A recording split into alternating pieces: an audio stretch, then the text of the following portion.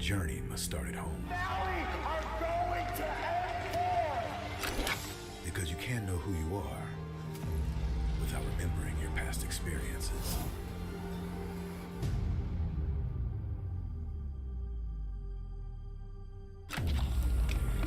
Basic is returning to Asia for his redemption. The BTK trio wants to prove M3 wasn't just a fluke, and Hoon looking to win back his fans.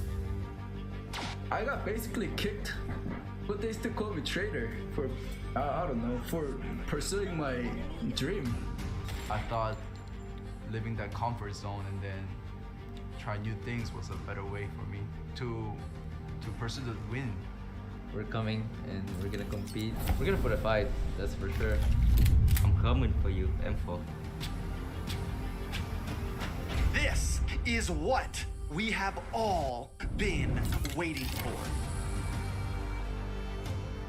You push us, we push you back. You respect us, we respect you back. You doubt us, we will bleed to prove you wrong. Everything on the line, right here, right now.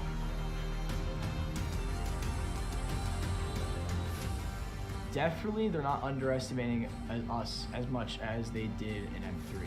People probably see us and take us more seriously now, especially considering our accomplishment back then. I want to be the first in the world. I want to win a world championship. And the only way to really do that is day in and day out. There's no relaxing. You have to keep going. Here comes the Valley.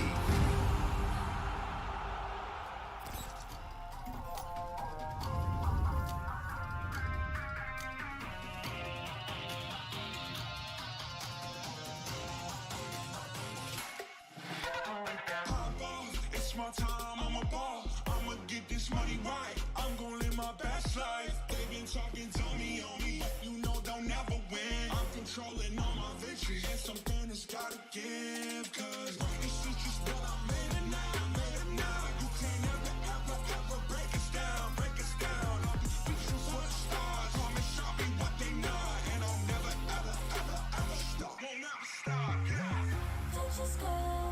You're a man of saving good. Touch your sky. You're the greatest option now. You and I, we can make it out of the cold. Hang tight, we gonna reach for the greatness. We will always rise, we will never fall. We fight in our eyes, and we are strong. Even though we know our backs against the wall. And again, you take your aim, you know that this is. I've been down, been waiting so long. I'm here for the crown, I'm here to show off. Greatness time, just waiting to show y'all. This is your time to remember. So many times I lie in the basement waiting for greatness. No, I won't listen to anyone hating on me and telling me I wouldn't make it. Cause I did everything that they said I couldn't. Caught my footing and I kept the controls. I stand for something, I ain't running now. I'm the greatest now. I just wanna make it burn. Don't let me down, don't let it up. I'm on the road, accomplish all of my goals. And I ain't gonna let you down. Touch your sky. You're a man of saving good. Touch your sky. You're the greatest option now. You and I, we can make it out of the cold. Hang tight, we gonna reach for the greatness. We will always rise, we will never fall. We fight in our eyes, and we are strong. Even though we know our backs against the wall. And again, pick your aim, you know that this is. Coming for the game, cause we ready for the victory.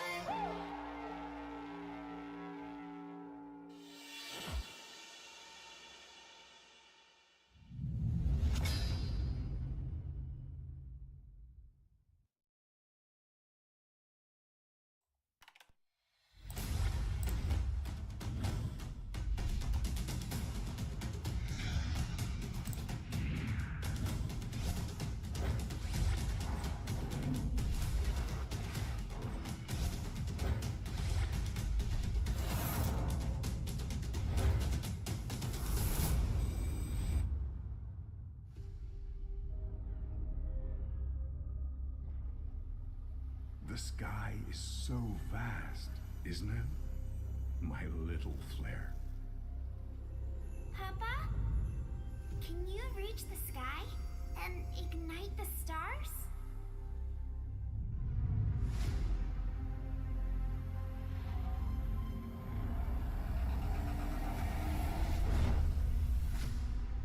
Of course, honey bunch.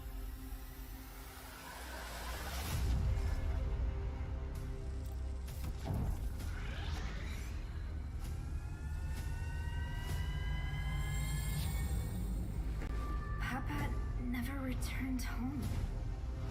He's among the stars now. But what about me?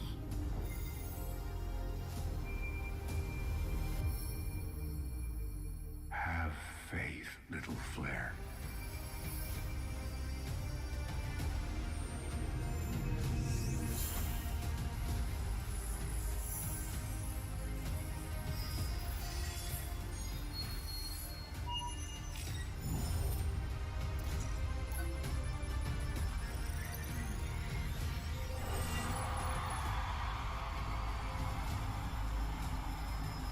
Now this is a wonder to behold.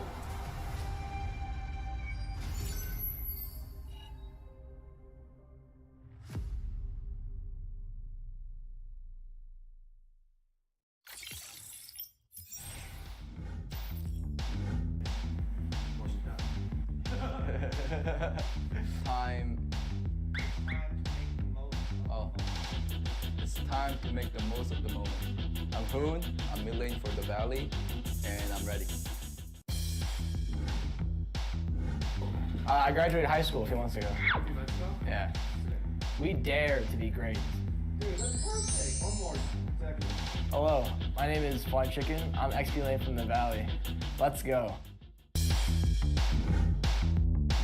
Hey, it's basic. Again. Alright, I like that. We dare. And action. We dare to improve. Hey, it's basic. Coordinator for the Valley. Let's go.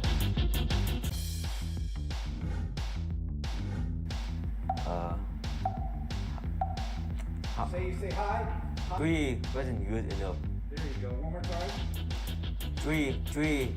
Ladies and gentlemen, welcome back to the Land of the Dawn. We are the Mobile Legends Scrim Academy, and it's officially week 2 of season 2, day 1. We have some amazing teams ready to compete in a couple of series that we have ahead of us today. But before we get into that, special promotion going on, ladies and gentlemen, we are officially hosting the Valentine Dash, which will be live starting this Thursday at 8 p.m. Eastern. So make sure you guys tune into that, as we will be having 16 teams compete for that #1 spot for the Valentine Special. And there's a lot of prizes on the line, and we'll kind of jump into that through today's stream and through the rest of the streams progressing through the week until we get closer and closer to the official day starting on Thursday. So make sure you guys join the Mobile Legends Scrim Academy and register now if you guys do want to compete, as it's a $700 cash prize to the first team in the entire tournament. And then there's lots of diamonds that are going out as well. The first place will get 25,000 diamonds. Second through fourth place will get a lot of diamonds as well, so definitely tune in.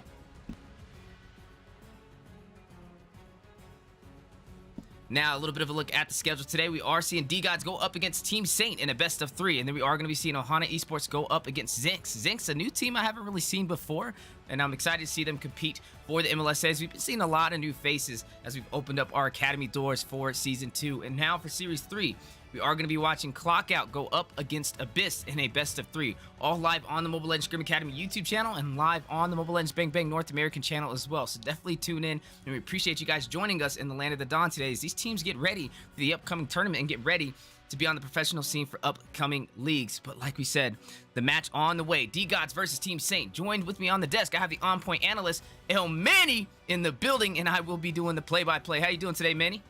What's poppin' up and Wheezy? Welcome back. I'm glad to be back myself. Can't wait to see these matches today. Last time I was here, I saw D-Gods compete. They were awesome. I know they were on the ball, so I can't wait to see how they do against Team Saint. I haven't been able to catch their matches lately, so that'll be great to see. Speaking of, I wanted to talk about their draft. Right, we're just gonna go right into it. They banned immediately Glue, Carry, Fredrin, automatically gone. Those are the metas right there. I like the picks right here from D-Gods, they got the Lunox, Kaja, and Yiv band immediately. Those are two great mages that are going to completely take the team fights to fall. Now, they got the Joy first pick. Now, it's a little bit questionable because Team Sate can counter Joy, I believe now. I think they apply that nerf to her shield, so she's not as broken anymore. But I don't know if that's applied. But regardless, that's a good pick overall. I hope to see a lot of skirmishes today. I know every time I come on here, there's so many skirmishes in the early game, but I want to see a lot of skirmishes. A lot less picks. It's been pick meta every time, so I hope we get to see those team fights. But I like the Fanny play, so right there, I'm already going to see level 2 engage, early skirmish, so I'm already happy about that. What do you think about this draft so far, Weezy? What do you want to see today? Definitely seen a lot of mobility on the board from both sides, but some picks that you traditionally don't see this early in the draft and can open up the door for counters, as you are mentioning that Fanny over there into the hands of Elusive for Team Saint. There is Smile over there hovering over this Kufra, and that's a great answer. Not only will the Kufra kind of slow down that Fanny, especially with that magic ball, stop those steel cables, but they also have Bombshell on this Joy. And when you take that Kufra out, that also denies the enemy side to pick up that Kufra to deny the Joy, which is going to be a solid answer. And I'm expecting this Joy to be in the XP lane. But a funny thing about this, right? You have the Martis, a meta pick, top of the class right now for the season in terms of junglers, but can still be flexed into the XP lane if needed. And Joy can always go into the jungle. So you definitely see some flexibility inside of D-God's draft so far. But looking at Vader can't XP. Hovering over the Natan, now going over on this Franco, and I'm wondering what the game plan is. Now, speaking of the game plan, right? So I believe both teams are just flaunting of what they can play and seeing on how the enemy team is going to counter them. So personally, D-Gods has their draft by far better. They have the Martis and Kufra. Kufra to counter the Fanny. Martis is, if he times his skills properly, he's unCCable. But the Franco is good because I think Franco and Kaja are the only ones with a suppression ult, which is the most powerful type of CC in the game. So that's a very viable pick on its own if they can lock down the Martis or Joy, but particularly the backline, because that's what he's for, you know. But I do believe that D-God still does have a stronger pick here in regards to the draft so far. But I am concerned about how their Fanny's going to play. It comes down to that. If they're going to level 2 cheese them, it's going to be really tough. And if the Cooper can't really get his ball in the way, but we'll have to see. Yeah. Speaking of, they banned Valentina. Sorry to cut you off. Oh, no, you're good. No, you made a good point. The Valentina. There. Yeah, the Valentina that negates the fact that anybody can steal anyone's ult. So just banning that off right away is a good ban. Yeah, definitely that Valentina taking her off the board with that IMU to be able to copy pretty much all the ultimates is a solid mage pick right now for the side of Team Saint, as they are lacking a couple things with this draft, right? They're lacking group CC. Yes, they have the frontline engagement. They can go ahead and get to the backline with ease, but they don't have anything to really protect them, which means they're going to be soaking up a lot of damage that the side of D-Gods pushes out. And I'm not sure how long they can withstand that. Even with that Franco in the jungler position, or the roam position, he does have the Bloody Hunt to be able to give a little bit of suppression, and that'll deny anybody from moving at that moment, but that's only a solo pickoff. And looking at the composition right now, you are looking at that Martis with that Mortar Coils, which is that group anti-CC and CC at his disposal that you have to work up against, not to mention the Decimation. And I don't know, I'm just seeing some solid options right now for D-Gods to be able to solidify their draft, but a little lacking from the side of Team Saint. Now, they need to kind of pick something up in the CC department, maybe something in the AoE department as well, but they only have 2 more options to pick from. They have to pick a mage, and they also have to pick a marksman.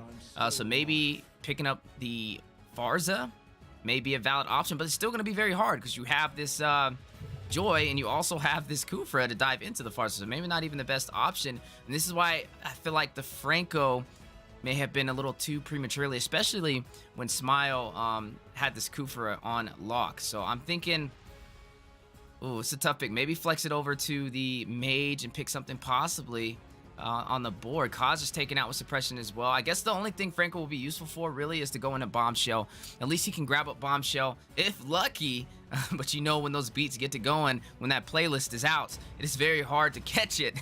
So I'm excited to see kind of how these two teams played out in terms of going for these neutral objectives. But we are looking at this Irithel possibly slotted in for the marksman, but no, going to shift focus over to the Beatrix, and that will be the marksman for the side of Team Saint in the hands of Saint Laurent.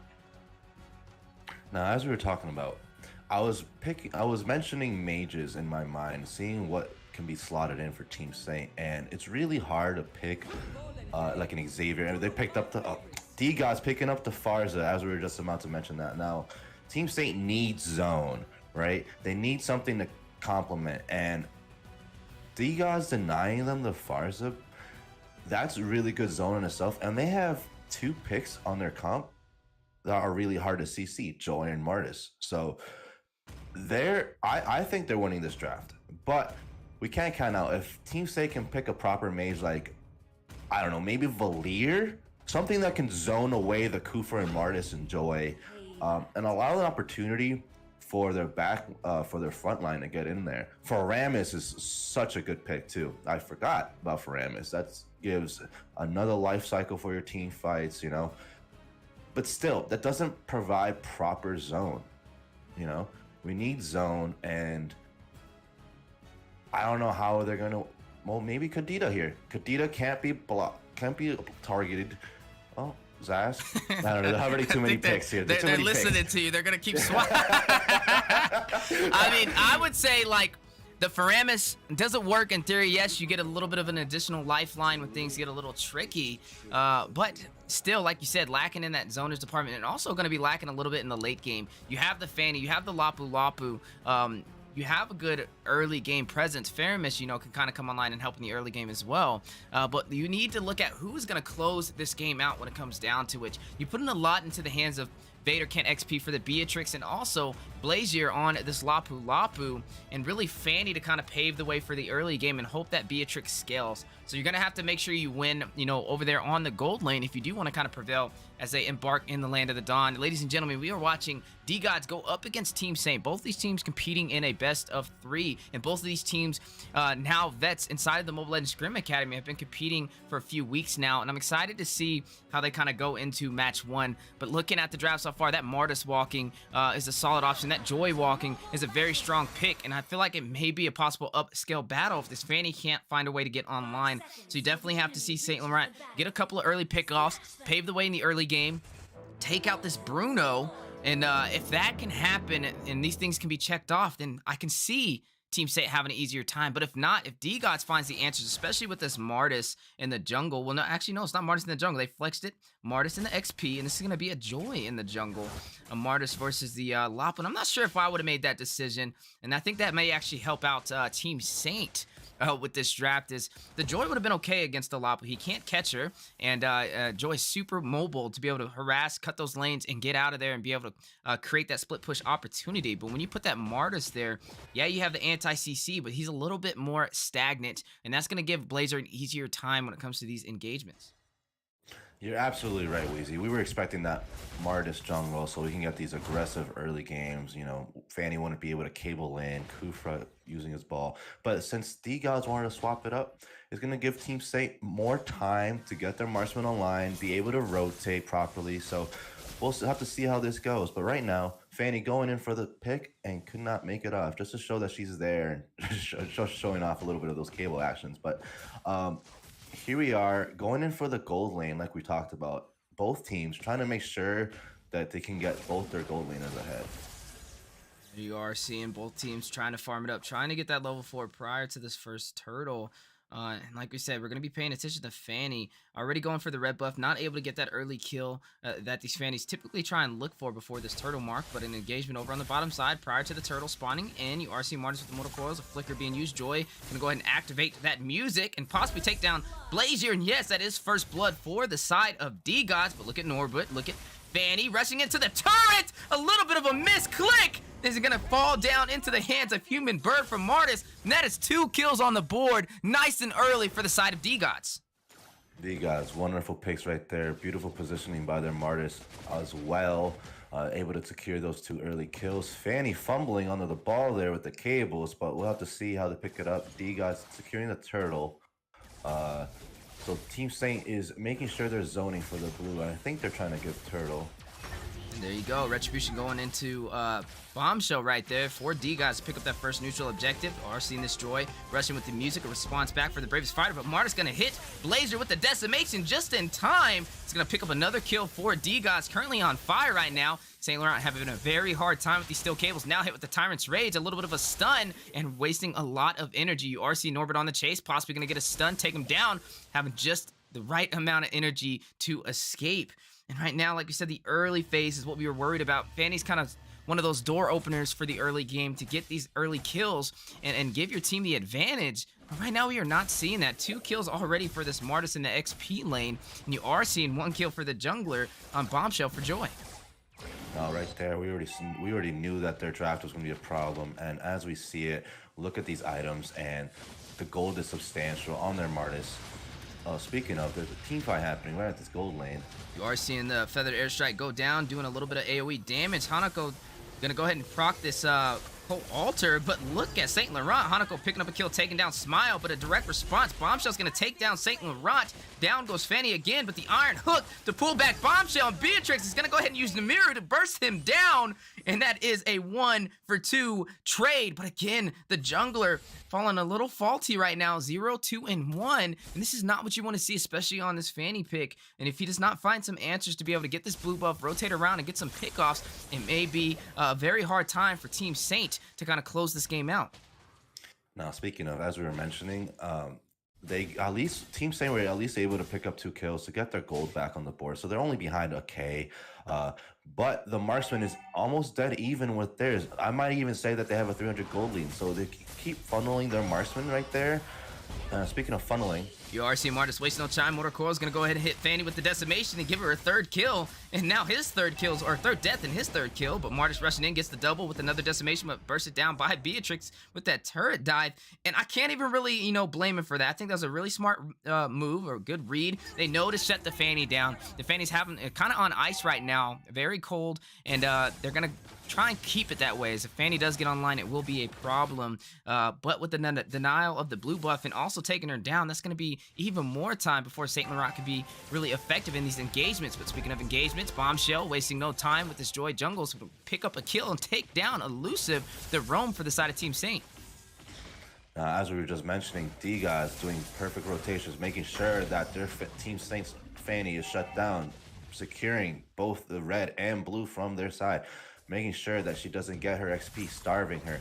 At the same time, if we look at the gold again, this 2K difference, the items right here, the Bruno's already now still 100 gold behind from Beatrix. So I still believe that Team State could come back in here if they can funnel their Beatrix properly. But D-Gods has more rotations. Martis has more gold than anybody in the game, who's been a monster so far. Speaking of being a monster. You already see Martis rushed in trying to get the decimation, but not able to get it in time, and he does fall until Blazer, with St. Laurent joining him on that fight. And that was just a little too over aggressive, but a little bit of an eye on the top side, right? Beatrix having a very hard time getting online. That is Faith, who's going to go ahead and pick up the tier 1 turret for the gold lane to give that marksman a slight advantage. And we might be seeing a Wolf Ronaldo on the way for this Bruno over there in the top lane. Now, as we were mentioning, Bruno was able to secure the gold lane there. So now, even though Beatrix is keeping up in gold, the team overall needs to make sure that they can get this Beatrix back in this game. So that way they can have something for this mid to late game. D-Gods securing their rotations and their early game. They're not even behind by that much gold either, right? They're only 2K behind. So it really comes down to being able to survive and getting your items and not falling to these skirmishes. Speaking of skirmish, already you are seeing the heavy presence from D-Gods trying to lead the way in the early game. And the question is, how long can they keep up this momentum, right? We are seeing them take a very good advantage of St. Laurent on the Fanny. But just one misplay from this over-aggressiveness, like we've seen right there with the Bloody Hunt and the Iron Hook, may change the tables. Fanny able to pick up her first kill, takes down the Kufra with the Cutthroat, and that is the first kill on the board for the jungler of the side of Team Saint. But look at the turtle into the hands of Bombshell with the Retribution ult being activated by Theramis to go ahead and save their team with some additional HP. And now they're going to go in for this engagement. Blazer going to take down Norbert, finding the backline mage of D-Gods. 2 members off the board. Fanny resting in, Human Bird in a tricky situation. Going to go ahead and use the Mortar Coils, trying to do some CC. Fanny in a bad situation, going to go ahead and cable out of there. But look at Vader, can XP switching over, is going to try and possibly take him down with the rock rocket launcher, but the question is, will he be able to get him in time? Look at the recall.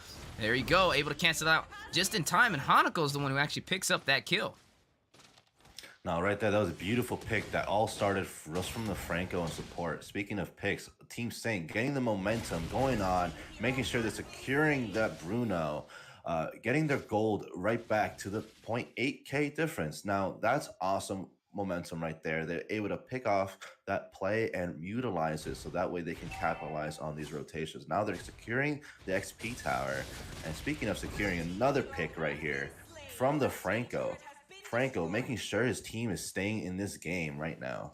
And this is what we wanted to see, right? We don't like to see that one-sided story, and now Team Saint kind of regaining their composure, starting to pick up the pace. And the question is, can D-Gods match it? As you are seeing the music and the beats be activated over there by Bombshell on this Joy, which is very effective. But now you are seeing a lot of the map open up for the side of Team Saint, as they're going to go ahead and take the tier 1 turret for the top lane, and that did go into the hands of Saint Laurent on this Fanny. Now, as we were just mentioning, see, just from those picks that funneled right there, they were able to come back, get into the mid game, have the same amount of gold, have Fanny get back into the game, and securing more picks and avoiding skirmishes. Another pick, as we're talking about. You do see Martyrs trying to get away, able to use the Mortal Coils as a defense mechanism, and it did work out, as he had the full team on his back, but no problem, as you did see Faith Smiles and Norbert wrap around and kind of peel them off. And I think that's overall some good defense, but now we are seeing the first Lord spawn in, and the Iron Hook connecting with the Bloody Hunt, and Vader can't XP is going to burst down Farza, and right now Elusive is not missing the mark on this Franco. Elusive keeping it together for his team, non-stop picks, and that's what we love to see. D-Gods was winning the early game with these skirmishes, but now that it comes down to the mid game, everyone has items. Franco securing these picks, making sure that their team gets the goal that they need, even though they keep going for these team fights. And a little bit of the items on the board right now. You do see that Joy going with that pin, that Arcane Boots, and the Genius one. But look at the lore currently so far. Barely any HP. Bombshell's going to pick up another objective with the Retribution. But Feather Airstrike going down. St. Laurent finding Faith. You do see a clash on the top side, though. Decimation connecting from Martyrs, taking out Beatrix. But look in the turret, the dive, the knockup from Cooper with the magic ball for the slow. And down goes St. Laurent. And that is a 2-for-1 trade. But the Iron Hook, the Bloody Hunt, and Hanukkah to secure the kill is going to take down Human Bird on Martis, and that is a 2-for-2 trade, but the Lord goes to the side of D-Gods. Now, wonderful trade by Team Saint and D-Gods. They were able to secure and utilize their strengths properly, but they did secure the Lord. Now, they definitely needed that Lord as they have one less tower, so Team Saint has been beating them in rotations, but right here, they're going to bring right back. RC Norbert pick up a kill, going to take down Faramis. Bombshell's going to take down Elusive. 2 members off the board right now. But you do see Faramis spawning right back in time with that low respawn timer. But look at Bombshell going in, going to pick up another kill. Takes down Blazer on the Lapu. But Fanny rushing in, still cables. Oh, Cutthroat able to find a way in, but that is Faramis picking up that kill to get a double, taking out Kufra. And in response back, Beatrix going to take down Farza, but look at Human Bird, going to go in with the Decimation and respond back by taking out Hanako, and now another Decimation, the Mortal Coils, and the double kill, but taking down himself from the turret damage, and that is going to be the kill going into the hands of Hanako, but the tier 1 turret for the mid lane going to Faith, and D-Gods overall winning out that trade. That was beautiful. It's beautiful team fight right there. Martis, such a monster right there. Able to absorb so much health, yet dish out so much damage. Utilizing his passive properly. That's what we like to see.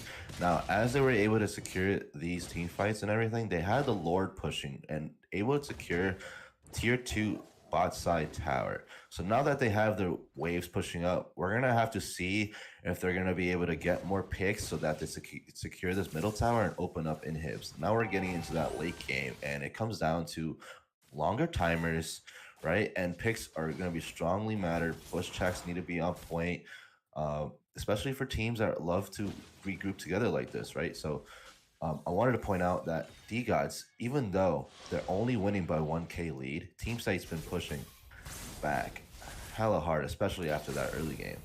But a little bit of a request for a pause right now, and that was the side of D-God, so maybe a little bit of technical issues. But man, let's break down this game a little bit more, right?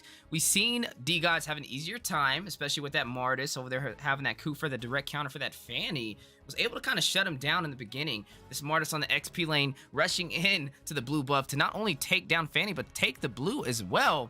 But now, as we do creep in past that 12-minute mark, that mid to late game, we are actually seeing a response and Team Saint coming alive for the late game. And I'm wondering how this game will play out, right? As right now, they are still down in turrets, but their momentum is being is pulling off very well, and we're not really seeing D-Gods match with it. And I'm wondering if they continue to put up that pressure, they may be able to turn this tide in their favor and possibly turn the game around. But how do you feel so far? What would you say some conditions are for Team Saint over there with that Fanny, who kind of lost in the early game, to close this out in the late game and make it work in their favor?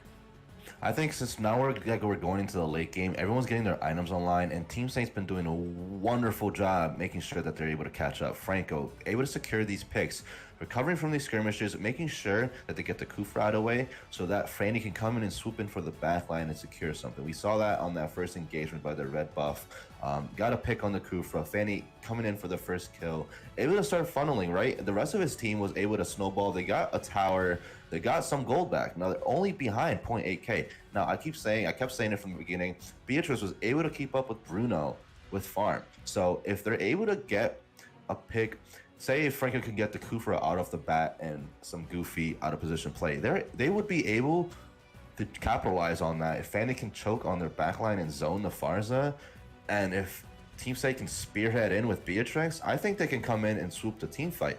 But again, the people who are stopping them are these guys called D-Gods. They're gods for a reason, and Martis has been showing how immortal he has been all game, going in, absorbing so much damage, utilizing his tankiness. So the main issue here is going through the front line so that they can go back behind their zone, and that's what's really killing them, is that when they get into these skirmishes, their D-Gods' front line seems to be immortal, and they're able to get picked off from the zone.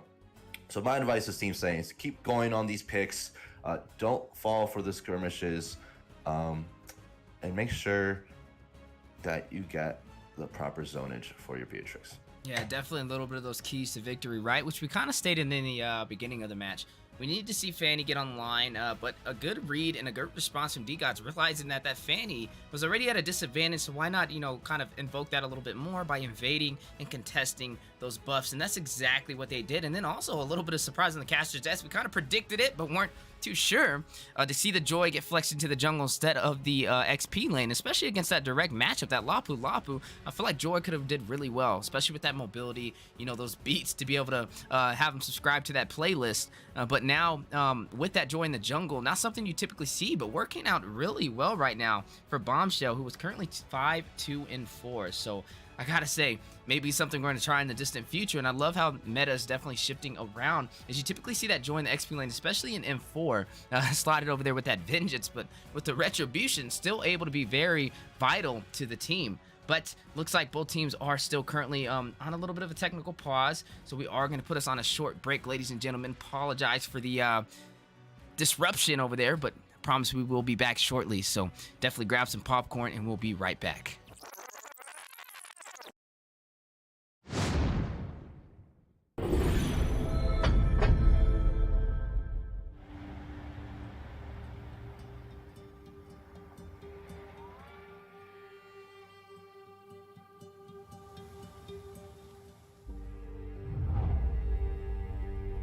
You can travel the world to find yourself.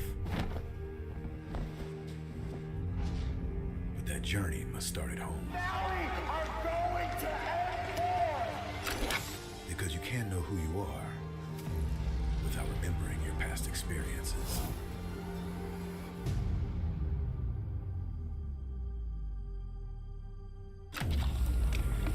Basic is returning to Asia for his redemption. The BTK trio wants to prove M3 wasn't just a fluke, and Hoon looking to win back his fans. I got basically kicked, but they still call me traitor for, I don't know, for pursuing my dream. I thought living that comfort zone and then try new things was a better way for me to pursue the win. We're coming and we're gonna compete. We're gonna put a fight, that's for sure. I'm coming for you, M4. This is what we have all been waiting for. You push us, we push you back. You respect us, we respect you back. You doubt us, we will bleed to prove you wrong. Everything on the line right here, right now.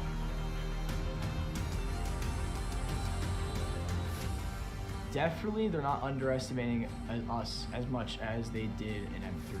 People probably see us and take us more seriously now, especially considering our accomplishment back then. I want to be the first in the world. I want to win a world championship. And the only way to really do that is day in and day out. There's no relaxing. You have to keep going. Here comes the valley.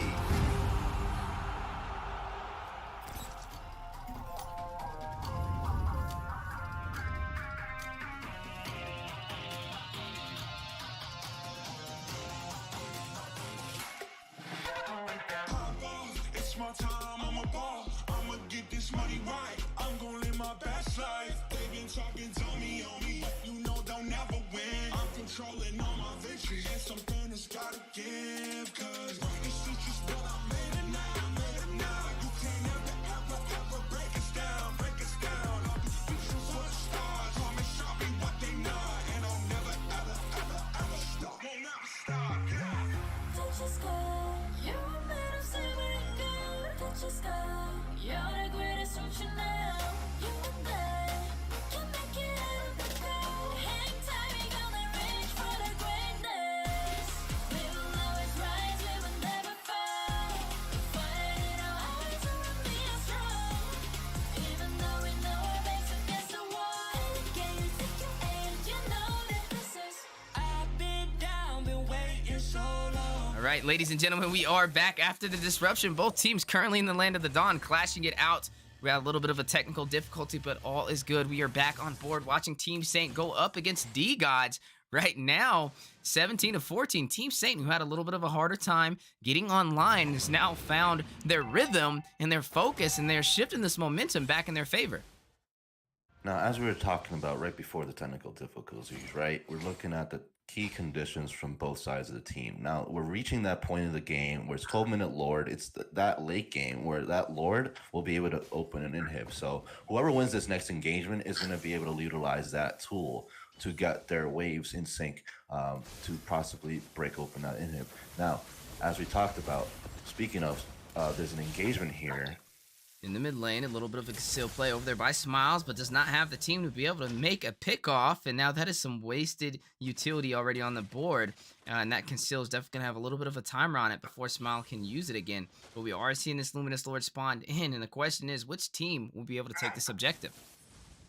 Now, as we talk about the Luminous Lord, I wanted to point out here, if Martis can keep pushing on the side and applying pressure and cracking open that tower, Team Saint has to respond and give up the Luminous Lord if E-Gods is putting a pressure there. But we are seeing that tower being open, so that gives so much opportunity for D-Gods to come through and get that Luminous Lord open there and crack open that base. You are seeing that Martis come alive over on the bottom side to not only take that inhibitor, but not fall in the process. Speaking of falling, down goes the Feathered Airstrike a little prematurely, but it's going to hold on to it for some zonage. But now lets it go. You do see the Iron Hook with the Bloody Hunt. Namir's Passion onto Faith Cold Altar activated. The beat's going down over there by Joy, pulled in by the Shadow Stampede, and it looks like they are going to try and facilitate a kill. Bombshell's going to go ahead and take him down. Norbert going to find a kill, taking out Beatrix. That is 2 members down for the side of Team Saint, and look at the Lord. That is Bombshell picking up that Retribution. D-Gods leading the way. Human Bird's going to go ahead and take down Fanny, but they are not done here. Feather Airstrike going down by Farza first in the flicker out of Elusive, but Kufra going to find his way over there into Lapu Lapu, and that is only Elusive to defend against a full team of D-Gods. And the question is, can he hold them off? Iron Hook into the base. But you are seeing Bombshell not even sweating, and this is going to be a great opportunity for the side of D-Gods to try and close this out. That you are seeing serious damage into the Nexus. Smile taking out Hanako, Hanako taking out Human Bird, but D-Gods taking out the Nexus and taking game 1. Sheesh. Now that is a game we love to see.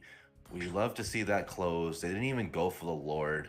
They did as a bait, and Team Saint tried to be there to get some picks off, but after Martis cracked open the base, they had a lot of wave pressure there, right? So then I want to commend D-Gods. That Kufa there was able to counter set, and Martis just came right in time to turn that fight around, because it looked like Team Saint was about to secure that Lord, and the retribution secure by D-Gods funneled it all too well, and then they just went right for it, and Bruno ended the game with just all the push. So well played by D-Gods. Overall, I wanted to see more picks happen by Team Saint in the early game, but it was really hard. Like we mentioned, that early game was extremely tough with a lot of the zone that D-Gods was able to provide. Looking at the items here and the team fight percentage, they were able to secure most of their item leads, and Team Saint wasn't able to finish most of their finished builds. So they were able to capitalize on their products. Now, we look at Faith not having all the kills, but having all those assists and funneling all that gold and getting 92% tower damage, he just knew his job. Just get those towers, support his team, and secure the victory. GG, well played. Yeah, definitely GG, well played, and you're seeing just some beautiful synergy and a closeout over there as Team Saint almost had a comeback, but D-Gods prevailing is going to go ahead and take game 1, but that is just it. That is only game 1, and this is a series. That's right, both these teams are competing in a best of 3, and already 1 point on the side for D-Gods, but a little bit of a look at the schedule so far. Series 1, D-Gods versus Team Saint. We do see D-Gods leading the way and possibly going to match point for the next match to get the sweep, or will we see the side of Team Saint respond and possibly get this win? But looking at Series 2 for the day, we are looking at Ohana Esports go up against Zinx in a best of 3. And then to close out the day, we are going to be looking at Clockout versus Abyss. And I'm very excited to see what a lot of these teams bring to the table, as these are brand new names for the MLSA, all live on the Mobile Legends Scrim Academy YouTube channel and the Mobile Legends Bang Bang North America channel. So I appreciate everybody all the way across the land of the Dawn tuning in, and hopefully, you know, you guys are enjoying the show and enjoying the gameplay that these teams are providing today. But don't go anywhere, as these teams are getting ready to embark back in the land of the Dawn for game 2.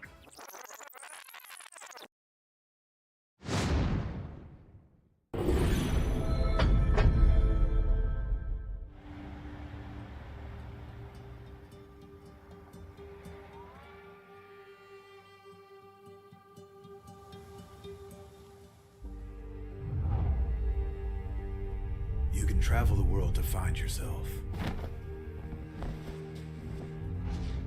But that journey must start at home. Now we are going to end war! Because you can't know who you are without remembering your past experiences.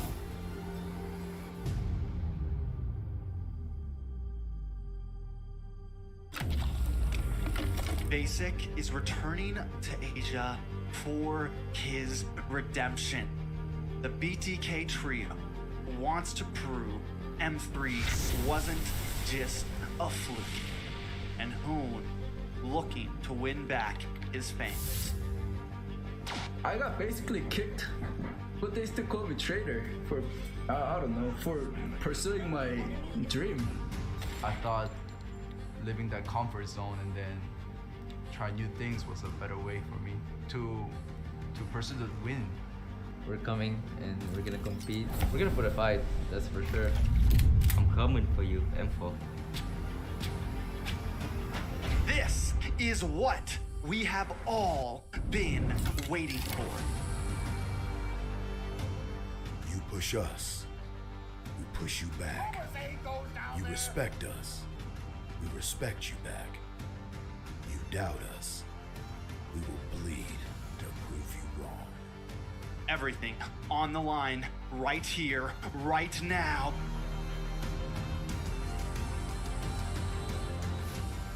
Definitely, they're not underestimating us as much as they did in M3. People probably see us and take us more seriously now, especially considering our accomplishment back then. I want to be the first in the world. I want to win a world championship. And the only way to really do that is day in and day out. There's no relaxing. You have to keep going. Here comes the valley.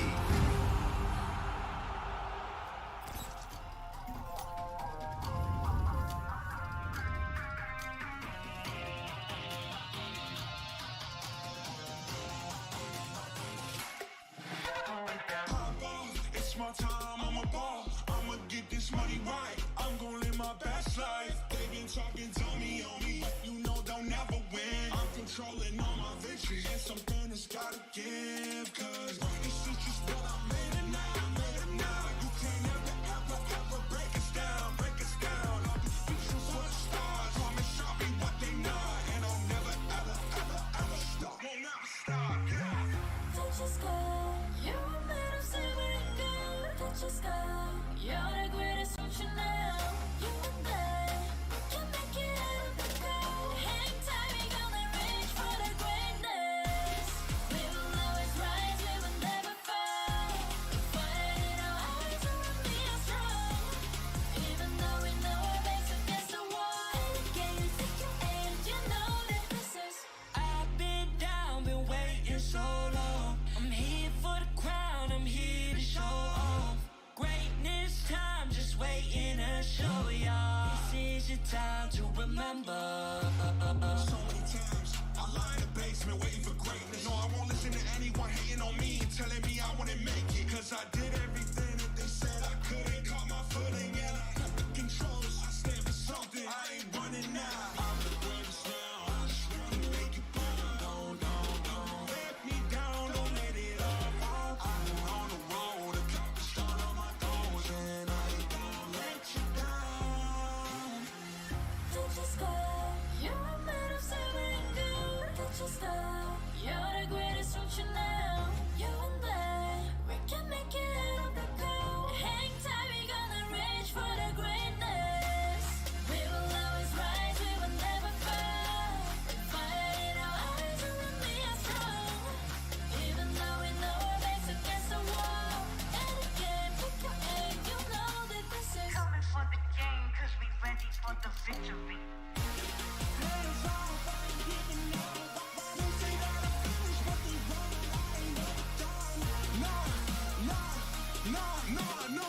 So turn it up, turn it up, turn it up, oh yeah.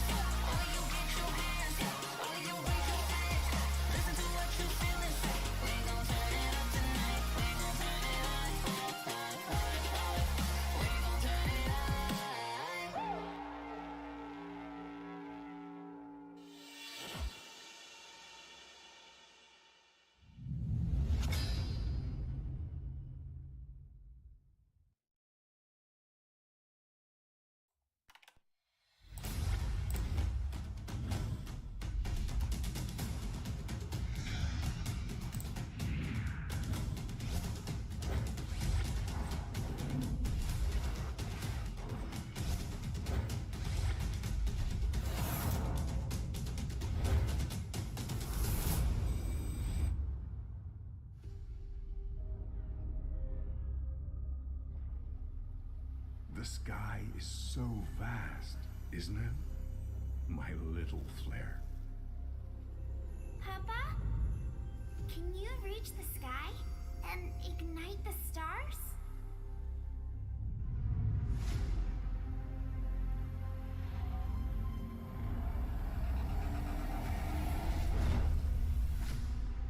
Of course, honey bunch.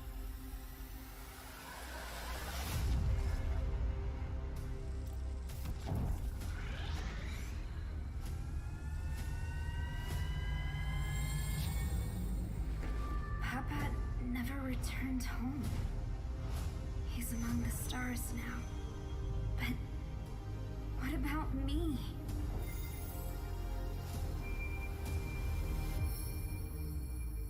Have faith, little flare.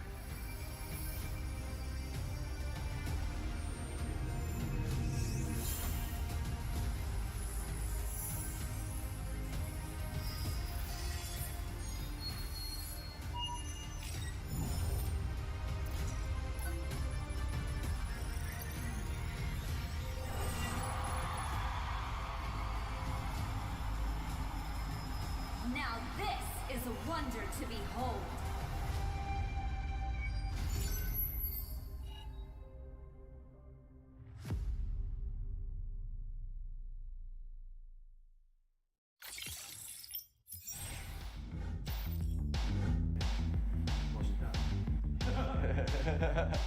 Time. Oh, it's time to make the most of the moment. I'm Hoon, I'm milling for the Valley, and I'm ready. I graduated high school a few months ago. Yeah. We dare to be great. Dude, that's perfect. One more second. Hello, my name is Fly Chicken. I'm XP Lane from the Valley. Let's go. Hey, it's basic. Again. Right, I like that. We dare. And action. We dare to improve. Hey, it's basic. Coordinator for the Valley. Let's go.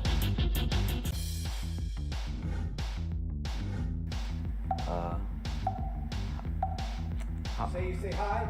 Hi. 3 wasn't good enough. There you go. One more time. 3 wasn't good enough. One more time. You got a better one again. Hi, I'm Chuck. I'm Leighton for the Valley. Let's go. You see my chapped lips on the camera? Like here a little bit? Don't disrespect the US of A. One more. Hi, I'm Moba Zane, Jungle for the Valley, and we're ready. Ladies and gentlemen, welcome back to the Land of the Dawn. We are the Mobile Legends Scrim Academy, and man, today has been insane already. We are on Series 1, a little bit of a disruption, but we were able to finish the match, and we did see D-Gods able to prevail, taking out Team Saint in Game 1. But now, like we stated, this is a series, and the question is who will prevail. Do we see the side of D-Gods closing out the series with 2-0 and getting the sweep, or are we going to see the side of Team Saint get back online and respond, as they were coming a little bit of alive in the late game, and I wonder if that'll translate to match 2. But speaking of matches, a little bit of a look at the schedule. Currently on Series 1, we are watching D-Gods go up against Team Saint in a best of 3. Moving on to Series 2, we will be watching Ohana Esports go up against Zinx. Zinx, a new team in the Mobile Legends Scrim Academy, and Ohana Esports, one of the more well-known teams that have been competing since Season 1. And then to close out today, 2 new teams. We got Clockout and Abyss. Abyss, who's newer in the scene. We have seen them compete before, but Clockout, completely brand new, and I'm excited to see some new faces in the Mobile Legends Scrim Academy, as we have opened up our doors for Season 2 and are seeing a lot of new talent. But speaking of talent, both teams are currently in the draft, figuring out a game plan as we prevail into the Land of the Dawn. We do see Team Saint going up against D-Gods, and joined on the desk with me, I have El Manny as the analyst, and I will be your play-by-play. How you doing today, Manny? Hey, what's up, Papa Lop and Wheezy? I'm glad to be back for this second game. I'm doing wonderful. Awesome game last time from D-Gods, showing out right here. Definitely showed me those skirmishes I wanted to see, right? I was talking about the draft. They were able to close out that early, but Team Saint wasn't going to let it slide easily, and they were able to come back during the mid and late game. So I'm glad that that game wasn't a landslide, and that's what this MLSA is all about, right? All the surprises. We have the top of the name right here. So we're going to go right up to the draft right here. So D-Gods going in for their signature bands, Glue, Carry, Fredrin. It's like on clockwork right there. And Team Saint as well. Martis, Kaja, and Yiv. I think those are just perma bans. But speaking of this draft, I want to notice here that Team Saint picking up the joy around this time with the YZ and Lunox. Lunox, huge pick for the HP percentage damage that it does, so it's like having a carry on your side, right? But mage. So, and YZ able to lock in, so able to go on that back line. I like their draft immediately. And on the side of D-Gods, they do have that Esmeralda and Farza. So that right there is really good zoners. Comboed with the Minotaur sets, they have a deadly team fight as well. Never mind Lolita, that's still a good team fight because they will have a lot of proper zonage for their plays. Now, let me ask Wheezy, based on the draft so far, which draft do you like better? Well, you know, I like the Lolita being picked up by Smile to kind of negate that Chaos Assault over there by Hanako on the Lunox. But in terms of this Farza for the hands of Norbit, He has an upscale battle already with the Feathered Airstrike because you have a lot of potential to get to that back line. You have the Yuzong to be able to use the Black Dragon and drop in on him and hit him with that Petrify that he is slotted for the battle spell. You also do have Blazier over there on this Joy, who slid through the draft again and has an easier time activating that music, that playlist on fire, and Norbit definitely has to watch out for when that mixtape drops. Looking at Human Bird, something you don't traditionally see, right? The Esmeralda, and I'm wondering how this will kind of pair out. You are seeing the Esme go up possibly against Blazier on the Joy, but last time we seen the Joy go in the jungle, but this time Joy is on the side of Team Saint. This is not Joy on the side of D-Gods, who ran it in the jungle, and you do see that Vengeance for the battle spell. So I'm expecting Blazier, who did run that Lapu Lapu previously, to run this in the XP, but actually I don't even know because they do have Yuzong, and that's where I'm a little thrown off, right? So this actually may be a Joy for the jungle, but I think they're just waiting a little bit before they kind of lock in that battle spell. And this is definitely an interesting draft indeed, but I got to see a little bit more answers to kind of finalize the draft, right? Team Saint, they don't have a lot of CC, and they don't have the strongest frontline presence, but they do have a front line. Need a little bit of CC to close it out, and they also need somebody to lead them through the late game. A possible late game marksman may be the exact answer, and then a group CC tank to kind of seal the deal.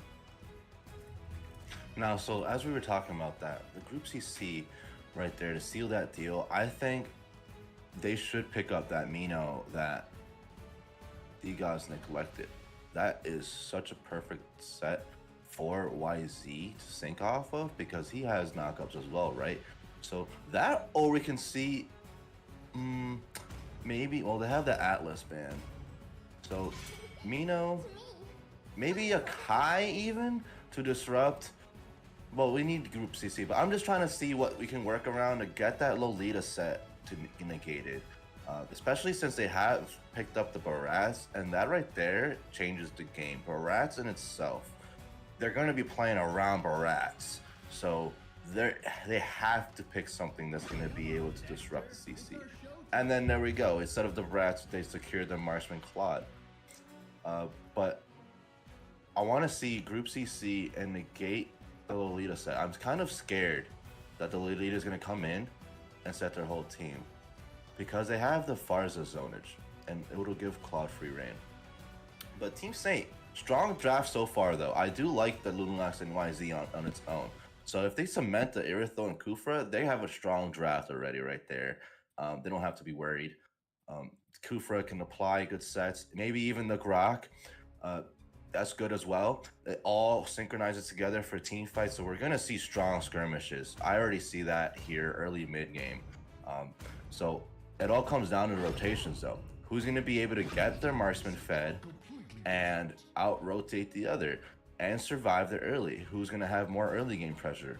Who's going to be invading? They're still going to lock in this Barats, and that's really scary, considering how they have the Claude, they banned out the carry, and the Lunox has to be the answer for that Barats.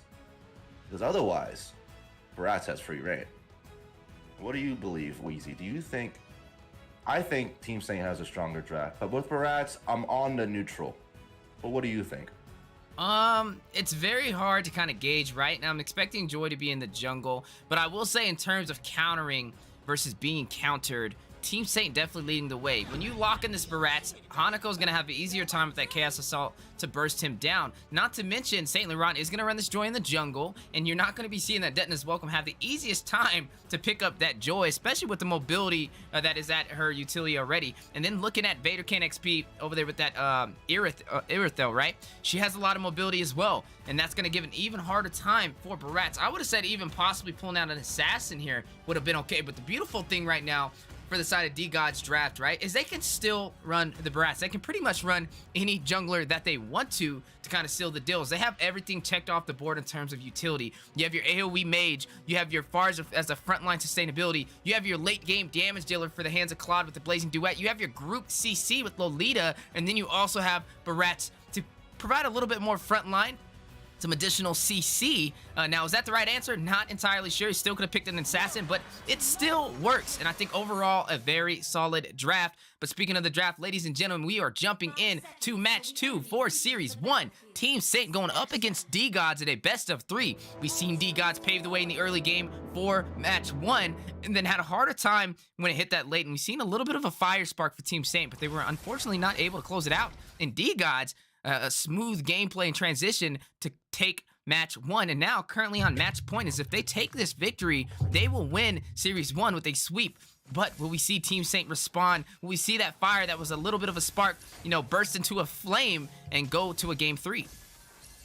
Now, I hope so, because Team Saint has a really strong draft. I want to see them go to Team 3. They are not a bad team. They were going neck and neck with D-Gods. They would come back from a huge deficit in the early game. So I really want to see Team Saint coming here and battling out with the strong draft that they picked. Now, as we mentioned, that D-Gods providing vision, showing where their jungler is at. So that way they can properly position and see if they can capitalize on an invade or go for an early gank. As we see here, they're rotating, making sure that they can get more vision. Team Saint making sure they're doing the same thing as well. We noticed here, Rome is always rotating with the mid, and that's what we see here with these higher elo teams. Both sides rotating with each other, providing vision and capitalizing if they can get any picks.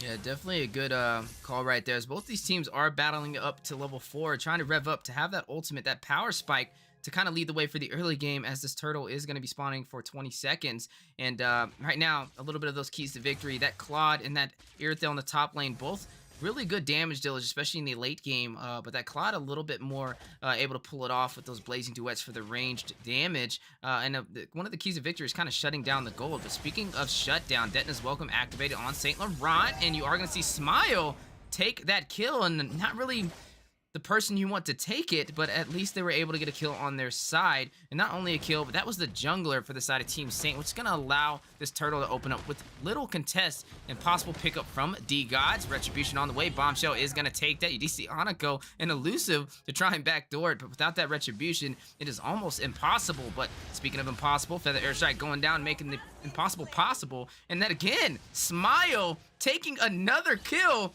This is 2 kills already for this Lolita, and I'm wondering, when does this stop? As you did not need to go for that. She was 1 HP. Definitely could have just hit a basic attack on Farza to pick that up, and need to play a little bit more passive from Smiles. You're kind of letting some of that gold walk away from these kills.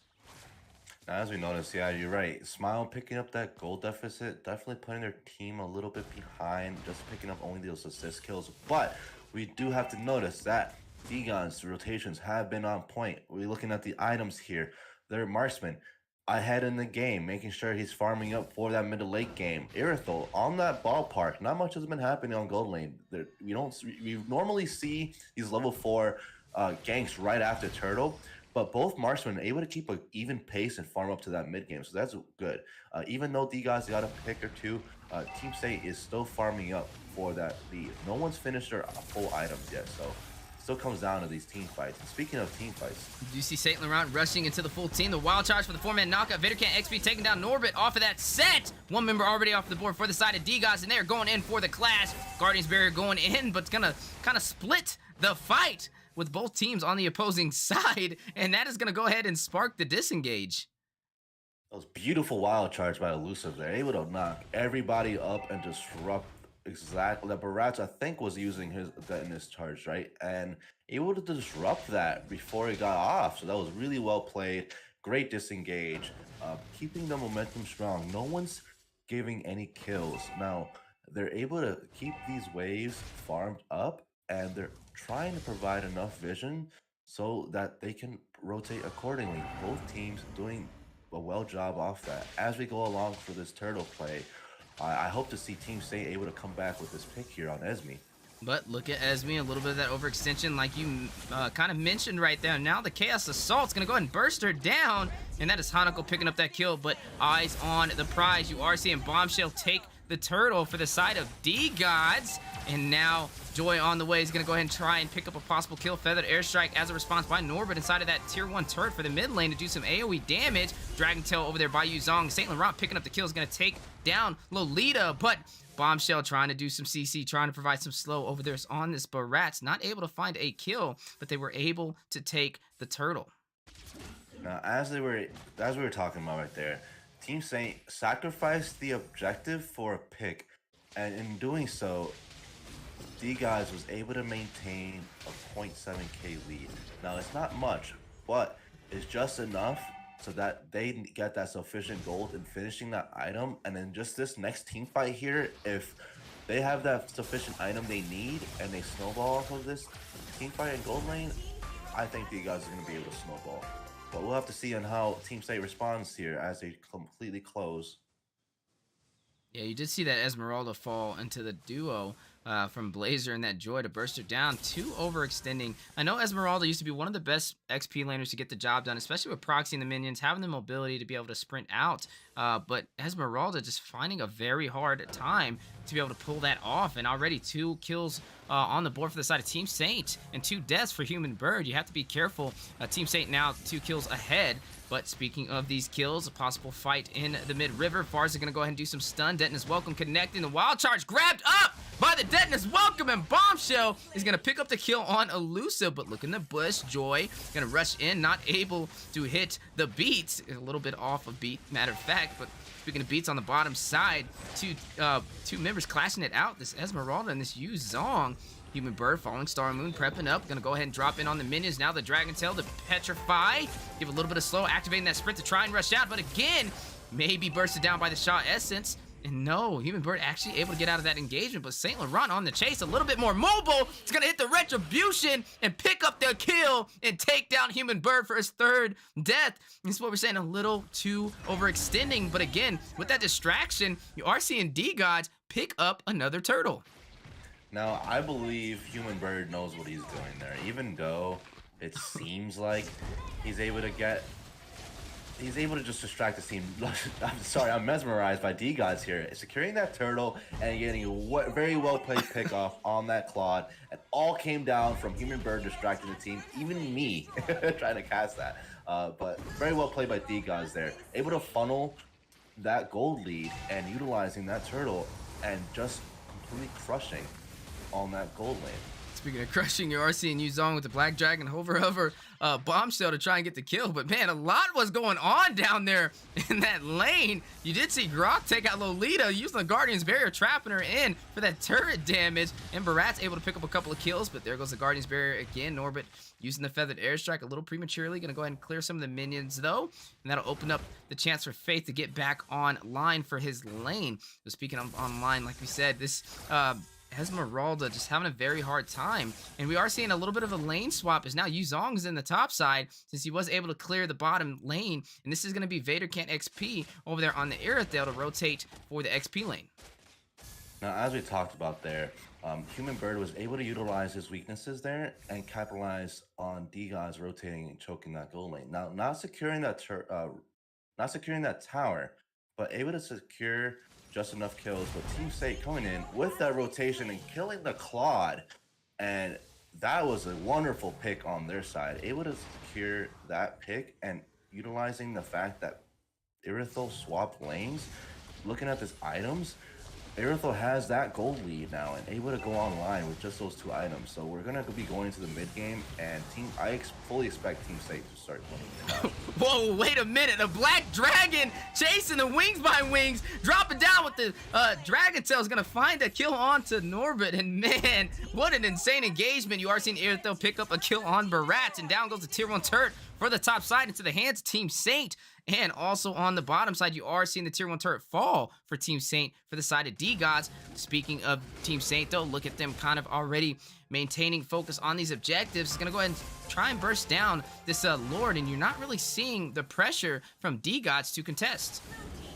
Now, as we were talking about right there, so much pressure that Team Saint able to utilize a lot of zone, getting D-Gods a little bit behind, right? They were dominating last game in the early. Now it looks like as we're going into the mid lane, Team Saint able to utilize their strengths properly. And speaking of strengths, You see the Feather Airstrike cut off prematurely, and Irithel picking up that kill, taking down Fars. The Numenon Blast winding up. Blazing Duet going in. Bombshell taking out Vader Can XP, but the Blazing Duet doing some serious damage. Claude flickering. He is going to try and pick up Blazer, but Unstoppable is down goes Faith with the over-aggressiveness, and he's going to pick up a double kill to take out Lolita, but he is not done there. You are seeing Bombshell on the chase, trying to get some revenge, trying to take him down, but now that overextension may be costly, and a triple kill may be on the way. Falling Star from Human Bird trying to slow down this Joy, and you're not seeing any answers, and he is just definitely playing the beats, sending them his playlist, and they do not have any response. They are forced to buy it. Right now, Saint Laurent is online, and the beats are alive for Joy. Now, as we were mentioning there, that was beautiful, well played by Team Saint, utilizing the rotations there and capitalizing on the fact that they were caught. I wanted to mention here that they've been utilized. Wow, as we're talking about the picks, going for another pick.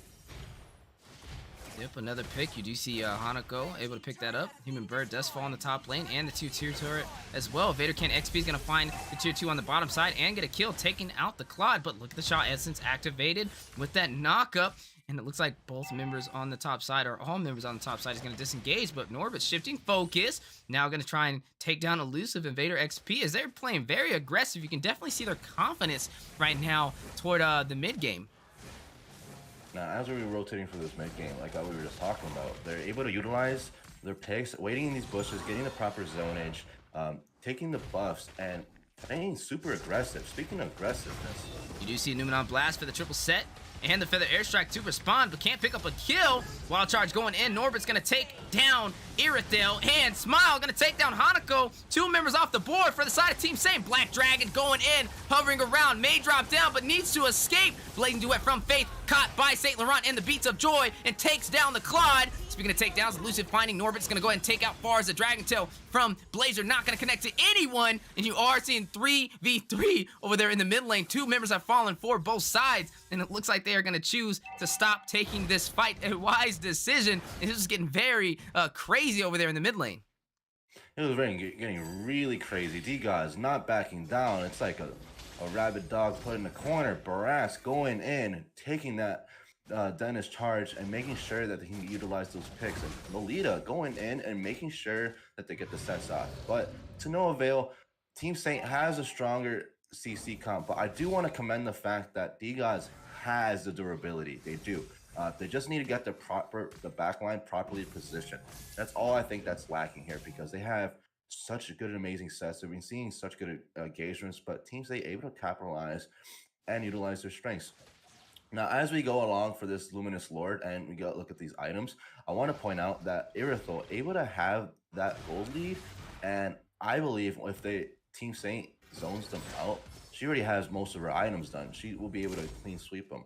But Barat's able to keep up with the gold and extremely tanky. So you're going to have to start melting through that Barat's in order to get through that backline. And you are seeing Hanako pick up that Lord for the side of Team Saint. Beats has been activated. Playlist on fire. Deton is welcome for response. Feather Airstrike going down, but canceled out by the knockup over there by the Furious Dive of Blazer on the Yuzong. Turret falling in the process, but in goes the Dragon Tail and a kill for Hanako as they find Bombshell. And now one member off the board. Luminous Lord making his way up the top lane. An advantage for the side of Team Saint as they do have their full team and the Lord to work in their favor. Now, as they go along and we got this Lord coming up, they are syncing the lanes, letting the Lord crash on its own and making sure that they're applying pressure onto these towers. They want to crack open the base. They want to close out this game as soon as possible. They don't want to get any more into late game than it is, so that way they don't give any of D-Gods this gold lead. And speaking of this gold lead, You are seeing Feather Airstrike go in. Lord crashing into the inhibitor for the top side. He's going to take it down. And that is another objective for the side of Team Saint. And a little bit of a hurdle for D-Gods to try and hop over. But speaking of hurdles, speaking of hopping over, you are seeing Black Dragon hovering around. Norbert going to find a kill, taking out Blazer. Down goes Yuzong. Down goes the Lord. And now D-Gods responding back. Do they play this aggressive push and try and close out Team Saint? Or do they take it safe and just kind of wait for them to make another mistake? And it looks like they are going to go the safer route. And I think that was a good defense. Even though they lost their inhibitor, they were able to maintain their composure and stay in this game. But I don't know how much longer they can withstand the pressure of Team Saint right now as we are slowly creeping into the late game. But looking at late game, Feather Airstrike going down. They're not trying to give Manny some room to talk. They're like, Manny, hold on, we want to fight. And here we go. They are going back in. St. Laurent rushing into the full team over there with this Joy. Not really doing much damage, though, just being more of that nuisance to the side of D-Gods in this late phase. Now, as we were mentioning, they really do want to fight. They constantly want to get these picks in there. They want to make sure that Team Saint has no room to breathe. D-Gods is just trying to go in there, making sure they can get a pick right here. And speaking of picks, a lot of premature ults right there. And I'm wondering if that was the right choice, but here goes that direct counter we talked about. Manny, that Lunox on that Barats, but a little too over-aggressive. You are a backline with no tank to kind of peel for you, and now Hanako in a bad situation. Smile on the chase, and Hanako's able to get away. It's the side of D-Gods does not fully commit. And not the worst decision is they do not know where all members are for the side of D-God or Team Saint, and definitely don't want to overextend and give them any more of an advantage that they already have. I keep fumbling my words. Like every time I'm ready to go in there, they just going nonchalantly, all it's blazing. But making sure that they want to keep the pressure up. Team Saint doing very well job in baiting the ults out from D-God, so that way when they go in this next engagement, that they won't have those ults for this team fight. But here's a dangerous part of the game, the late game, where you're gonna get that final tier of Lord in a few minutes. The item difference here, we're gonna see Irithel still has that gold lead, about to have all her items, right? But D-Gods, if they could keep going and funneling the waves, they would be able to win these engagements. That's happening right now. You do see Farza getting picked off. A good read from the side of Team Saint, and this is going to open up them an advantage to take another Lord. And look at how much damage they're already doing to it. And you got to watch out now as D-Gods is in trouble. One member down, Luminous Lord into the hands of Team Saint, and only holding on to their last inhibitor turret for the mid lane. And the question is, can the shield of D-Gods prevail against the dagger that Team Saint has formulated for match 2? So here we go. We're gonna have to see these waves link, or else I mean we see this Lord spawning late, so I think they have ample opportunity to get all those waves to crash and able to choke on these towers. But Team Saint doing a really good job capitalizing on these picks, making sure that they're baiting these ultimates, just getting ready for this part of the game, making sure that this next clash is the final clash. And I can't wait to see how it turns out. But D-Gods has been rabid. They've just been making sure that they're not falling down with their face on their feet, you know? They want to make sure that they can get that Claude in that back line. Claude is still a dangerous factor here. I do want to say that. Barat's super tanky, able to get all that damage out. Speaking of, You are seeing the engagement on the way. Team Saint trying to close it out. Lord has made his way into the base. Feather Airstrike as a response, as a wall of defense with the AoE damage. Lunox with the Brilliance activated. You do see Newman on Blast going down for the stun. Blazing Duet by Faith. Hit with the Petrify to cancel it out. Norbit's going to find a kill, taking out Grok. Faith's going to take out Yuzong. Two members already off of the table for the side of Team Saint on this aggressive push. And it looks like D-Gods is able to prevail. Their defense, their shield is too strong for the dagger. But do they disengage? Yes, they do. And you are seeing D-Gods still able to hold on to this inhibitor turret for the mid lane. D-Gods played that beautifully. Baratz got the Dennis charge, got a pick in there, and Lolita had a 3-man set, and Esme jumped in the back line. Everybody on Team Saint's side was under some type of crowd control for a few seconds, and then that was all they needed, and Claude went in, did so much damage that Team Saint couldn't capitalize with the rebound. So as we go along here on the 18-minute mark and look at these items now, D-Gods able to close out this gold lead deficit by 5k, but Claude and Baratz having a lot of gold, and we can't count out the Esme. Even though that early game was rough, she has her items there as well, so that's another tank right there for D-Gods. Speaking of tanking, you are seeing St. Laurent fight Farza, and now hit with a little bit of suppression, grabbed by the Detonas. Welcome inside of the beats. And it looks like they are going to try and pick up that kill, but Yuzong responding back with the Black Dragon, jumping in with the Furious Dive, the Dragon Tail to do some AoE damage to disrupt their synergy. And you are seeing St. Laurent respond back from that defense provided by Blazer. Is going to pick up a kill and take down Human Bird. Two members are out for D-Gods. This is a great push to kind of close this out for the side of Team Saint, and they are going to go in and take that mid inhibitor turret. Now, the question is, can they close it out? St. Laurent's going to find the Claude on the jungle, and they are going to take him down as well, leaving only 2 beefy front lines to contest against the full team. And ladies and gentlemen, Team Saint is going to rush into the Nexus and take this game, as you are not seeing D-Gods have any answers for it, and they take game 2. And ladies and gentlemen, we are going to game 3. Victory! GG, well played, both teams. I want to say very well played by Team Saint, able to capitalize on their strengths, getting their rotations in there. I do want to shout out, though, very well played by Bombshell and Smile. Very well deserved gold medals. They were there, capitalizing on the crowd control that they had and making sure that their backline had the peel they need to stay in this game. But I want to also point out, YZ and the Grok able to zone out D-Gods completely. YZ going in as a monster on their backline, while Grok was able to disrupt their teams and bait out ultimates. So that way, the Joy was doing the same thing as well. So that way, Lunox and Iritho can go in for a sweep. I do want to point out there that across the board, D-Gods has way more teamfight participation than Team Saint. That's how much that they wanted to keep in this game. So going on to game 3, I really can't wait to see how the drafts are going to look, especially since game 2 has been completely different from game 1. So I'm really excited and very well played. GG's, and I can't wait.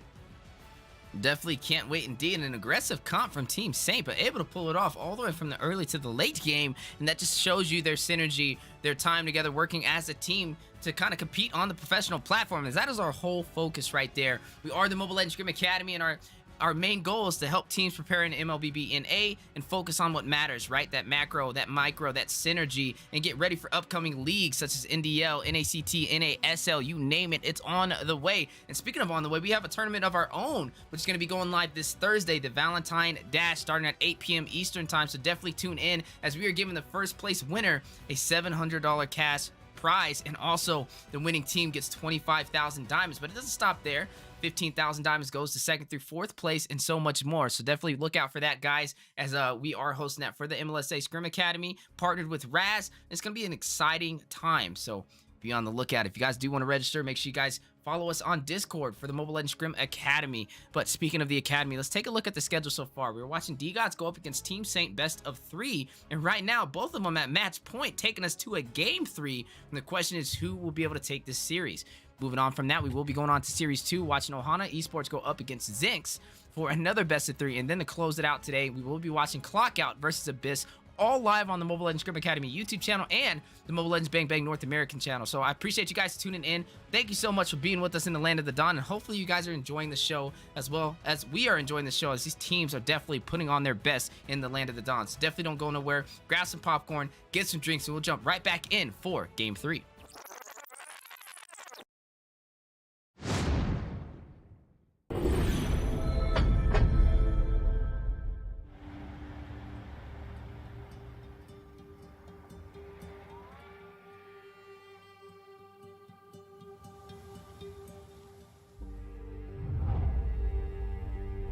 You can travel the world to find yourself. But that journey must start at home. Now we are going to end war! Because you can't know who you are without remembering your past experiences.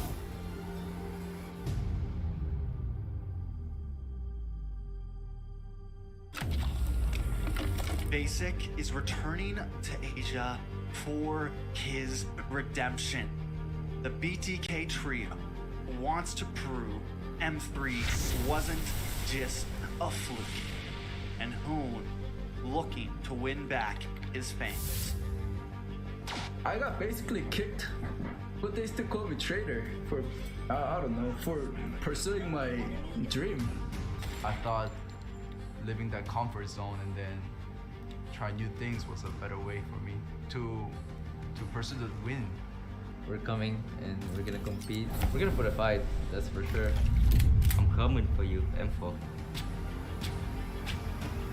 This is what we have all been waiting for. You push us, we push you back. You respect us, we respect you back. You doubt us, we will bleed to prove you wrong.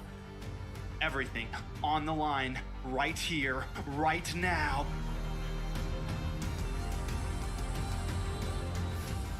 Definitely, they're not underestimating us as much as they did in M3. People probably see us and take us more seriously now, especially considering our accomplishment back then. I want to be the first in the world. I want to win a world championship. And the only way to really do that is day in and day out. There's no relaxing. You have to keep going. Here comes the valley.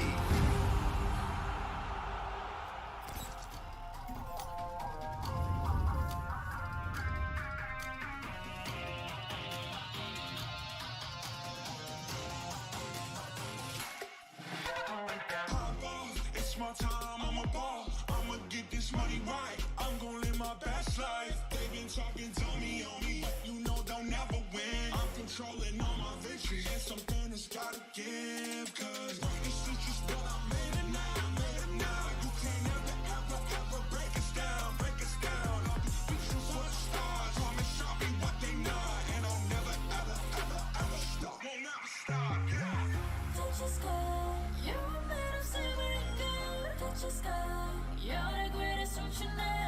You and I, we can make it out of the cold. Hang tight, we gonna reach for the greatness. We will always rise, we will never fall.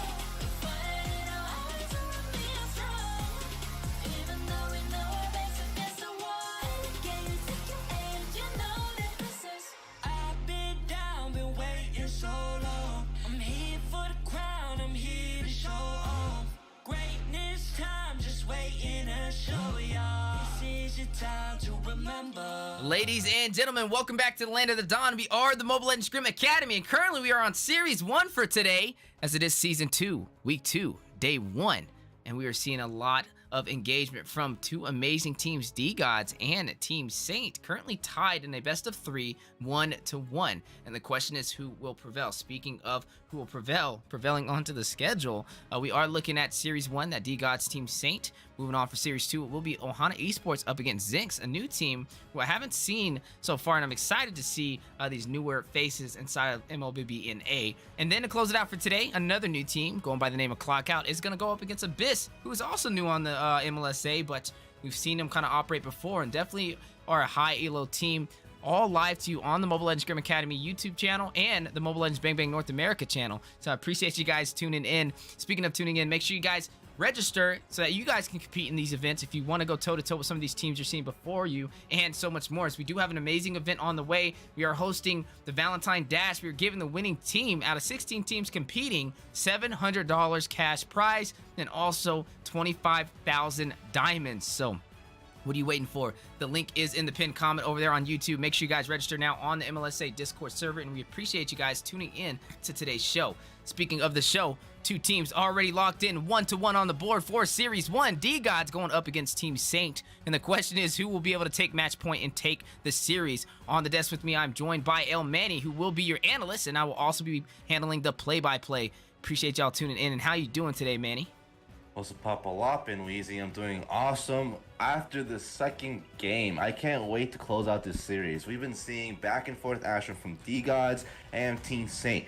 D-Gods able to capitalize that first game and going strong on the early. Second game, they were kind of slacking behind on the early, and Team Saint was able to thoroughly close out the game.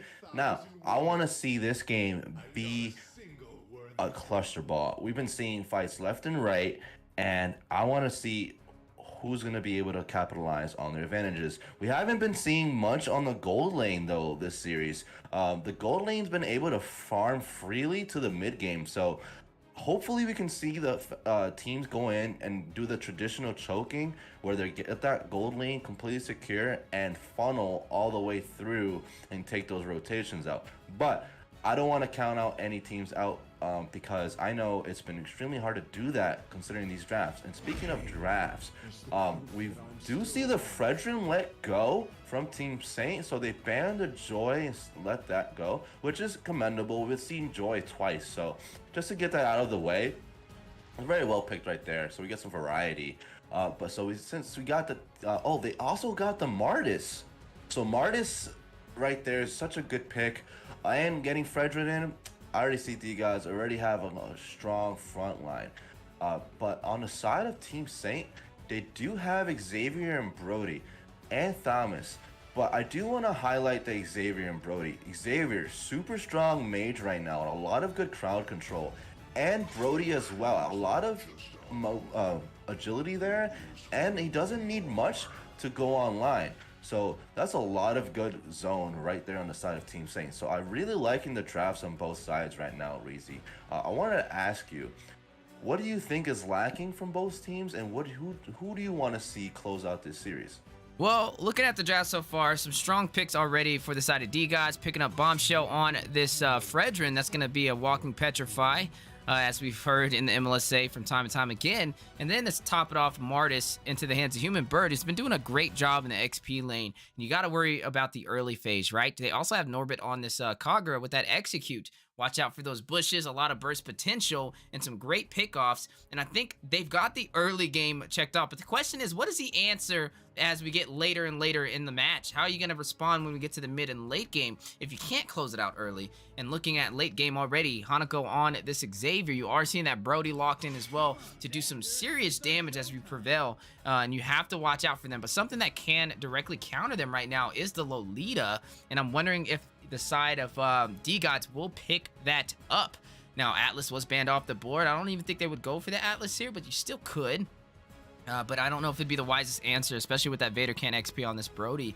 But like I said, early phase is there. They need a late game marksman for D-Gods to kind of fine tune the draft they've done so far. But I do like it. It gives some mobility. It gives some damage. We need probably a Lolita and then to close it out with a late game marksman to be able to have an easier time up against that Brody. And if you're looking at late game marksmans, they're already trying to ban some of that out. That Claude has been taken off the board from Team Saint. They took out the carry, so you only have really a few options to go with. You can't use the Melissa because Xavier's on board. You don't want him to hit you with that Mystic Field and stun you inside of that go away bubble that you use as a means of escape. So possibly pulling out something like the Iratel may possibly work here, or maybe even, you know, something that can fight from afar. So even a Leslie may be a possible answer, but no, Lolita is going to go to the side of Team Saint, and a good pickup, because with that Lolita, that is going to deny the other side from picking her up. And that's going to allow them to be able to hit these dawning lights over there from Hanako on this Xavier. And it's going to allow Vader Can't XP to be able to hit them with the torn apart memories. But I wonder what options are going to be here. Still, maybe a Wanwan. I know the Brody can sometimes counter the Wanwan, but I've seen it both ways. And now looking at the draft so far, Smiles hovering over this Franco and a possible Harith pickup for Faith. As we look at this draft here, you're right. They only have a few possible marksmen to pick up here. So that's why Faith is just probably not going to go for a marksman going to Harith Gold. But as I say that, they lock in that clan, and they, like you said, they had few options. They banned out the Carry, Claude, and then Lunox as well. So that right there, all anti-tank. So they could have. So Team Saint could have gone, or either way, they could have gone tankier. But I do like the fact that D-Gods has a beefier draft. They have the Fredrin, Martis, and Kufra. And since there's those three picks I just mentioned earlier aren't in play, they're gonna have a really strong time. So it's gonna be up to the Granger and Brody to really be able to melt down with enough penetration. Actually, I lied. The Lolita's gonna make a lot of sets, and Xavier as well, able to position themselves properly for the Brody and Granger. So I do see Team Saint with a really strong draft on that front, but that's able if they're able to capitalize it, because D-Gods has a stronger draft naturally. They're gonna have an easier time during this early and to mid game, but we'll have to see. Both teams have been going strong. I can't wait to see how the rotations are played. I hope to see if gold lane is going to be secured, capitalized early, because that's what I've honestly been seeing lacking. They've been just shutting down, getting the farm early, the rotations down. We have been seeing a lot of work from the tanks. The support has been making these plays, so on both sides. So I'm really happy to see that. So really well done for both teams. So let's see what happens during this first early 5 minutes of the match. Yeah, definitely some interesting compositions that you're seeing already.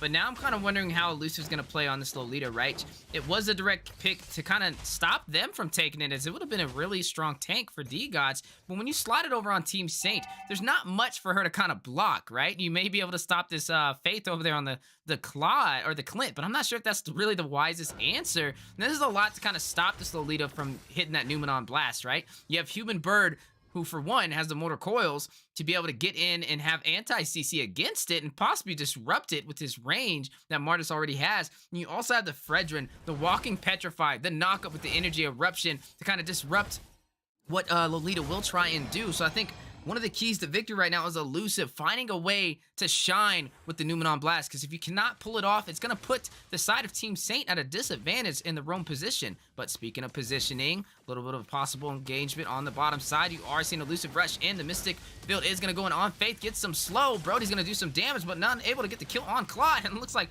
both sides doing some poke damage, trying to get an early pick off, but neither side able to find that kill. As we've noticed there, they're going right in for that early game. They want both their marksmen online, forcing the flicker out of the Clint, putting Brody in a huge position to capitalize on getting first blood down there.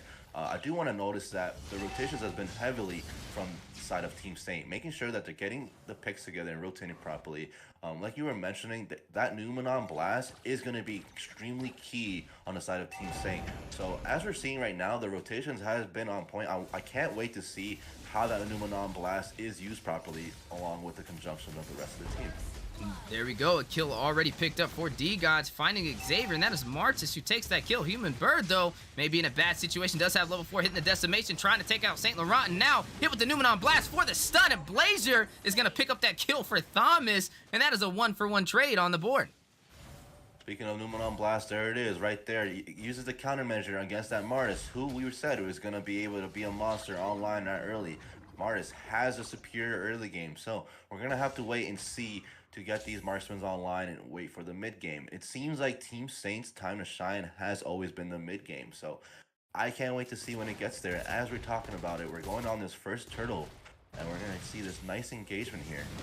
Yeah, already seen the Counter Inferno activated by Blazier, but Bombshell hitting the Retribution, able to take the subjective as Granger is currently farming, and that is a big advantage for the side of D-Gods for the early phase to kind of shift the momentum toward their way, but Team Saint still leading the way in gold. But look at the bottom lane, you do see Grenade Bombardment going in onto Brody, who was overextending, trying to take out Faith, realize he has Granger to kind of help it out, but Faith with some good positioning is going to go ahead and stay in that lane with no problem. And now looking at Elusive, trying to wrap around, trying to get in the bush for a potential pickoff. Decides to shift focus over to the mid lane. As we looked right there, both teams have been doing a very well job of not feeding. We're looking at these items here, right? So Brody able to keep up the pace and get that gold lead, and I believe he's going for Blade of Heptases, right?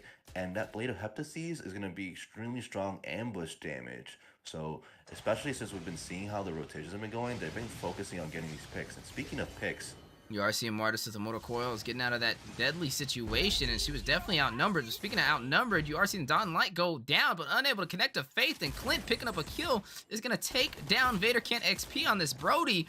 And definitely what you want to do, focus the gold lane, delay the marksman from getting online, but a response on the top side to answer back. They're going to find a kill, taking out Human Bird, and now going to strip down this turret, and now a race to take it down with minions in both teams' favor. They're going to both possibly take down the tier 1 turret, but no, looks like the side of D-Gods was unable to take it for the bottom side.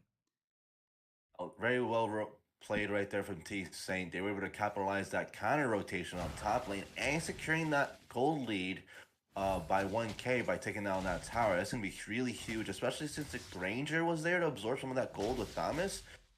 That's another marksman right there that's going to be wary for D-Gods, considering the fact that they have a team set comp. Speaking of comp, a little bit of a misclick as Hanako was able to get that barrier up, was unable to hit it with the first skill to get the slow. It kind of auto-clicked into that minion, and that would have been a potential pickoff for Faith, but now going to give them an advantage trying to take this turtle. Mystic Field going in, but Bombshell hitting the Retribution. be able to secure that again for the side of D-Gods. 2 turtles in their favor, and now going in for the kill. Yin Yang overturn. Norbit's going to pick up a kill, taking out Lolita, but Destinata to respond back, but unable to hit the final shot. But speaking of final shot, the Dawning Light is going to find Smile and take him down, and that is a kill for the side of Team Saint to even up the scoreboard 3-2-3. But look at the mid lane. Cotter and Inferno going in by Blazer, chasing down Human Bird, forced to use the Mortal Coils to escape, and he is going to be over-aggressive. Possible Yin Yang overturn on the way. Blazer not afraid to show that frontline presence, but speaking of presence, torn apart memories, finding Faith, unable to get the kill though, is going to stay alive, but Granger is going to find that kill. Faith's going to take him out in response with the turret damage, and Bombshell is going to find a kill in this engagement as well. Just seeing a lot of people falling on the board, as you did see this Brody kind of fall over there. And now, with the way the map is looking right now, it's definitely opening up, and you're seeing an aggressive comp from both sides, trying to shift the momentum in their favor.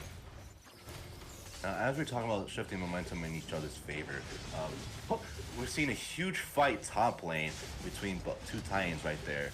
And the Martis flickers away. Now, as we talked about that, Granger getting the pick on that Martis, not letting him go with the ultimate right there. So, you're finishing and clearing up that board, winning by 0.4k difference, but the board is even. Both teams neck and neck, trying to get these picks and rotations set, making sure that no one has that landslide of a lead. Constant brawls. And speaking of brawl, you do see Vengeance activated by Blazer, gonna use that scythe, trying to rush out, but Bombshell on the chase is gonna possibly dash in to get the kill. Vader can XP taking out Faith on the bottom side with the help of Xavier and Lolita. But look at Blazer, the outplay! The man is rotating Connor and Inferno to give him some additional HP, stacking up the minions and just delaying a lot of time for them to be able to take this kill. And that is going to allow the bottom side to be able to push in. But Norbit, 3v1 situation, Elusive rushing in, getting the stun. But you are seeing torn apart memories to secure the kill with the Dawning Light. And man, how many ultimates does it take to take out a Norbit on the Kagura? And that is going to leave the bottom lane vulnerable. But you are seeing Faith rush back in. Turtle spawned in as well. And it looks like the side of Team Saint already pulling the aggro, doing some serious damage. Going to go ahead and take this neutral objective. But on the top side, Bombshell not worried about it. It's going to translate that turret in their favor since they lost the turtle. I'm going to point out here, Team Saint, even though they're winning on these clash engagements, they still haven't taken down that tower. I believe that's the next step that they're trying to do right here as they go for this engagement, finish off this Clint.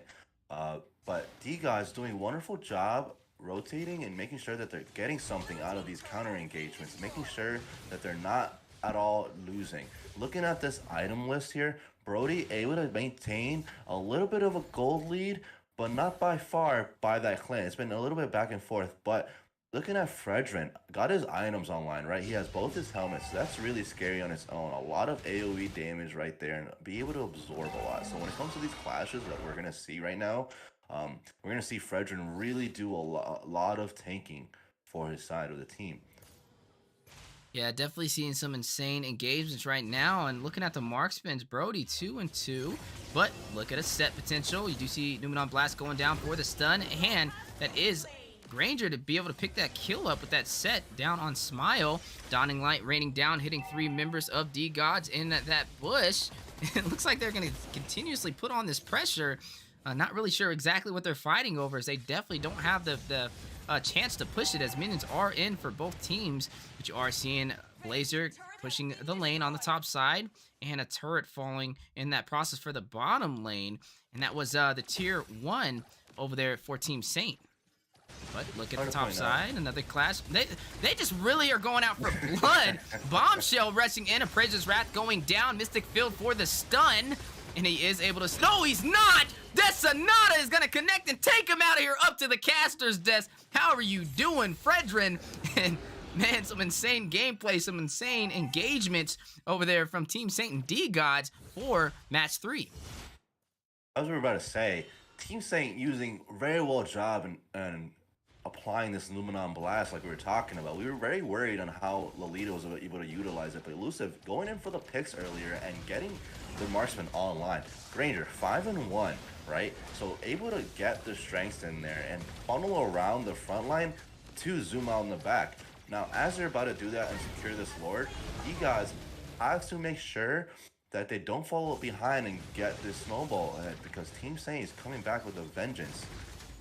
You are seeing the engagement on the way. They are pushing in for the tier 1 turret. Dawning Light going down, not able to do some damage, but the tier 1 did fall. Team Satan in a huge advantage in terms of the map. Numenon Blast for the double set, getting Kufra. Torn apart memories by Brody to try and secure the kill. They are dangerously low, gonna go ahead and try and disengage, but you are seeing Martis with the motor coils rush back to defend, and Norbert picking up the kill, taking out Saint Laurent. You do see a little bit of a recall. Mega kill picked up by Granger, finding Kufra. And the fight is not over yet, as you are seeing Blazer rush in. Motor coils from Human Bird to kind of disengage. And man, oh man, Team Saint leading the way, taking a turret and also taking the presence for the side of D-God's jungle. Now, as we were talking about right there, they were able to close out that engagement. Lord pushing in and rotating, getting the choke and right, they're keeping the pressure alive, maintaining that gold lead and getting these towers in. And Lolita, elusive on that Lolita, has been really on point for Team Saint, getting those picks and utilizing Numenon Blast for Brody to able to capitalize on the zone, and then D-God's backline forced to back out there. So all that's left is the front line to absorb all that damage. Very well played by Team Saint, keeping the snowball going. I'm glad you kind of mentioned that elusive right now, keeping the team together 1-1-4. Cooper having a little bit of a harder time, kind of getting picked off in these engagements, but there goes elusive. Numenon Blast getting the stun. He's going to go ahead and allow his team to take that turret, the tier 2 for the mid lane, and that was the whole focus of that set. At the right place, at the right time, and overall, some good gameplay. As we notice this good gameplay, right? You guys have been playing very careful, trying to avoid the Numenon Blast now that they're noticing that it's been disrupting them. Speaking of, they're getting this pick on Thamus. He is going to go ahead and use that Vengeance, Cauterant Inferno for some sustainability. Still rushing in, and this is kind of what Thomas is known for, being that aggressive front line who can take a lot of those hits, but not able to really translate anything right there. As you are looking at the side of D-Gods down to their inhibitor turrets, now their backs are against the wall, and they have to be careful on what fights they take, especially when there are no objectives in sight. Lord spawning in 40 seconds, and that should be where they kind of shift their next focus to. Wait for the side of Team Saint to be over aggressive and get some solo pickoffs if they do choose to do that. And if not, maybe get a little bit of a contest on the Lord, as they are only down 4,000 gold. We're slowly creeping into that late game. We are between that mid to late phase, 13 minutes in. As we head to this mid to late game, right? This is the part where it's always going to be dangerous. Team Saint utilizing the fact that they want to get a pick and get D-Gods to overextend. They know that they're ahead. They have that 4K difference. If we look at these items, right? Brody able to capitalize on the fact that he has a lot of pen and about to finish the BOD with the Blade of Heptases, able to burst down that Clint and Kagura, no problem. And speaking of, we're getting another teamfight engagement. You do see the concealed play onto Norbert, able to burst him down, and now shifting focus to the 4-man of D-Gods over there on the top lane. Martis rushing in with the motor coils, Dawning Light finding Smile in the background. Is going to take down Kufra. Human Bird is going to take down Saint Laurent. A double kill into the hands of Xavier, finding Martis in response. Mystic Field for the CC. You see Numenon Blast going in. Faith picking up a kill onto Brody, and Hanako getting the triple kill, taking down Bombshell. Is going to send a Dawning Light to the caster's desk for a Maniac.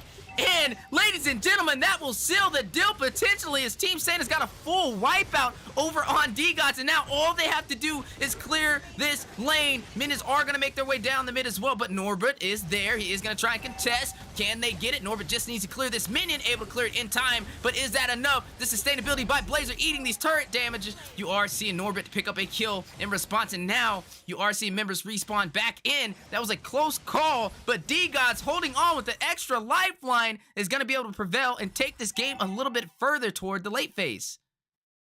That was very well played by Team Saint right there, able to choke down and capitalize on the fact that Xavier's advantage right there.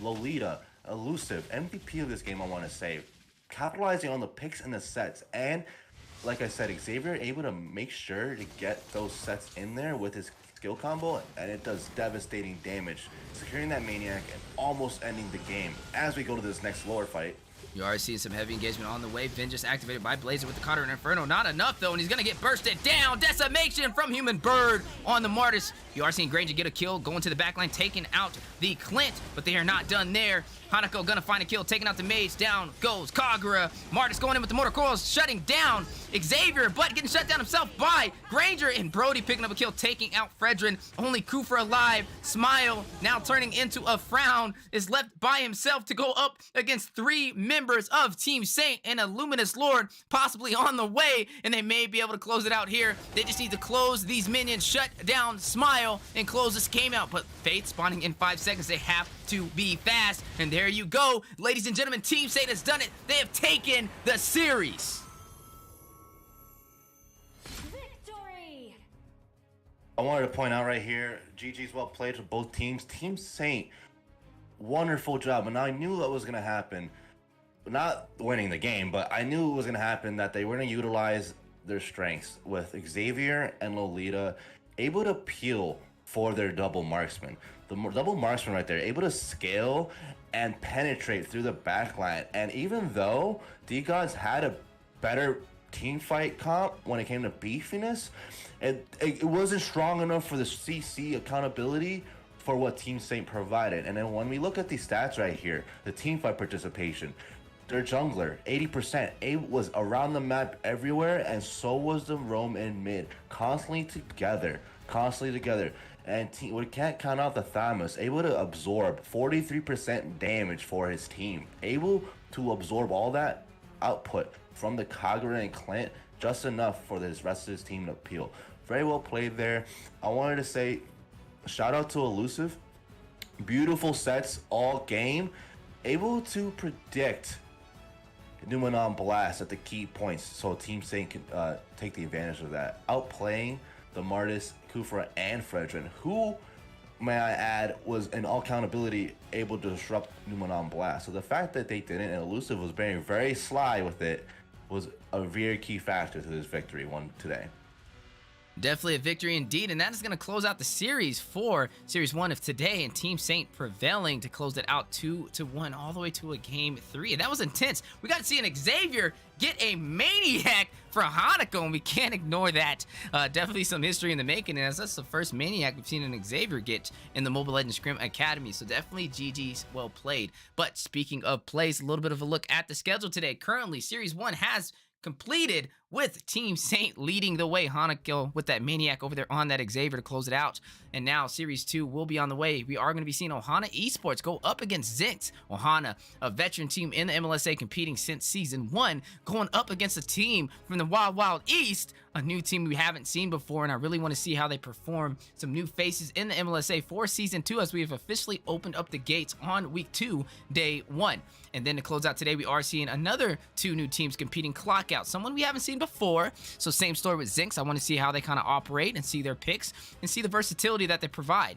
And then we are going to see Abyss, a team we've seen compete in Season 2, but they are brand new, opening up with the gates of Season 2. And I want to see how they kind of perform as well, and I wonder who will take that series. All of these matches are brought to you live on the Mobile Legends Scrim Academy YouTube channel and the Mobile Legends Bang Bang North America channel. So I appreciate you guys tuning in. If you guys want to take part in these events, if you think you have what it takes to take some of these teams out, definitely register on the Mobile Legends Scrim Academy Discord server now so that you can be up here on the big screen and show us your skills. But speaking of skills, it doesn't stop there. Ladies and gentlemen, we are officially opening up our doors for Season 2. We are starting with a huge tournament, the Valentine Dash. The link is already live on our YouTube channel for the MLSA. It will be live on the Mobile Legends Bang Bang North America channel as well. And it's an insane tournament. 16 teams get to compete. We just opened up registration, so make sure you guys slide over to the Mobile Legends Scrim Academy Discord server if you do want to compete. The #1 spot will get $700 cash prize and 25,000 diamonds.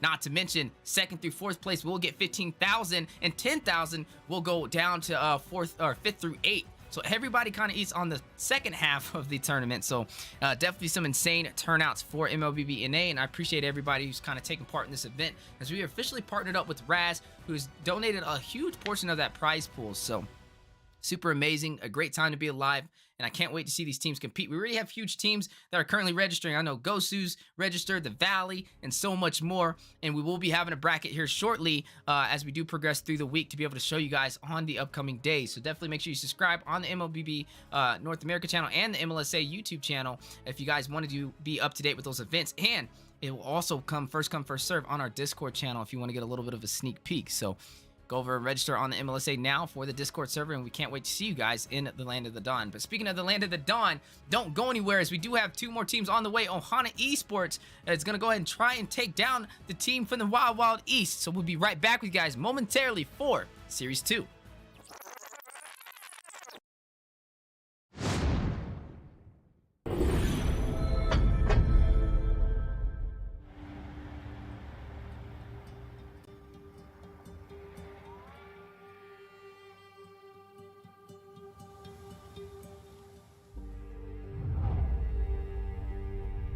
can travel the world to find yourself. But that journey must start at home. Because you can't know who you are without remembering your past experiences.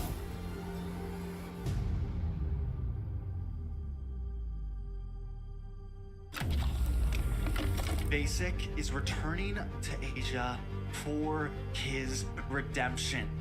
The BTK trio wants to prove M3 wasn't just a fluke, and Hoon looking to win back his fans. I got basically kicked, but they still call me traitor for, I don't know, for pursuing my dream. I thought living that comfort zone and then try new things was a better way for me to pursue the win. We're coming and we're gonna compete. We're gonna put a fight, that's for sure. I'm coming for you, M4. This is what we have all been waiting for. You push us, we push you back. You respect us, we respect you back. You doubt us, we will bleed to prove you wrong. Everything on the line right here, right now.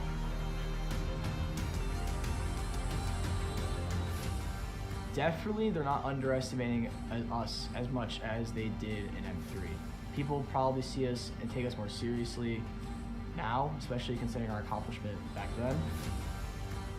I want to be the first in the world. I want to win a world championship. And the only way to really do that is day in and day out. There's no relaxing. You have to keep going. Here comes the Valley.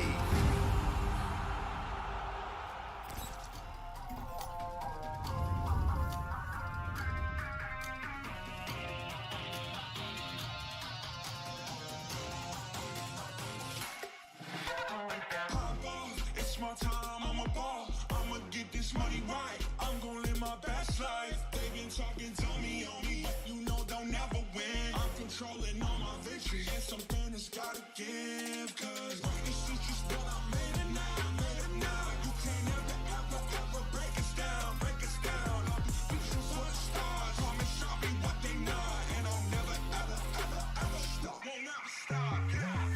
Touch the sky, you're made of silver and gold. Touch the sky, you're the greatest, don't you know? You and I can make it out of the cold. Hang tight, we gonna reach for the greatness. We will always rise, we will never fall. Fight in our hearts and we are strong. Even though we know our backs against the wall. And again, you take your aim, you know that this is. I've been down, been waiting so long. I'm here for the crown, I'm here to show off. Greatness time, just waiting to show y'all. This is your time to remember. So many times I lie in the basement waiting for greatness. No, I won't listen to anyone hating on me and telling me I wouldn't make it. Cause I did everything that they said I couldn't. Caught my footing and I cut the controls. I stand for something, I ain't running now. I'm the greatest now, I just wanna make it burn. Don't let me down, don't let it all. I've been on the road, accomplished all of my goals, and I ain't gonna let you down. Touch the sky, you're made of silver and gold. Touch the sky, you're the greatest, don't you know? You and I, we can make it out of the cold. Hang tight, we gonna reach for the greatness. We will always rise, we will never fall. We fight in our hearts and we are strong. Even though we know our backs against the wall. And again, pick your aim, you know that this is. Coming for the game, cause we ready for the victory.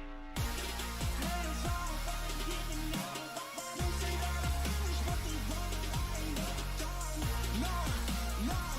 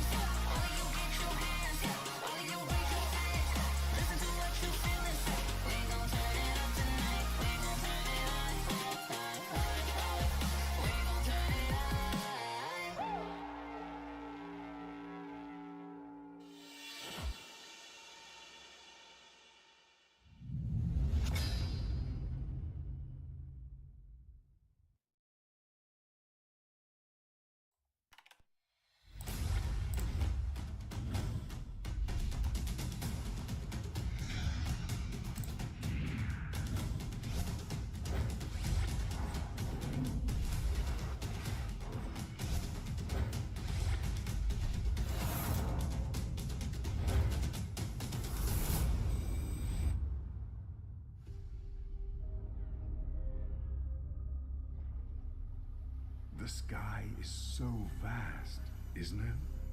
My little flare. Papa? Can you reach the sky and ignite the stars?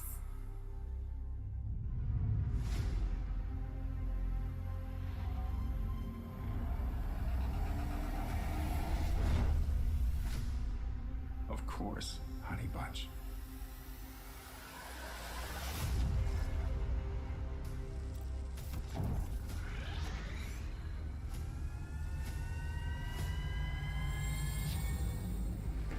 Papa never returned home. He's among the stars now. But what about me?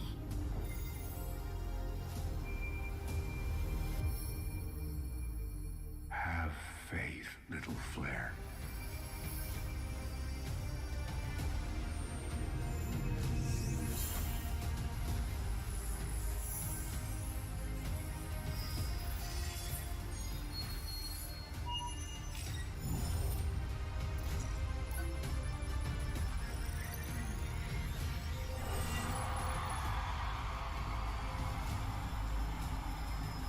Now this is a wonder to behold.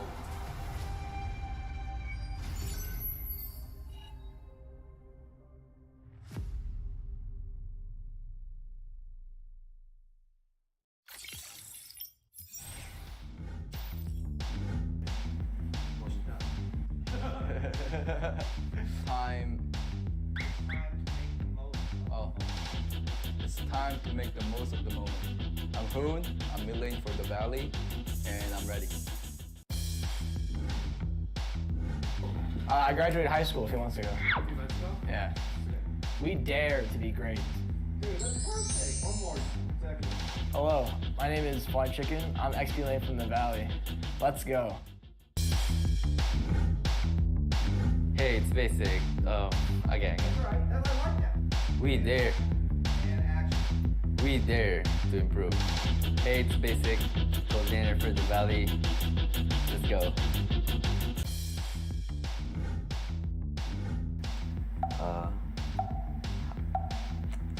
Say hi. Hi. 3 wasn't good enough. There you go. One more time.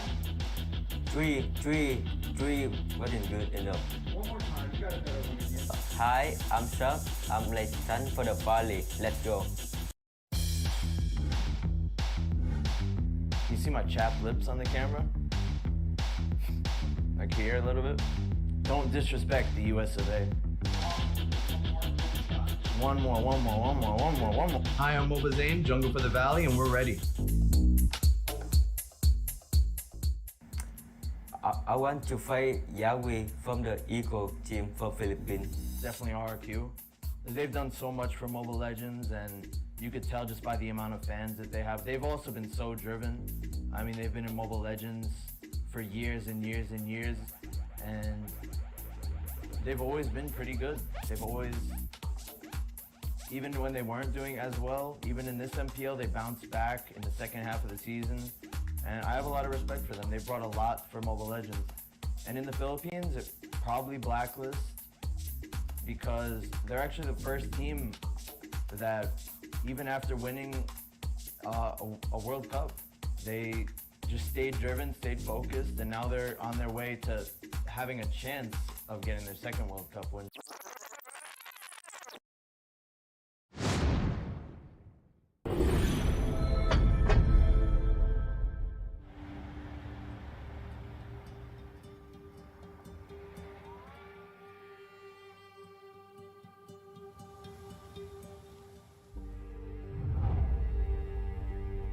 You can travel the world to find yourself.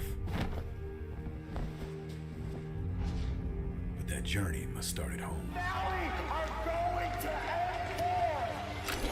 Because you can't know who you are without remembering your past experiences.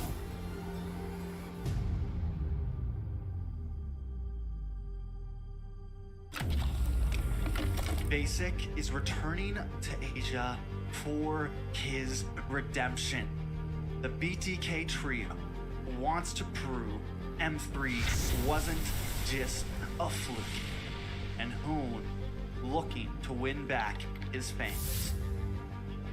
I got basically kicked, but they still call me traitor for, I don't know, for pursuing my dream. I thought living that comfort zone and then try new things was a better way for me to pursue the win. We're coming and we're gonna compete. We're gonna put a fight, that's for sure. I'm coming for you, M4. This is what we have all been waiting for. You push us, we push you back. You respect us, we respect you back. You doubt us, we will bleed to prove you wrong. Everything on the line, right here, right now.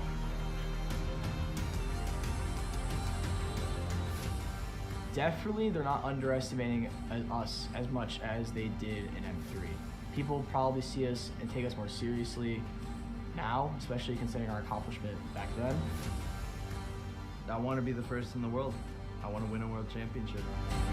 And the only way to really do that is day in and day out. There's no relaxing.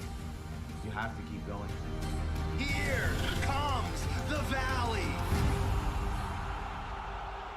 Ladies and gentlemen, welcome back to the Land of the Dawn. We are the Mobile Legends Scrim Academy, and man, Series 1 was insane! We got to see two teams clash it out, but Team Saint prevailing over D-Gods is going to go ahead and close that out 2-1 all the way to match point for Game 3. Crazy, crazy turnout, but that is just one series out of today's matches as we are embarking over to Series 2. A look at the schedule so far. Series 1, like we said, Team Saint paving the way, able to take that series in Game 3. Series 2 now on the way, Ohana Esports versus Zinx in a best of 3. And then, to finalize the day, we are going to be seeing Clockout go up against Abyss to close it out for another best of 3. I've seen a little bit of questions for Series 4. We didn't have a Series 4 today, but we are still going to be having Series 4 available for any teams that do want to compete moving forward. So definitely register. We have a schedule that we put out every Sunday, and if you want to play Series 4, we'll definitely slot that in for you guys. Our whole focus is to help these teams prepare and get ready for upcoming leagues, and I'd love to see you guys perfect that craft on the Mobile Legends Scrim Academy. Speaking of Mobile Legends Scrim Academy, we are live on our YouTube channel right now and also live on the Mobile Legends Bang Bang North America channel. So shout out to everybody that's sneaking up and watching from the Land of the Dawn, and we appreciate your support along the way. If you guys do want to compete in these events, make sure you register in the MLSA Discord server now. The link is in the pinned comment of all live stream platforms, so definitely check that out as we have a major event on the way. That's right, we are hosting the Valentine Dash tournament for the Mobile Legends Scrim Academy, the first tournament we have ever hosted. We're giving away $700 to the top team. Not only that, but the top team, the #1 placement team, gets 25,000 diamonds. Then to top it off, teams 2nd through 4th place will get a total of 15,000 diamonds, and 5th through 8th will get 10,000 diamonds to kind of pocket and take on their way. So lots of amazing gifts. We are only accepting 16 teams for this tournament, so that's basically 50% of the tournament. All you have to do is pass qualifiers in a best of 1, which will be live February 2nd on Thursday, starting at 8 p.m. Eastern channel or Eastern time on the North American channel for MLBB NA and the MLSA YouTube. So tune in and get ready, as we are definitely going to see some of that holiday season right around the corner as we are embarking into February for the Valentine's, the lovey-dovey season. So enough about that. Let's get into today's matches. We are seeing Ohana Esports go up against Zinx. Two teams. We've seen Ohana, a little bit of a vet in the MLSA, sometimes a little shaky, but when they come online, they definitely know how to operate. Zinx, this is going to be the first time we've ever seen them compete, showing their faces in the MLSA, but my squad has gone against them in rank, and they've popped in a couple of live streams and, showed some support. So I'm definitely going to be keeping my eyes on them, as they do know how to play in that higher elo. So I think Ohana Esports needs to be careful on how they kind of go in for this draft and how they kind of rotate around the map for the early phase if they do want to have a chance to take them down. I am joined on the desk by El Manny to handle the on-point analyst, and I will be your play-by-play. How you doing today, Manny? What's up, Papa Loppin? It's your boy Manny coming in at the caster desk once again for the Series 2. Ohana Esports versus Zen X. Now, we just saw the awesome play at the Series 1, neck and neck. Both teams have been going at each other. We've been enjoying the night so far. I can't wait to see what both teams now have to show. Now, Ohana Esports is a personal friend group of mine. I played with them. I know their team composition and synchronicity. Now, let's see what Zen X is all about. I know that they're a new team, but they beat Team FaZe, so I definitely know that they have the qualifications to be here as a top team in MLSA. So speaking on that, let's talk about the draft. Ohana taking out the Glue, Frendrin, and Faramis. Now, 2 of those are staple picks. Faramis has been falling off of play off the ban list, but still a good ban regardless. Carrie, Joy, and Hilda on the side of ZenX. Now, I want to point out, typical bans in the Carrie and Joy, but the Hilda ban, now that's something spicy that you don't see. Hilda, in case people didn't know out there, got this recent patch that's been making her really strong. She got her armor pen from her ult to her basic ability, so it allows her to do a lot of damage as a tanky character. So good ban on that part if they wanted to point that out. But it's really strong draft on the side of ZenX, right? They got the Grok, the staple Lolita, and the Valentina, denying Ohana from picking really good composition ultimates, right? Because then ZenX is going to complement it with the Rock and Lolita. That alone, you're going to see that their team fights is already dominant, right? So Ohana really is going to have to pick up something that's going to be able to go past that backline and not get picked off from these skirmishes. I do like, however, that they picked up the Lapu. The Lapu has been a really strong XP laner, so we'll have to see what they decide to do for their jungle. Actually, no, they went Matilda. My bad. I was about to say for the roam, but since they went Matilda can be slotted mid lane or roam. But I think they do need something that's going to be more engaging CC from either the range or roam that they decide to do, so that they can complement that and avoid the Grok and Lolita set, since they do have the Matilda there that can fly around it, right? So it's based on those presumptions. What do you think is lacking here from both sides of the team, Weezy? Well, I'm looking at Tokyo over there on this Valentina. Yeah, is Valentina a good pick? Typically, yes, but this early in the draft, when you don't know whose ultimate you're going to take, puts you at a slight disadvantage, as it gives the side of Ohana Esports, time to maneuver around what heroes they want to pick to allow Tokyo to take. So you have to be careful on how early you draft in some of these power picks. Valentina could have probably been slotted a little bit later in the draft. Maybe taking the Grok first and possibly taking a XP lane or something. Or not even an XP lane. Marksman could have been a more solid option. But right now, Ohana responding wisely. They're going to take Jay with the Circling Eagle. Not something Valentina really wants to take. Not going to take Clint's ultimate. And definitely the best bet right now is going with Jay with that Bravest Fighter and the Raging Slash. But looking on the board so far, sustainability has been checked off for the side of Ohana and Frontline over there, as they do have Jay for the Lapu Lapu, and they have Mathilda to be able to provide those shields and also get you out of those tricky situations with her dashes. Now, looking at this Lolita going up against them, the Wisp will be reflected off of the shield over there by Keep from Mathilda. So that is a good counter. Not really the strongest, but it does work over there against that Clint too. But one thing checked off the board for ZenX is definitely having some CC. They have the Grok slotted in the XP lane, something we typically seen in M4, and it works. I love it. It gives you the capability to really get very dynamic with your drafting, but I'm surprised that they kind of double slotted their tanks this early. Was Lolita really the best option right there? Maybe could have waited and possibly even slotted Grok as a roam, but when you slot two tanks together, you're kind of exposing your draft and letting them know, hey, this is Grok in the XP, and this is a Lolita for the roam. But looking at Boss Lodi picking up this Harith, something we've been seeing a little bit in the Seabolt games. It's a direct counter over there for the carry, but this is going to be a Harith going up against a Clint, and I'm wondering how this will play out. I've never actually seen these two clash it out for the gold lane, so I'm definitely going to be taking notes and seeing how it works, but I do know when it is a carry. It works against her and it gives her a hard time. Lunox also one of those options that can do it too. And you are seeing Jay, speaking of Lunox, hovering over that, possibly picking that up for the side of Ohana Esports. And now shifting over Aurora, going back, trying to bait the caster's death, but I won't fall for your treachery. And I'm wondering which one they'll go with to finalize this trap. But there we go, looking at the Akai. Not the worst answer, but gonna switch over to Karina and go into Gushin. What is going on right now? They may be listening in, but the Gushin, one of those heroes that can melt down even the beefiest in compositions, only needing the Genius Wand to get the job done. Then you have to watch out for him, possibly going in. He is looking at that Valentina. He's looking at that Harith. He doesn't have an ultimate that they can steal, and that is a really good way to get to the back line and also have some mobility to work with. Well, as we were talking about right there, I was really looking at Ohana draft right there, and I was thinking of what they were missing. They needed the Lunox and a Kai. A Kai, right there when they showed that, they were reading my mind. It would have been perfect to disrupt the Lolita and the Grox. Oh, but it was smart on their part to pick a Guzhin because, Guzhin in the right hands really does melt. And since they do have Matilda, and if they can properly play this right, they won't need the CC. They just need to avoid it. They just need to avoid the sets and get the picks off from the Guzhin. Make sure that the Clint is online, and since they picked up the Lunox, they're not worried about the front line. They can melt the front line as long as they do everything properly. Now, if they don't do everything properly, ZX does have the advantage naturally because they have the tankier sets. Valentina stealing the set ult, right, and allowing the lane to go in and finish up, because we can't forget that they do have a link, so he'll be able to sneak in, take the objective, or out-rotate Ohana.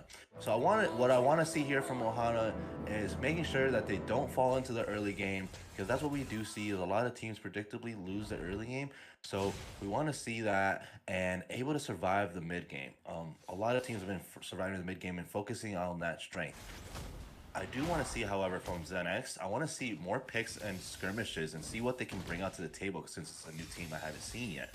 But I'm really excited and seeing how this first draft is going to go.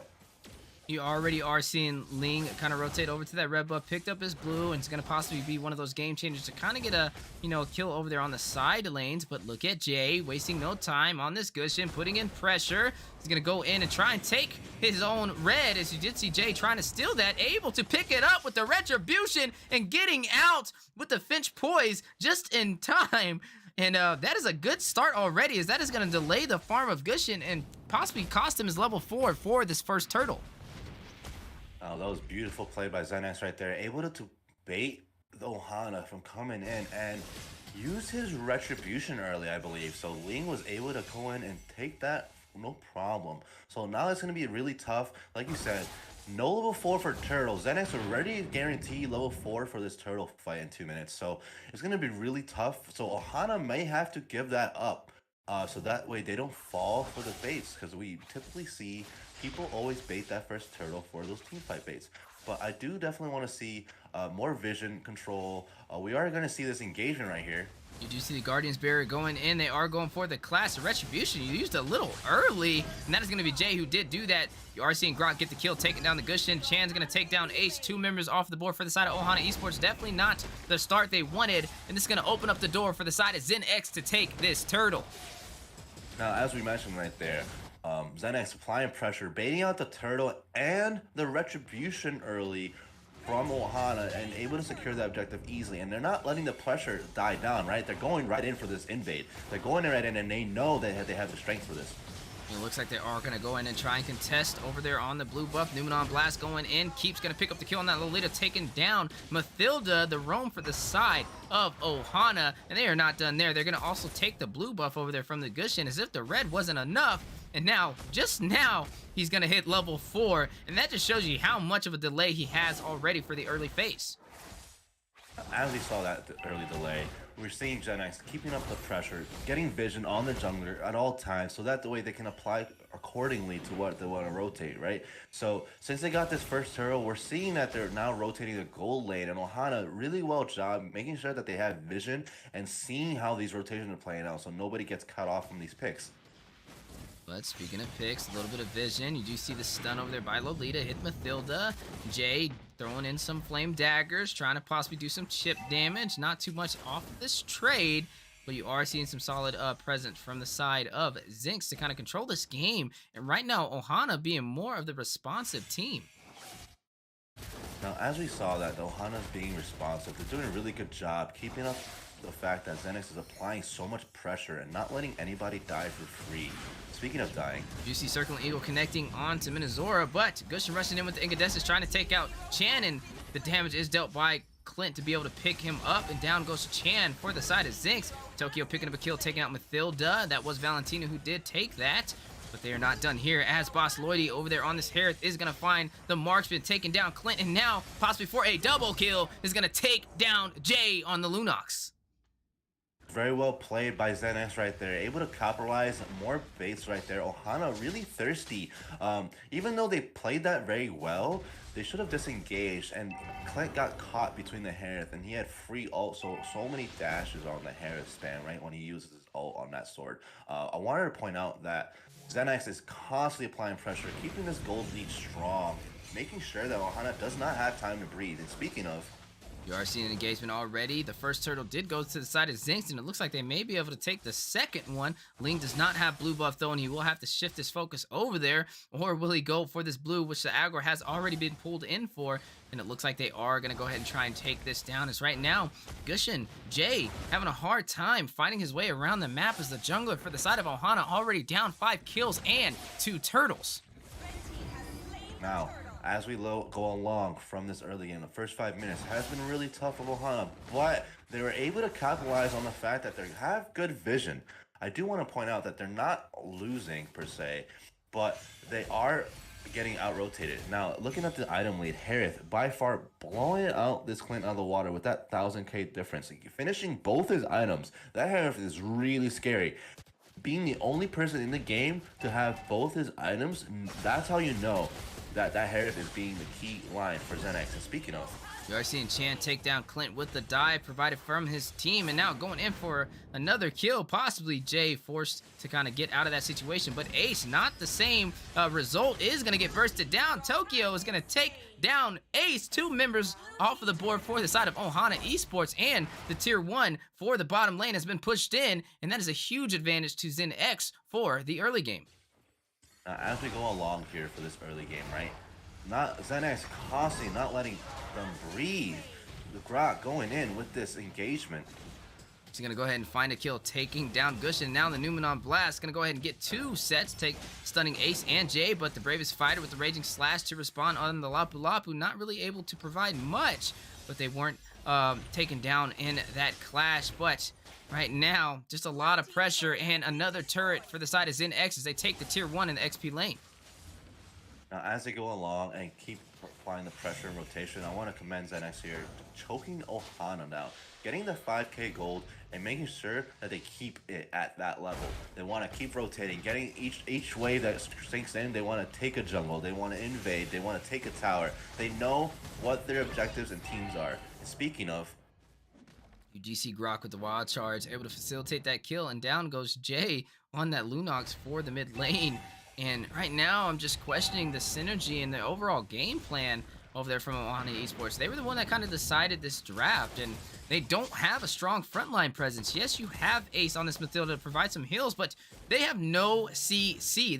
They're a comp that's easily able to be dived into, and not really much contest when it happens. This is what you're seeing right here. Again, Ace, even though you do have the sustainability, without that proper frontline, quickly being bursted down. Tokyo finding the kill with that bravest fighter. Damage over there by Lapu Lapu, finishing the Raging Slash, flickering in. Tipples of Blades going down, airborne, and Jay has been taken off the playing field and up to the caster's desk.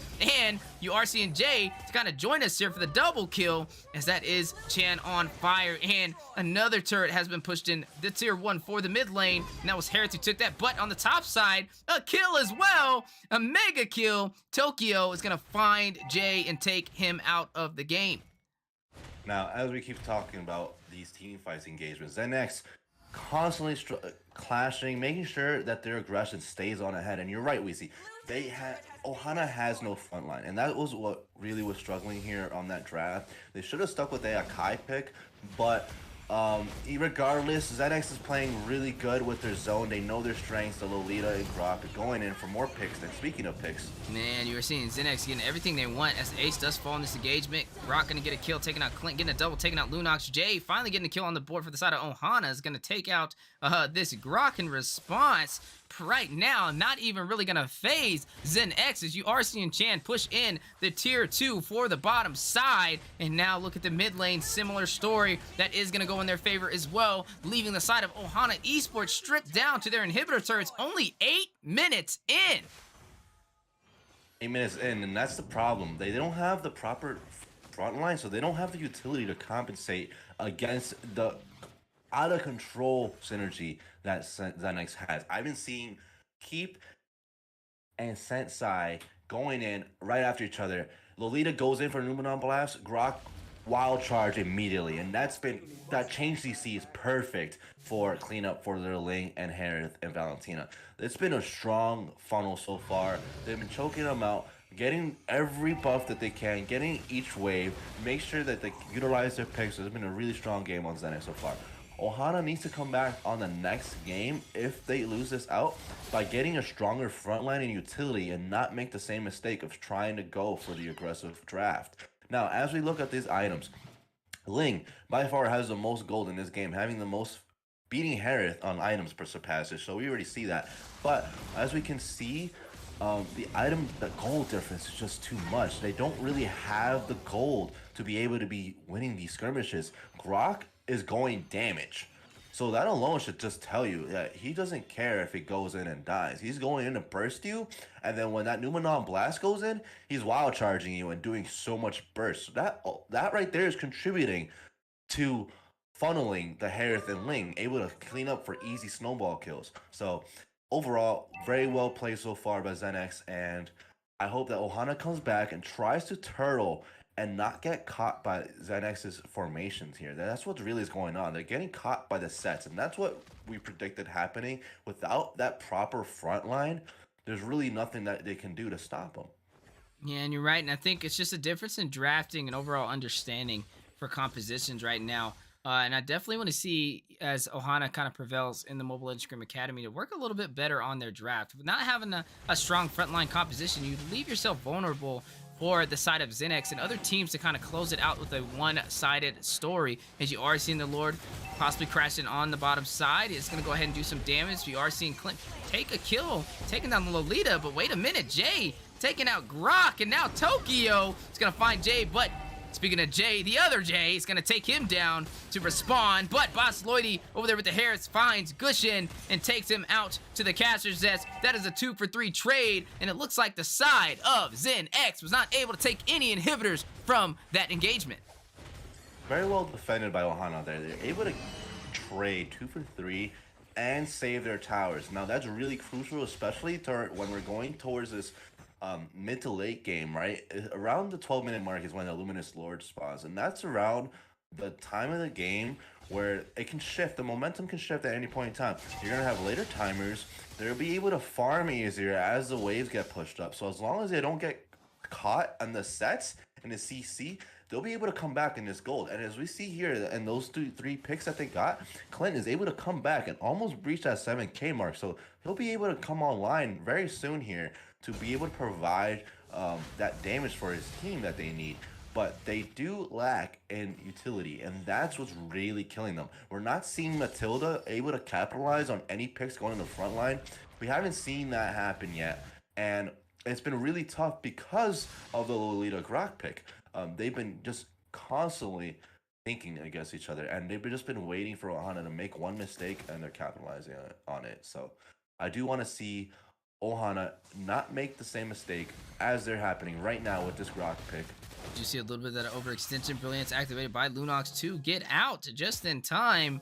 Right now, look at Jay. Do they know he's in the bush? No, they do not. And that would have been very bad had they had spotted him out. But speaking of spotting, Lord has made his way back into the match. Luminous Lord, matter of fact, 12 minutes in, and you do see the side of ZenX already wasting no time, going for yet another objective.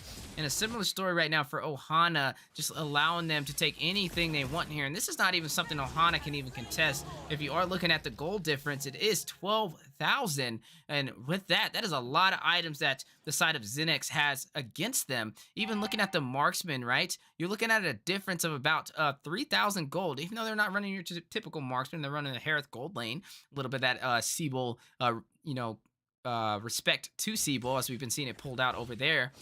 For the men's division, and I do actually like it. I love seeing the Harith, the Lunox in the gold lane. It definitely shows you these teams are paying attention to what is going on across the land of the Dawn. And now, speaking about across the land of the Dawn, Luminous Lord making his way on the bottom side. Lanes have been synced in, and it looks like the side of ZenX is going to go ahead and try and close out this game. Will they be able to take an inhibitor this time? It looks like they may be able to, but Lord, a little bit of a delay. It stopped on the bottom side. They did take the mid inhibitor, and now, as Lord crashed into the bottom side, they're able to take that as well, and the top side, and they are now vulnerable to a clash, and it looks like Boss Lloyd, wasting no time, takes out Jay. He's gonna go ahead and pick up a kill. Keeps gonna respond back. Boss Lloyd taking out the other Jay, and it looks like Zenx is gonna go ahead and take the Nexus. Ladies and gentlemen, they have taken match 1. Victory! Very well played by Zenx and Ohana. I wanted to point out that Ohana's weakness right there was the fact that they did not have a frontline and utility to counter Zenx, and that's what it really came down to. Zenx was able to capitalize. The synchronicity from the Lolita and Grok was just on point. The wild charge, the damage from the Grok going full pen was explosive, and Lolita following up with an Unomonon blast right there at that base we saw. That's been bread and butter all game, constantly making those sets for their backline. As we look at the team fight participation, 74 and 61%, they were constantly engaging, and more than all the percentages of all combined here. I do want to point out here though that you see the 80% 100% from Ohana. Now, even though the team fight percentages were there, and they were there, they just didn't have that utility and frontline that they needed to engage for their backline to commit, and that's what really was slopping on them there. But regardless, very well played by Zenx, capitalizing on their strengths, not letting Ohana breathe, invading on all the buffs, and MVP to, I want to say, Keep and Saint, because they were both on point and making most beautiful sets for their team. Definitely a good match for the side of Zenx, and like I said, for Ohana, just very shaky from the beginning to the finish, and you got to see a little bit more attention to detail on the draft. When they had a good draft at first, but when you locked in the Gushin, you allowed your team to be very, very squishy. A Nakai would have been more of a solid answer, as they needed some frontline presence. Even a Barat, anything at that point that was more frontline potential to give your team that utility at their disposal would have been a little bit better. And I think it was a good read from the side of Zenx, realizing how squishy they were, and they kind of picked them apart with that draft. So as we are embarking into the second match, this is a best of 3, and right now we are seeing Zenx in the lead. A little bit of a look at the schedule so far. We did see D-Gods go against Team Saint in a best of 3, and now Ohana Esports going up against Zenx. Zenx leading the way with a one-sided story for match 1, but you can't count Ohana out yet. We have to see them draft a little bit better, see what their game plan is, and maybe reshift their focus, find their momentum for game 2 to take us to a series 3, or are we going to see the side of Zenx close it out with a sweep? And then on for Series 3, the final series of the day, we are going to be seeing Clockout go up against Abyss in a best of 3. All live on the Mobile Legends Scrimmage Academy YouTube channel and the Mobile Legends Bang Bang North America channel. So I appreciate you guys tuning in, everybody from the YouTube side of things. Hopefully we're putting on a great show, and I hope you're enjoying today's series. But enough about that. We are going to be back with you guys momentarily as these teams are getting ready for match point, possibly, or taking us to a game 3 for the side of Ohana if they can find their rhythm. See you guys momentarily.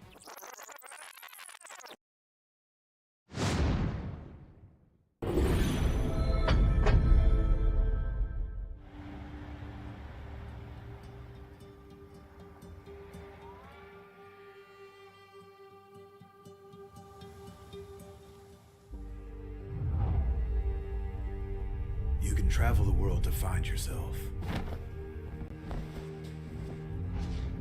But that journey must start at home. Now we are going to end war! Because you can't know who you are without remembering your past experiences.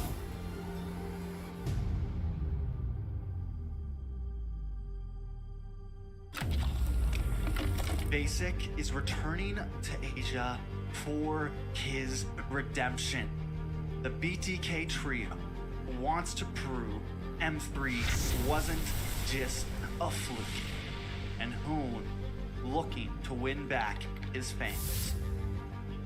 I got basically kicked, but they still call me traitor for, I don't know, for pursuing my dream. I thought living that comfort zone and then try new things was a better way for me to pursue the win. We're coming and we're gonna compete. We're gonna put a fight, that's for sure. I'm coming for you, M4. This is what we have all been waiting for. You push us, we push you back. You respect us, we respect you back. You doubt us, we will bleed to prove you wrong. Everything on the line, right here, right now.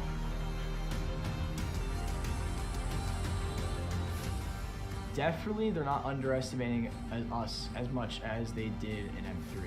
People probably see us and take us more seriously now, especially considering our accomplishment back then. I want to be the first in the world. I want to win a world championship. And the only way to really do that is day in and day out. There's no relaxing. You have to keep going. Here comes the valley.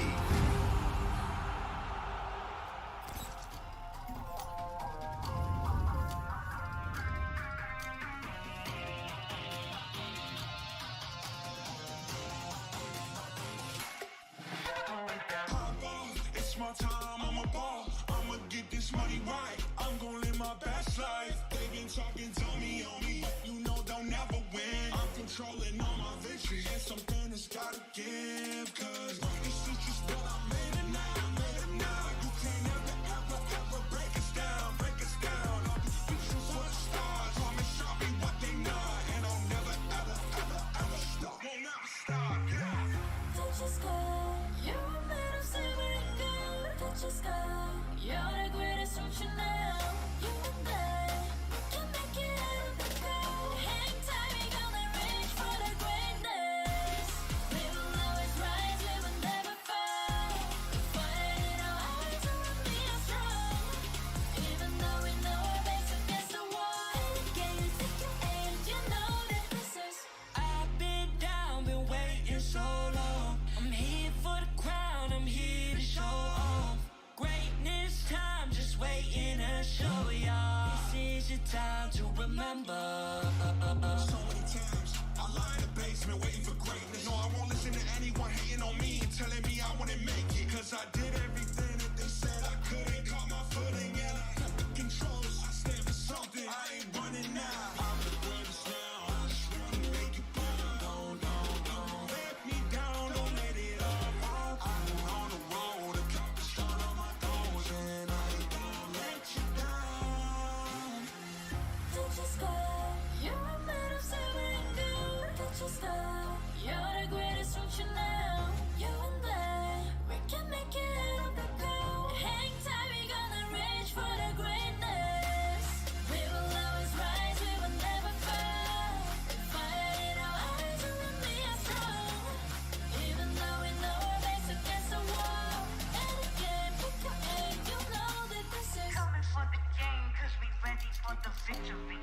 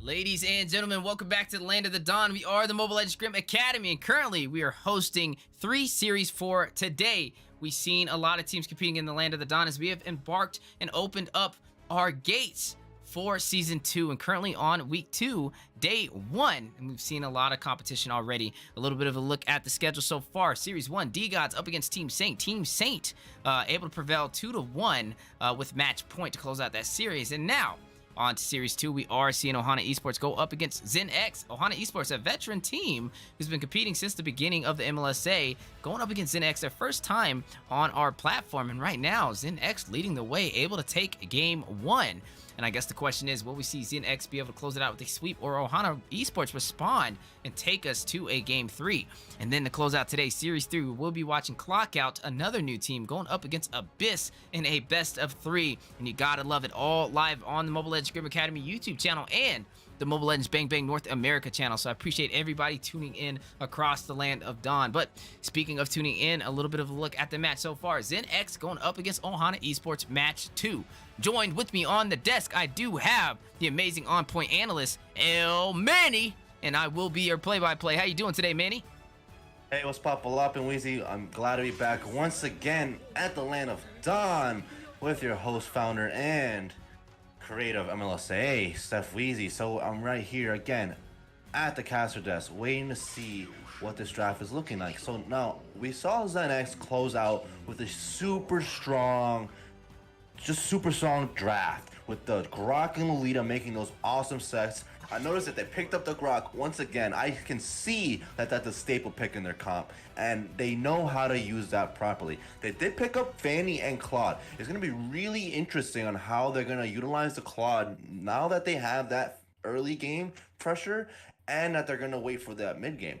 Now, looking at these drafts, though, and the bans, they took out Freddy, Glue, and Joy. Now, those are 3 staple bans, but they also took out the Lapu, denying on the side of Ohana that Lapu pick. I do want to point out on Ohana's side of bans, they got the Carrie, Valentina, Yiv. They banned out that Lolita, which was really a menace for them, and then the Atlas. Those are really good picks. They picked up the Estes, Martis, Franco, and Akai. They were making sure that they had beef this time around. That Estes is going to be really key on keeping their front line alive, but they are lacking in a back line now, committing too much on the front line.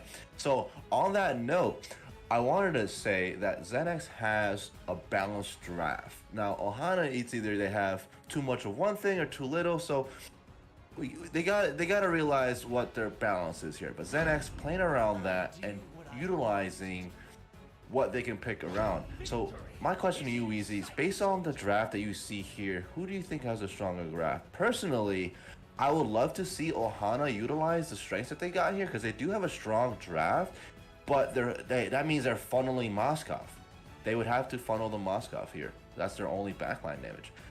But Zen X here with a strong draft, they have the Fanny, they go on the backline, Dyrov to keep the pressure, Kagura for dive, Claude to destroy the backline, and that Grok we've seen that they know how to use.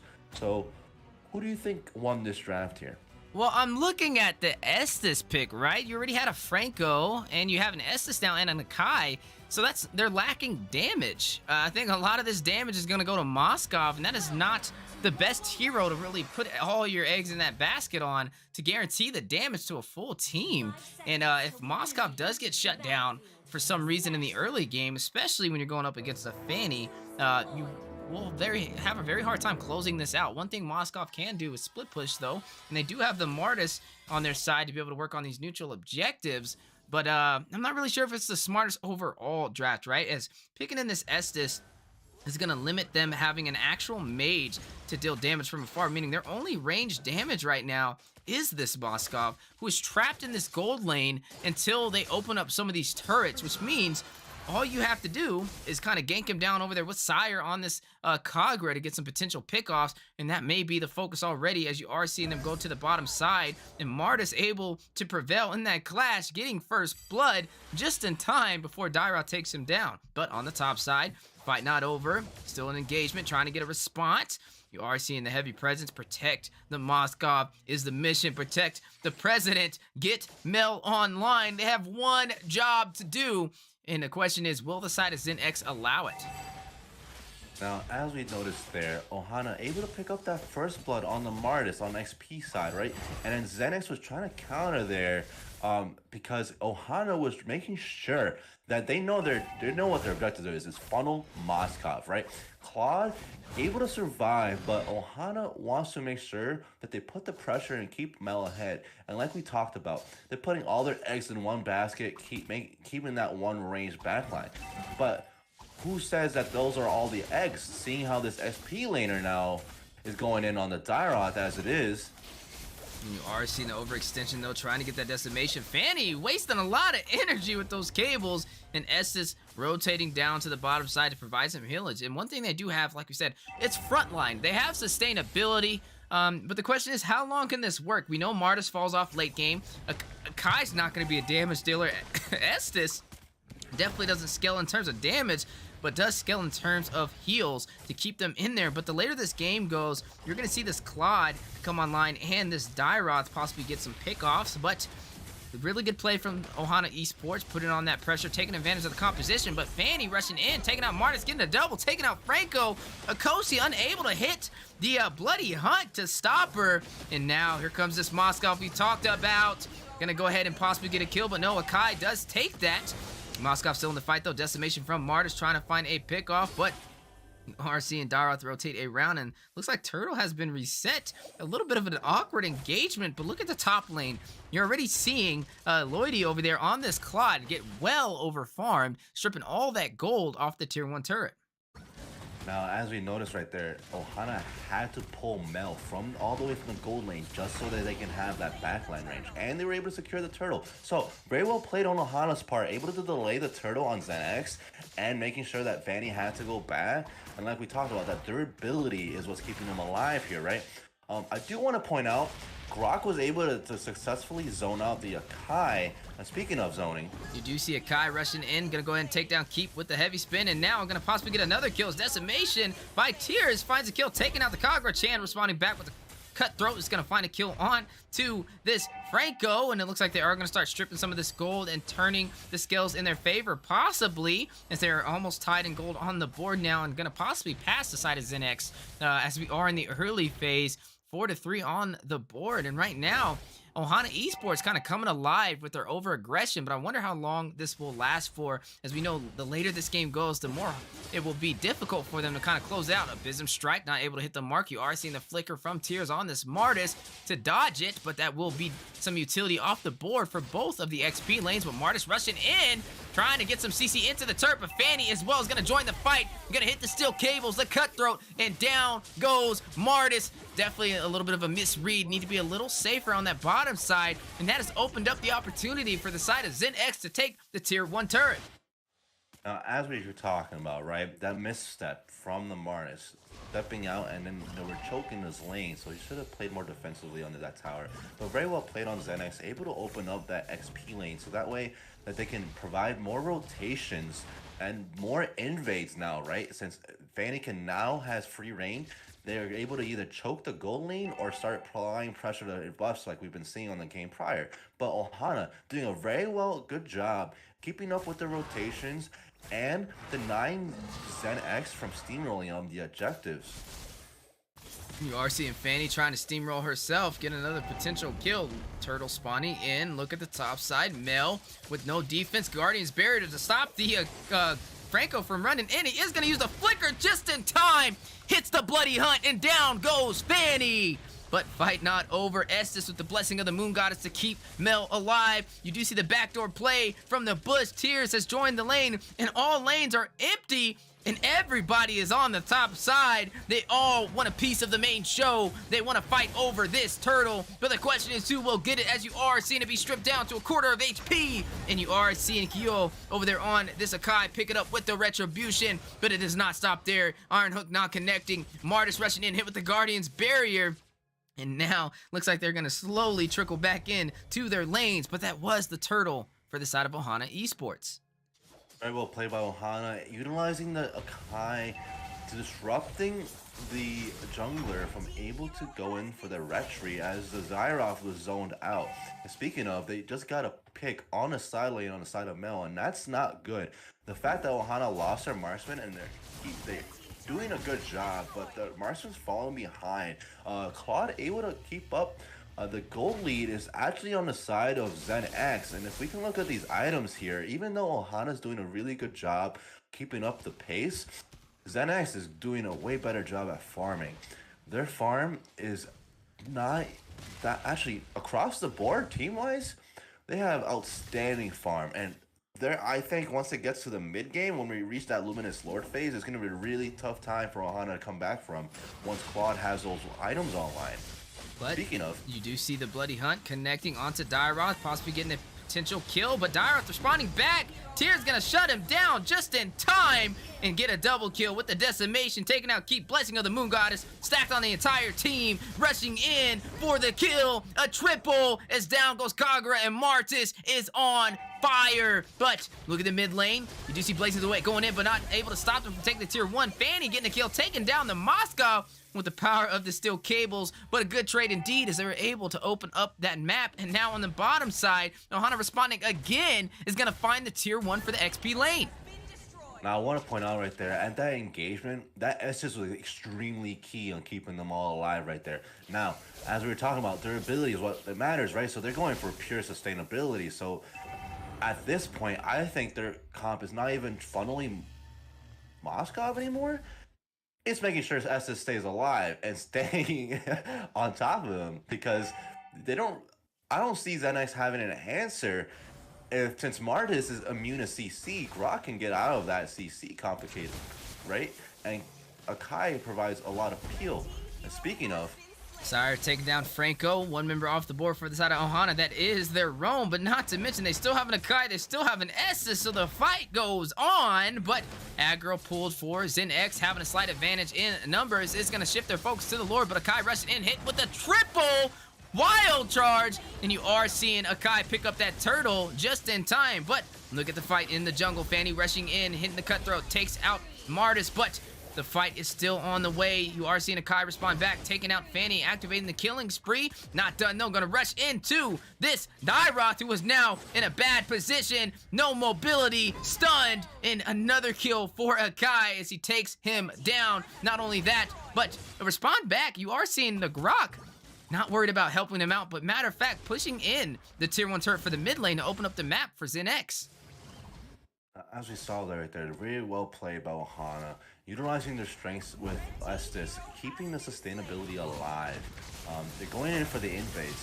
You are seeing a contest over the blue buff. That buff Fanny so desires. Keep getting a kill on that Grok, taking out the Franco Blazing Duet over there to clear a little bit of the minions, and a lot of utility kind of wasted right there for the side of Zen X, and 10-10 and pretty much even on turrets. And I'm honestly a little surprised on the way this match is going so far, neck and neck. Neck and neck indeed, Weezy. We're seeing this gold not even being that far of a difference, just 0.2k, and we're seeing a lot of brawls, you know? We're getting into this mid game, and we're seeing way more brawls than we actually thought was going to happen. That S is keeping the team alive, allowing another pick. Huge picks from the Franco there. They've been doing a really well job utilizing the strengths of their champion pick pool, right? Even though they don't have that mage to provide that zonage, they don't really care. They have enough beef to survive these fights. And there you go, a lot of utility on the board. Bloody Hunt with the wild charge, and to escape, you are seeing Dairoth get a kill, taking down Tears on this Martis, and that means our only damage dealer now is this Moskov, who is in the top lane, and definitely a time for them to push. But look at the top lane, Blazing Duet going in, is going to find a way to burst down Nell on the Moskov. 3 members off the board for the side of Ohana, and all members alive still for Zen X, which will open up the opportunity for 2 things: to either push in some of these turrets or to go for this Lord. And there you have it. Shift and focus is going to go for the prize for the Lord to create the opportunity to take even more real estate. As we're talking about getting real estate, here we are, way more picks here, going for the Lord, and they're baiting it out as Akai made that triple set right there to get them to waste some of their utility. But speaking of wasting utility, here comes another engagement. You do see the spear by Moskov going in. Chan getting the retribution. Mortal Coil is activated by Martis. Gonna hit the Bloody Hunt. Boss Lloyd taking a turret, but Tears taking down Keep on this Grok. But look at the top side. You are seeing, or the bottom side, you're seeing this Claude taking some of these turrets, split pushing, creating some opportunity. And they did take that Lord as well. So that's definitely a trade into the favor of Zenix for that engagement. Now, as we look at this, right, Ohana coming in, trying to get picks. They're going to evade this next buff. They want to make sure that even though Zenex is coming back with this gold lead and having the Lord there, they want to get the Fanny offline or their Kagura, someone that's going to be able to take care of this Estes, so that way they can survive this next team fight that's going to be happening. But Zenex on the side of Boss Loidy. Do you see the fight going in? Martis with the Mortal Coils to knock up the wild charge from Grok. Killing spree activated as you are seeing Kagura take a kill, taking down Martis. Dyrot responding, taking out Franco. 2 members down for Ohana. What will they do as Lord is crashing into the tier 2 turret for the top side? Guardian's barrier for the blockage. Gonna stop this Akai, but you have the blessing of the Moon Goddess to keep him in there and safely bring him back home. But looking at these turrets, another one being pushed in right now, the side of Zenix. What we kind of talked about in the beginning, they have the pressure, they have the damage. The later this game goes, they're going to expose the draft of Ohanas. They had to close this out in the early phase, and even with that, you're putting a lot into the eyes and into the hands of Moskov right now, who's currently sitting 0-4-6. So we didn't really see too much of a protection on him to get the job done. Honestly, a little bit of a more focus from Chan to be able to pick him off, who is now 8-2-2 on this Fanny. Now, as we were talking about, I was going to mention that on Boss Loidy, he has the item advantage. He has all his items online. He has by far most gold on the team. So he's been farming, out-rotating, making sure that their objectives and tower push has been on point. So that way he can capitalize his advantages on the mid game. Speaking of team fights, some heavy engagement on the board. Dara's picking up a kill onto Moskov. Kagura taking out the Franco. Chan taking out the Estes. A lot of players off the board for Ohana Esports, leaving only Akai, only Martis to defend in the mid lane against 4 members of Zenix, and they are going to try and close this out. Look at Claude on the top side, going to go ahead and try and go for the inhibitor. Akai rushing in with the headbutt, unable to connect, but Martis clearing the minions. But minions again in the mid lane, they are not letting their foot off of the gas. They are going for the sweep. Gonna take the mid inhibitor and open up a potential clash for the Nexus. And it looks like they are going for it as Clyde's gonna shift focus, take yet another inhibitor for the top side. And their turrets, their real estate is just dropping left and right with no answers for the side of Ohana Esports. And right now, they're down to their last inhibitor. Their backs up against the wall. And if they lose this match, they will lose this series. But Franco stealing the red buff.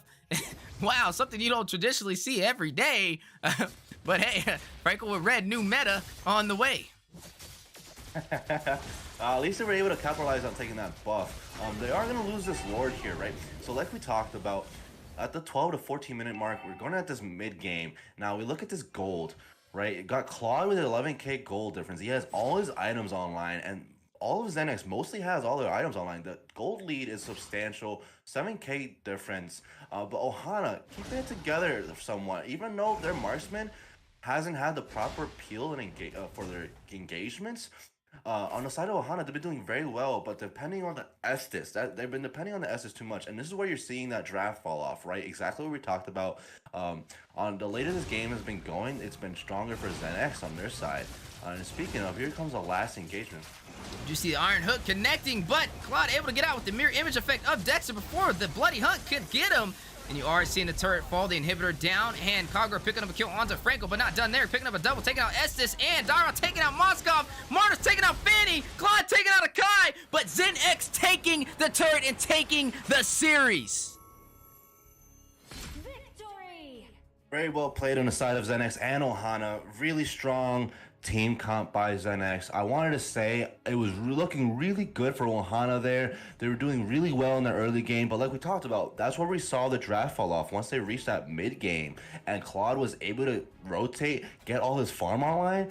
They were just getting melted. They didn't have this proper zonage. They didn't have the proper peel for that Moskov since he was their only backline for ranged, right?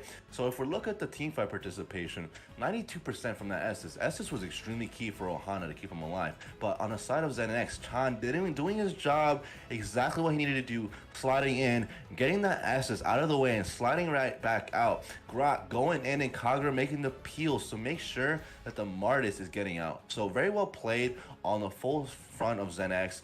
Darth able to contribute as well and taking more of the brunt of the absorption of the damage so that Claude can finish up the backline. Very well played. And look at the turret participation here, 62% on Claude, free reign and free rotations from those team fight engagements. But overall, GG's to ZenX, wonderful series. I'm glad to see Ohana come back in this last one. Definitely need to work on balancing the draft, making sure you have all your, what's it called, the keys and pins and needles checked off, you know what I mean? They needed to have a balanced lineup. But overall, good comeback and very well played. Very well played indeed. ZenX just kind of leading the way, but it was a little bit of a surprise, right? You don't typically see an Akai, a Franco, and an Estes in a composition, and I was wondering how it would kind of fare off against them with only the damage from Moskov to kind of lead the way, as Martis was even slotted in that.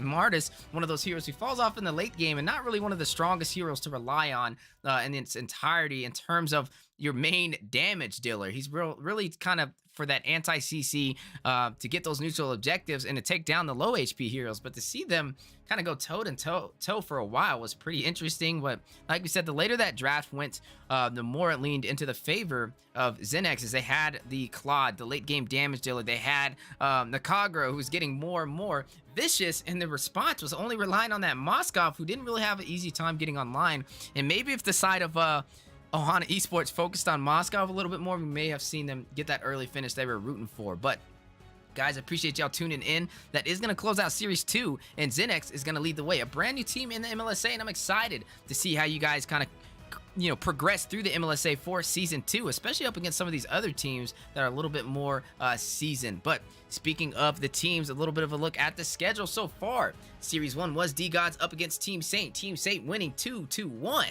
Series 2, Ohana Esports versus ZenX, which we just currently watched. ZenX able to pull out the sweep 2-0. And now we are going to move on to the final series of the day. Clockout versus Abyss in a best of 3. All live on the Mobile Legends Scrim Academy YouTube channel and the Mobile Legends Bang Bang North America channel. So I appreciate you guys tuning in. Hopefully you're enjoying today's show as much as we are. And shout out to all these teams putting in their all to compete, as our main focus is to help MLBB rise for a region and get ready for upcoming events such as NACT, NDL on the way, NASL, you name it, it's on there, and we'd love to be a part of it. So don't go anywhere. Get ready, as we are going to embark into the final series here momentarily.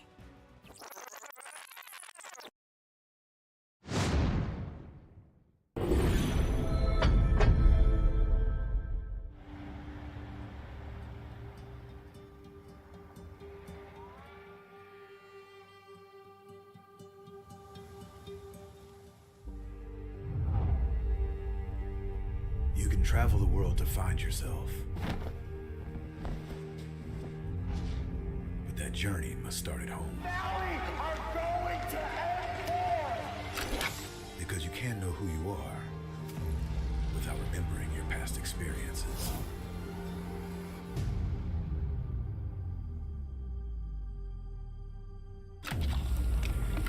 Basic is returning to Asia for his redemption. The BTK trio wants to prove M3 wasn't just a fluke, and Hoon looking to win back his fans. I got basically kicked, but they still call me traitor for, I don't know, for pursuing my dream. I thought living that comfort zone and then try new things was a better way for me to pursue the win. We're coming and we're gonna compete. We're gonna put a fight, that's for sure. I'm coming for you, M4. This is what we have all been waiting for. You push us, we push you back. You respect us, we respect you back. You doubt us, we will bleed to prove you wrong. Everything on the line, right here, right now.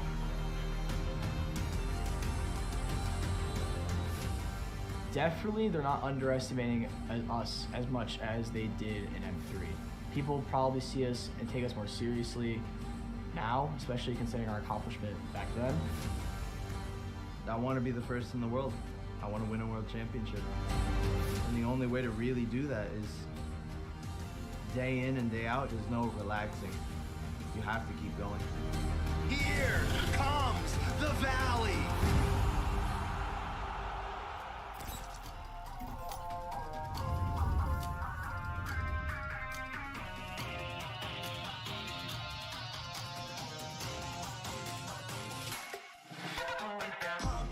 It's my time, I'm a ball. I'ma get this money right. I'm gonna live my best life. They been talking, tell me on me, but you know they'll never win. I'm controlling all my victories, and something that's gotta give. Cause this shit just what I made it now, I made it now. You can't ever break us down, break us down. All these bitches for the stars, promise I'll be what they not. And I'll never, ever stop. Won't never stop, yeah. Touch your sky, you're made of silver and gold. Touch your sky, you're the greatest ocean now. You and I, we can make it out of the cold. Hang tight, we gonna reach for the greatness. We will always rise, we will never fall. The fire in our eyes around me are strong. Even though we know our backs against the wall. And again, you take your aim, you know that this is. I've been down, been waiting so long. I'm here for the crown, I'm here to show off. Greatness time, just waiting to show y'all. This is your time to remember. So many times I lie in the basement waiting for greatness. No, I won't listen to anyone hating on me and telling me I wouldn't make it. Cause I did everything that they said I couldn't. Caught my footing and I got the controls. I stand for something, I ain't running now. I'm the greatest now, I just wanna make it burn. Don't let me down, don't let it all. I'm on the road, accomplish all of my goals. And I ain't gonna let you down. Touch your sky, you're made of silver and gold. Touch your sky, you're the greatest ocean now. You and I, we can make it out of the cold. Hang tight, we gonna reach for the greatness. We will always rise, we will never fall. The fire in our eyes around me are strong. Even though we know our backs against the wall. And again, pick your aim, you know that this is. Coming for the game, cause we ready for the victory.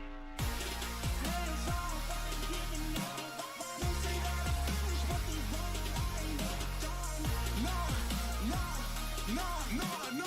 So turn it up, turn it up, turn it all the way up. Hands up, all of you get your hands up. All of you raise your hands up. Listen to what you feel and say. We gon' turn it up tonight. We gon' turn it up. We gon' turn it up.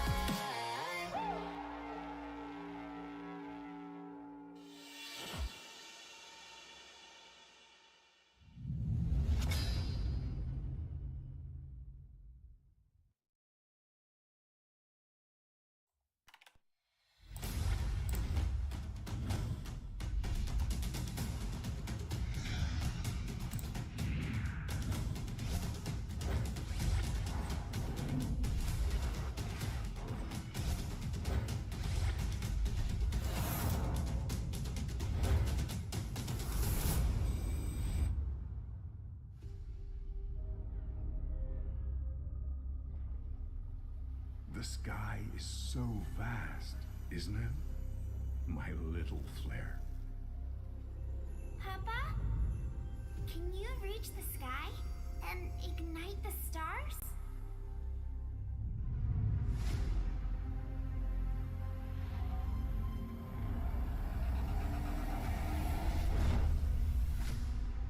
Of course, honey bunch.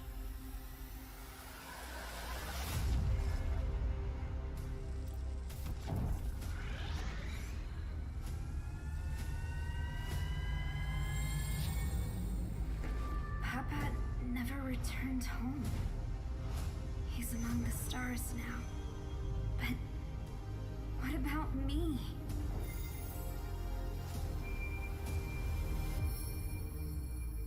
Have faith, little flare.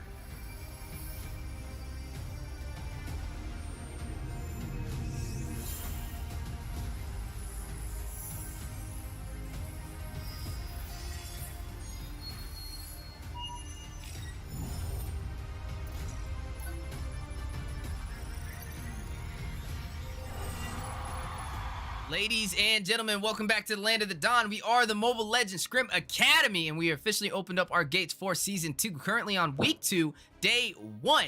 And already 2 series out of the park right now. We've seen some insane matches so far, but a little bit of a look at the schedule as we are moving forward, right? D-Gods versus Team Saint, Series 1 ended in a 2-1 trade. Team Saint able to lead the way for victory. Series 2, which was just finished over there by ZenX, able to close it out with a 2-0 sweep. And now on to Series 3. We are going to be looking at Clockout go up against Abyss. Clockout, a team we haven't really seen compete before, at least I haven't, in the Mobile Legends Scrim Academy, unless they change their names, as a lot of these teams try and do that from time to time. Going up against Abyss. Abyss, a team we have seen compete starting in the beginning of Season 2, and definitely having a strong presence. All of these matches are live streamed on the Mobile Legends Scrim Academy YouTube channel and the Mobile Legends Bang Bang North America channel. And we appreciate you guys tuning in across the Land of the Dawn. Make sure you guys register if you do want to compete on the Mobile Legends Scrim Academy Discord server, and keep up to date with ongoing events, as we are going to be hosting a tournament, the Valentine Dash, going live on February 2nd, starting at 8 p.m.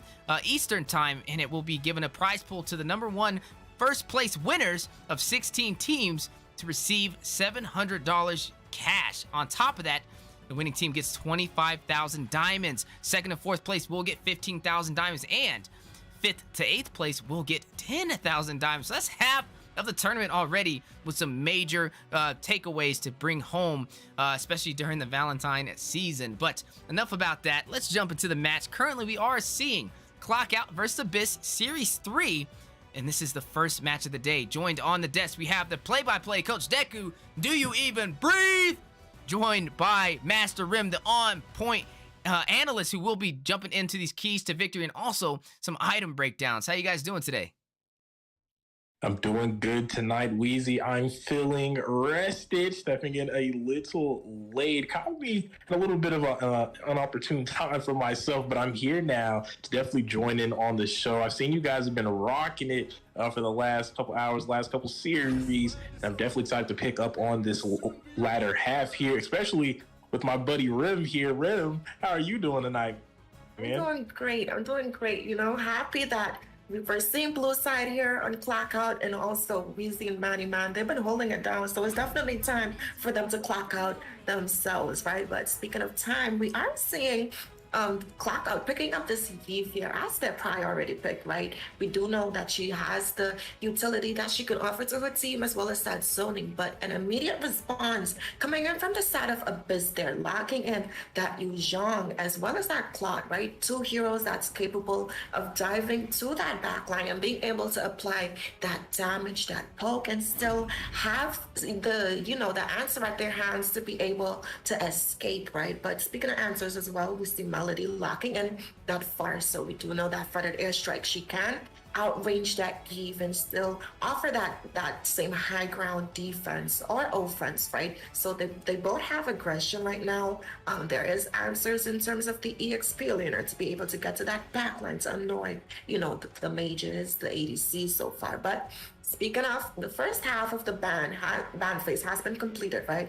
Deku, I want to know, who are you leading in favor of? There's a lot going on right now.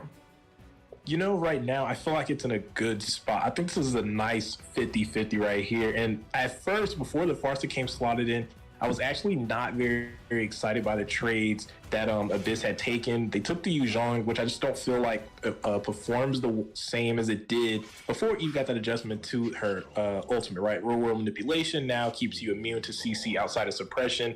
So I was kind of shaking my head. I was like, I don't really know about the Yu Zhang. I don't think it really gets the job done anymore. The Claude was pretty okay. I was expecting a Grok in the first half of those picks, paired up with the Farsa. So those first 2 picks, a Grok Farsa, immediate response. But they went ahead and picked up the Farsa in that 3rd pick, which is good for me. The Yu Zhang now can kind of just focus in on the Beatrix, who definitely lacks mobility, right? Has the small little dash in the kit, but not going to be enough to really get away from Hooter with that Petrify and that Furious Dive. And then you have the Claude and Farsa response, which do good against both of those picks as well. So I'm definitely feeling it. And then you have the counterplay right from the Wapu as well into those 2 picks, right on the same token. So I feel like right now, I couldn't give it to either team. Like, I feel like this is a very strong first 3 picks from both of these teams. And they kind of just blend together right now. But we are heading into the second half of picks. And we've seen those last bans, the Haya and Franco being taken out of place, and the Lolita and Atlas, very respectable bans coming from the side of Clock out there. So definitely excited to see how the second half is going to go.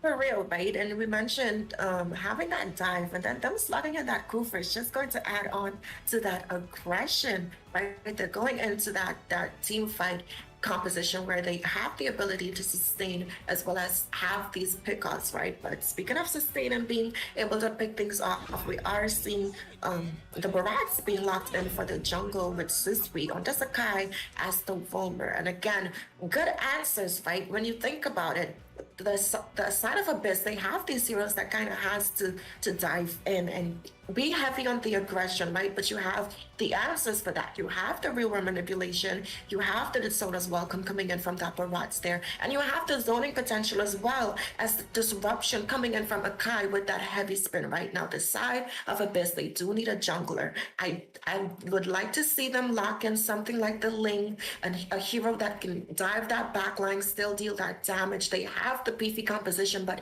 it would be nice for them to slot in some damage, right? That Templars of Blades is something that he'll be able to engage on to be able to steal these objectives here, but we are seeing them hovering over this Leomord, and I'm not too sure how I feel about them slotting in that Leomord, because looking at the draft, there's a lot of things working against him, right? There's going to be the utility coming in from Apple Cider there. There's going to be the damage and the poke coming in from not only the Beatrix, but the Lapu Lapu as well, right? But then he is going into that Akai, which, as we know, that heavy spin can knock him out of that way of that horse that he really depends on to be strong against these objectives, right? So looking at the completed drafts, Deku, are you still in favor? Do you still think it's balanced? What are your thoughts?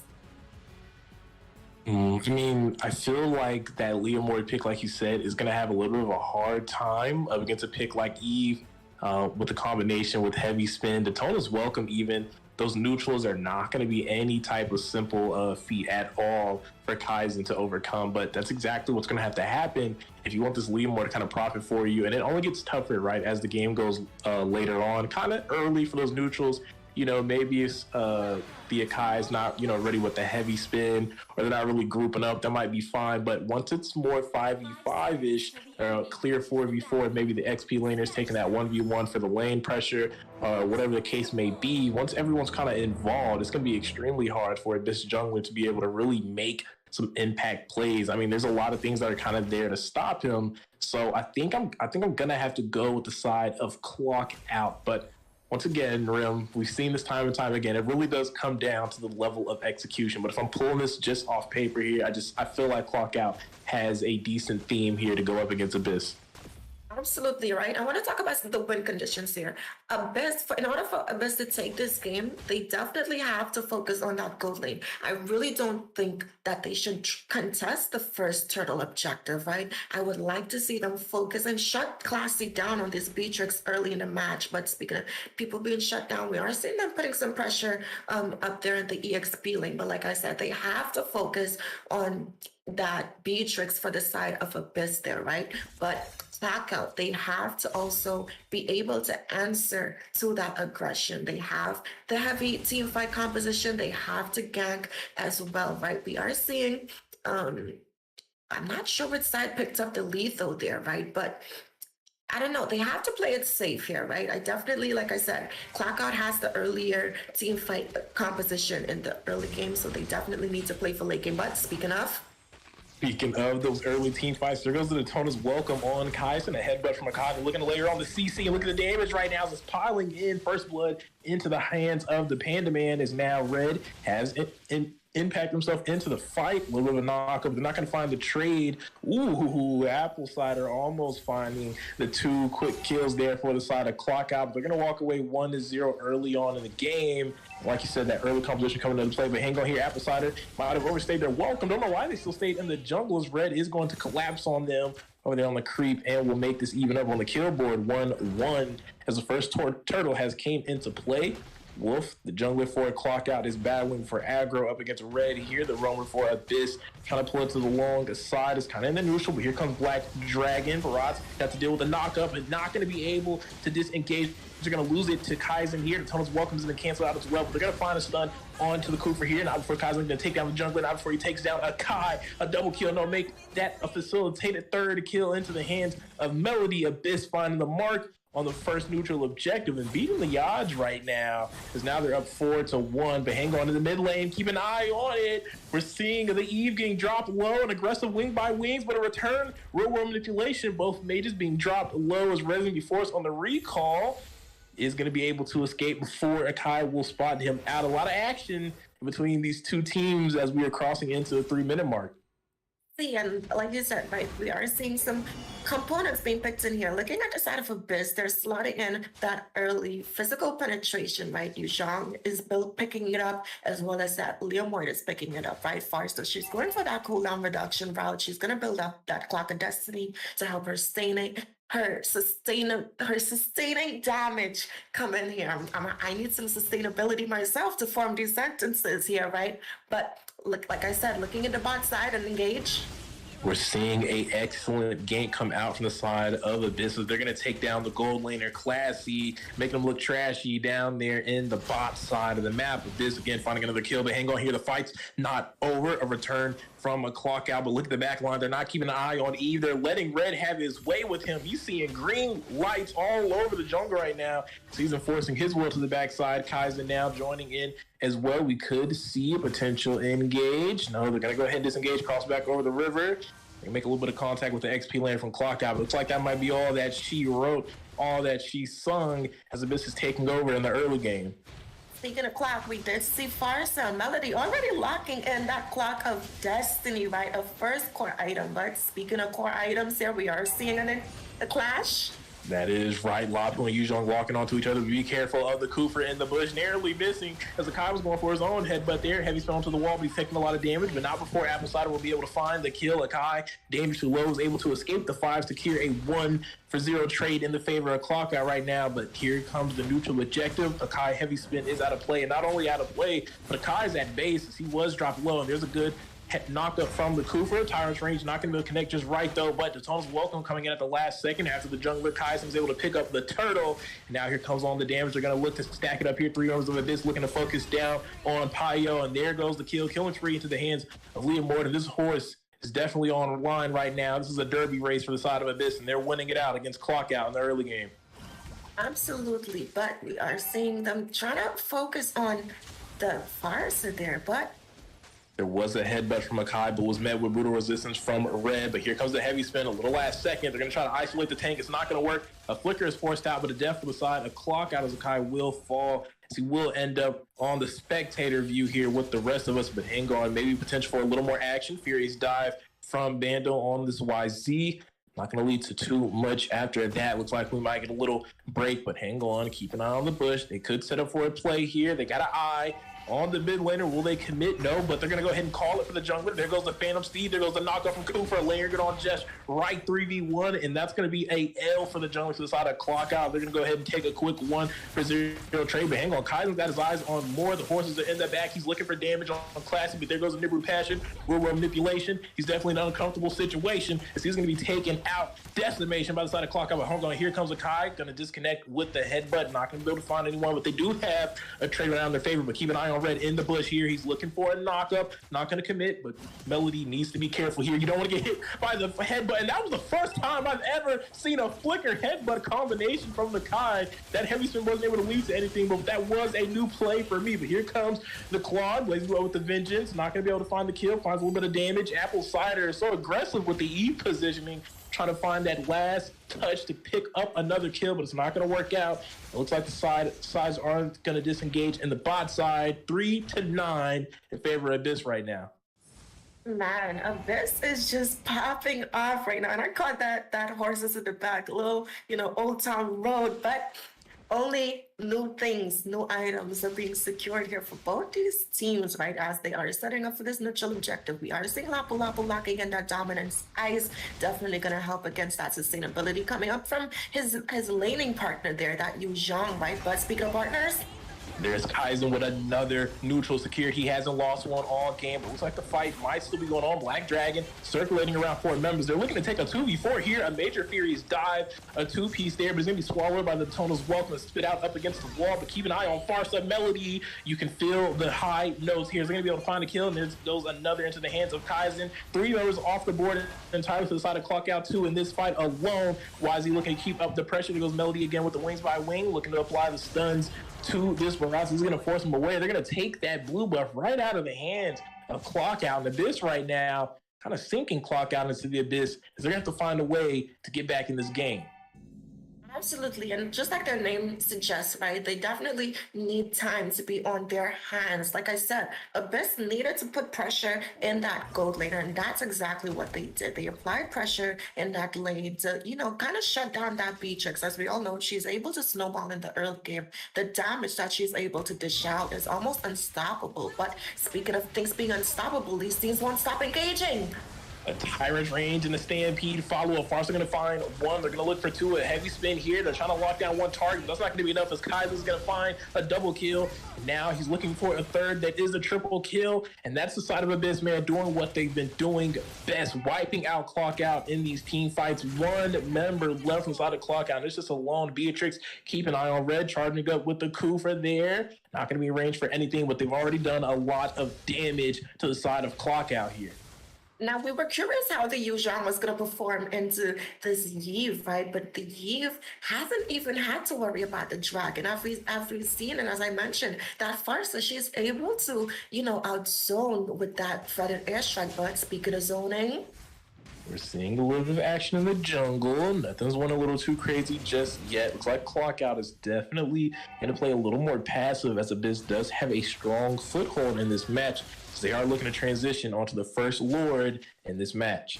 Now, I'm glad that they're taking this Lord while they're ahead, right? Usually we see some teams just like to stall the game for that 12-minute mark, but there's a lot of mistakes that you can make within that 3 minutes, right? So I'm glad that they're capitalizing off of their lead to be able, even though it's not a Luminous Lord, it's still going to offer a lot. And looking at what Clock Out has going for them, they only have that mid tower as well as that 1 tower down in the bot side, right? But aside from their inhibitor. But speaking of an engage here in the mid lane, that's a bush check from Kufa there, but it's not going to lead to anything. Again, Clock Out playing very passive, not going to punish him. He wasn't really all alone, though, so maybe a good idea. We do know Farsa was in the background, but look at Red. This could be a potential big setup. He finds Mirage. Tyrus Rage is going to lock him down on the wall. Heavy spin for the counter. Engage. He's going to take a lot of damage. He will be taken out by the Farsa, and they're stacking on that feather airstrike. That's going to facilitate another kill to the hands of Kaiser. 2 members down from the side of Clock Out. They have been punched off the clock here as Abyss is now claiming a lot of real estate. They lose passion on the top side where the Lord is. Brave Fighter stands some Raging Slash coming out from Beaver with the Cleaver. But right now, Abyss leaving them sick, leaving them with the fever right now. As they're going to pop that bot side tower passive. Kaiser needs to get up out of there right now before the Ice Queen effects from Apple Cider on this Eve starts to come into play. It's like Abyss in the back and off just yet, though. They might be looking for a little more. Kaiser with an aggressive stance, aggressive positioning here. Looks like they may be looking for the bot side tower, and that's right, as now Melody with the Farsa is going to provide some zoning with that feather airstrike. A couple members up in the top right now. Looks like they still want to go for some. Now looks like they're going to go ahead and disengage down that mid lane. They've done a lot of damage again to the side of Clock Out, and they're running up this gold economy. Right. Speaking of gold economy, right? Looking at some of these items being picked up here, Farsa locking in that trifecta of an item, right? But speaking of Black Dragon form coming in from Bando. Doesn't like anything's going to come of it, though. A lot of the side of Clock Out playing passive, like we said, up against that wall, or behind that wall, should I say, for them. But Red with some deep positioning here. There's no one there just yet to follow up with them. And now he's been revealed by this Lapu Lapu. We're going to have to back up just a little bit. But you can see Abyss is looking to set up. They know they have the potential to win any fight that they take right now, as long as it's a little strategized, right? A little planned out. Won't take too much from them. So looking to close out this game against Clock Out.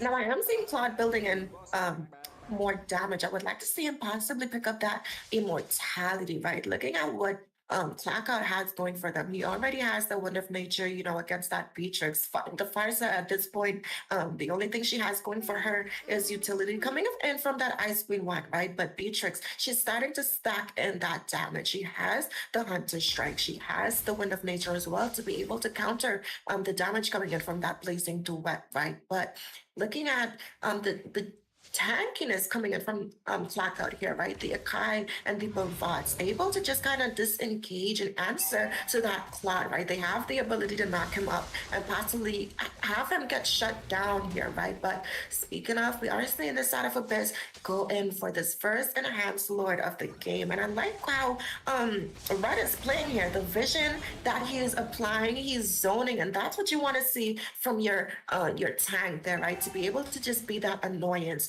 to the enemy team, and they're definitely annoying Blackout right now, right? But I wouldn't discount them. Like I said, they do have this Beatrix for that damage in the late game, and like we said, she just picked up that Blade of Despair, right? So when she pops those ultis, she's gonna be able to add some more burst to her team. But speaking of burst, Red is kind of, you know, in a finicky position there, but he's gonna go ahead and back off. And I like that I'm seeing them sinking these lanes, right? Looking at their positioning right now. We are seeing the Mage, the Tank, and Claude up top trying to get these lanes pushed down, and then he has the Black Dragon to be able to, you know, rotate faster for this clash, and the side of Abyss is definitely ready and in the position to end this game out before the 15-minute mark here. And we're seeing that Lord push in. You can expect Abyss to try to capitalize on it. They have the Farsa with that Wings by Wings and Feather Airstrike set up to go ahead and assist in the siege towers are being taken down. There's a Furious Dive onto a Kai here by the YZ. That mirror image has already been used by Claw to go ahead and back up a little bit. But they found their kill, maybe finding two. A Kai drop dangerously low. Another Furious Dive from YZ, a knocked up from the Kufra here. They're looking to go ahead and end out this match, and now the Marks have been taken out. 3 members from the side of Clock Out, make that 4 out of the way. They're going to look for the wipeout in the base here as Abyss is going to take match 1 in Series 3. Victory!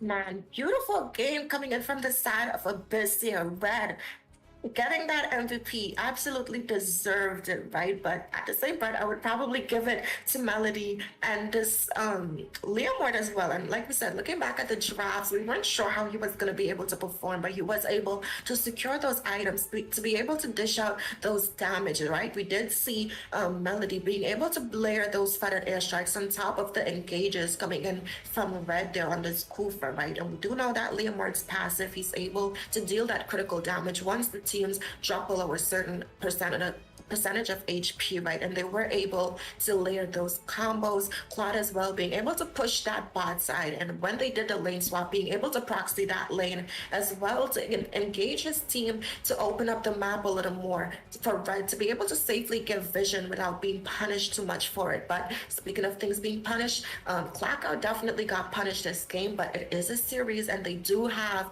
the ability to clock in and answer to the side of Abyss. Man, what a match already for Series 3. Abyss coming online to be able to close it out. Some good synergy, micro and macro, but we can't, count out Clock Out.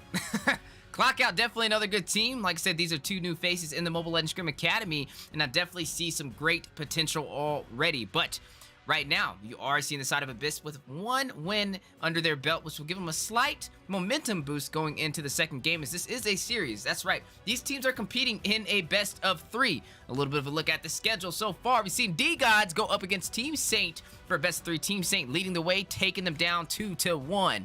Series 2 was Ohana Esports going up against Zen X, and that was a 2-0 sweep. Zen X able to knock out Ohana Esports and take the sweep. And now, on to Series 3, Clock Out versus Abyss. Abyss showing some strong gameplay, able to prevail in the late and taking game 1. But it does not stop there.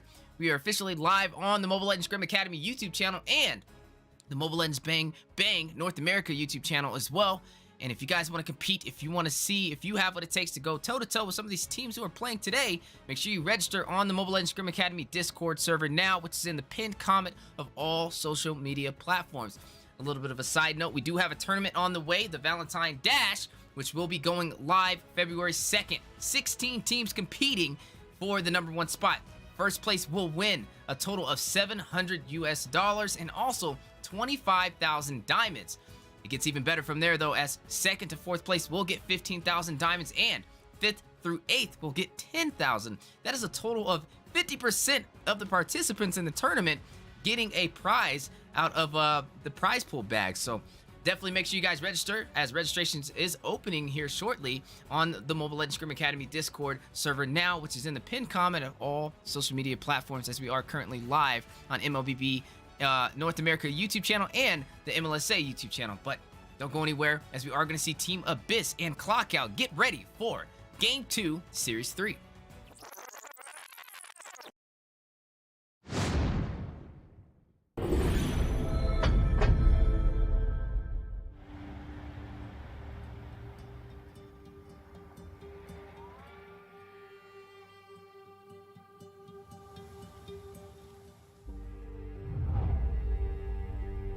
You can travel the world to find yourself. But that journey must start at home. Because you can't know who you are without remembering your past experiences.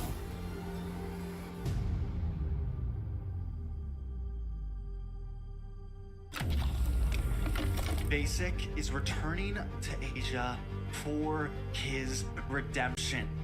The BTK trio wants to prove M3 wasn't just a fluke, and Hoon looking to win back his fans.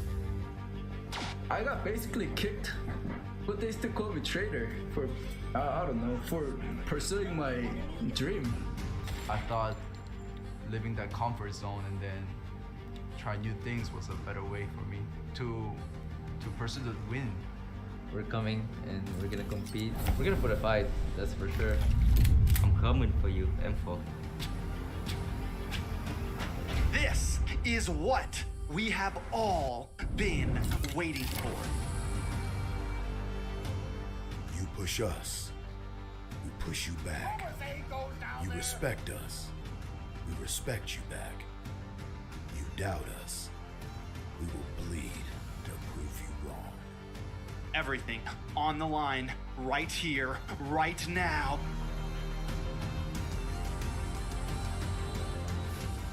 Definitely, they're not underestimating us as much as they did in M3.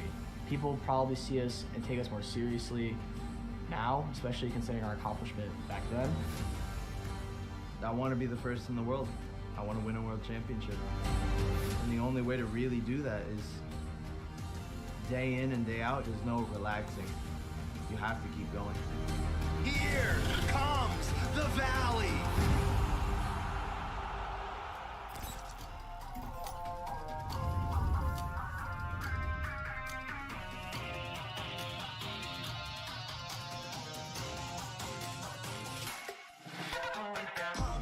It's my time, I'm a ball. I'ma get this money right. I'm gonna live my best life. They been talking to me on me, but you know they'll never win. I'm controlling all my victories, and something that's gotta give. Cause this is just what I made it now, You can't ever break us down, I'll be speechless for the stars. Come and show me what they not, and I'll never ever stop. Won't never stop, yeah.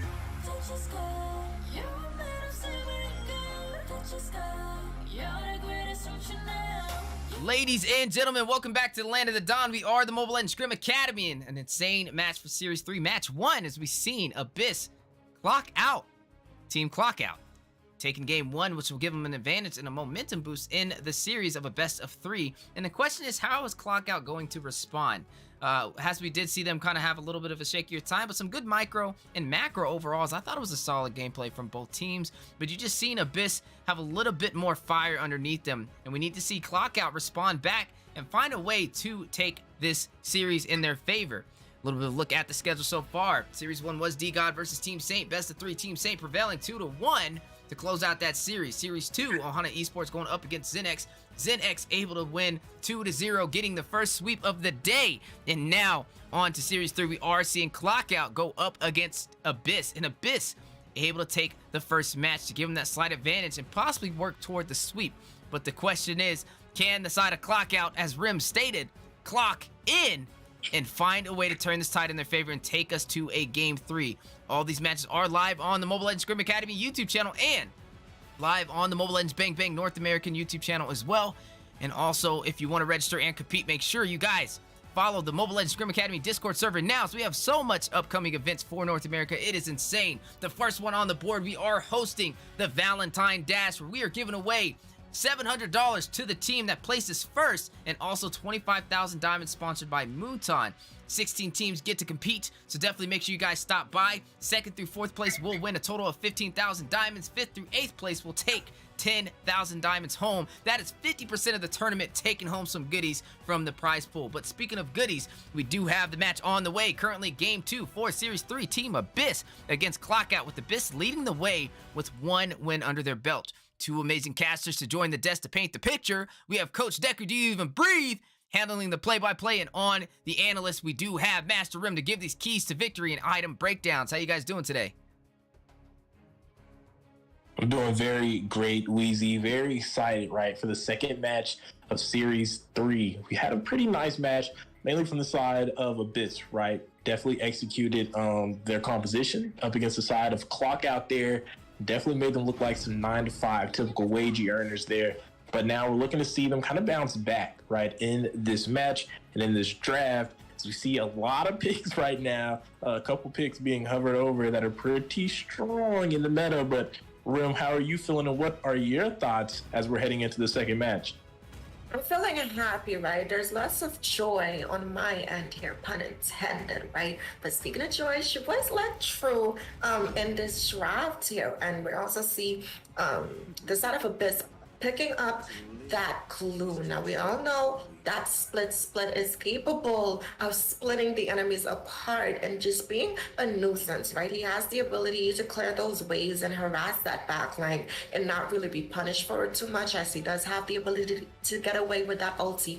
But since we here locking in that Faramis, as we know, his second skill is one of close direct counters there, right? So a good drafting coming in from the side of Clock Out here, right? Which is what an improvement from the last game. They did slot in that Barats here, but one of the reasons why the Barats works when you draft him is when you pair him up with a support that's able to help add on to that sustainability, right? But speaking of sustainability, a self-sustaining mage being picked up from the side of Abyss here, that Lilia, right? One of those mages that can go up against the Faramis there, right? She has the ability to clear the wave. She has the burst coming in, because Faramis is one of those heroes that requires the team to be grouped up, and the damage and slows coming in once she locks in that ice cream wand is definitely going to have to punish the side of Clock Out there for them having to group up, right? But speaking of punished, we are seeing that Beatrix locking in. She was played in the last game, but she was shut down. She wasn't able to perform, right? But she's in the hands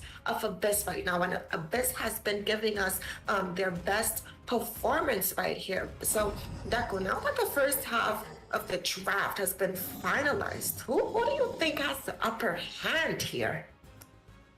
Ooh, that's a tough one, right? I do kind of like the matchup, though, from this side of Abyss again, right? They have the Lilia, which we know is definitely detrimental over onto Faramis, but not only that, it's very strong to those melee fighters like Demus.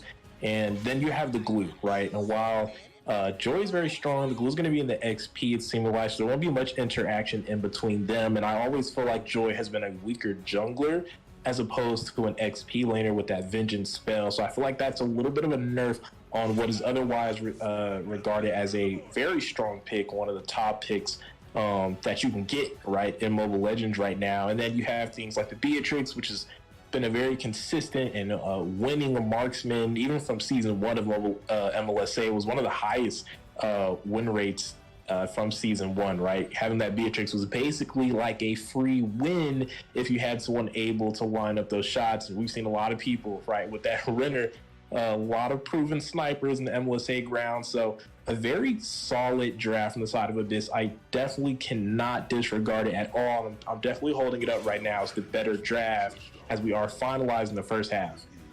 Yeah, they do need a roamer, right? For the side of Abyss, I would like to see them lock in something like the Lolita, right? That's able, or not even just the Lolita, but that Grok as well. He'll be able to add so much disruption and just be that heavy front line that they're missing right now, right? They do have that glue, yes, but I feel like they still need a little more dominance force. And we do know that Grok, right? If they slot him in as that roamer, he's able, we know the power of that Grok and Lilia combo, right? We've played it ourselves.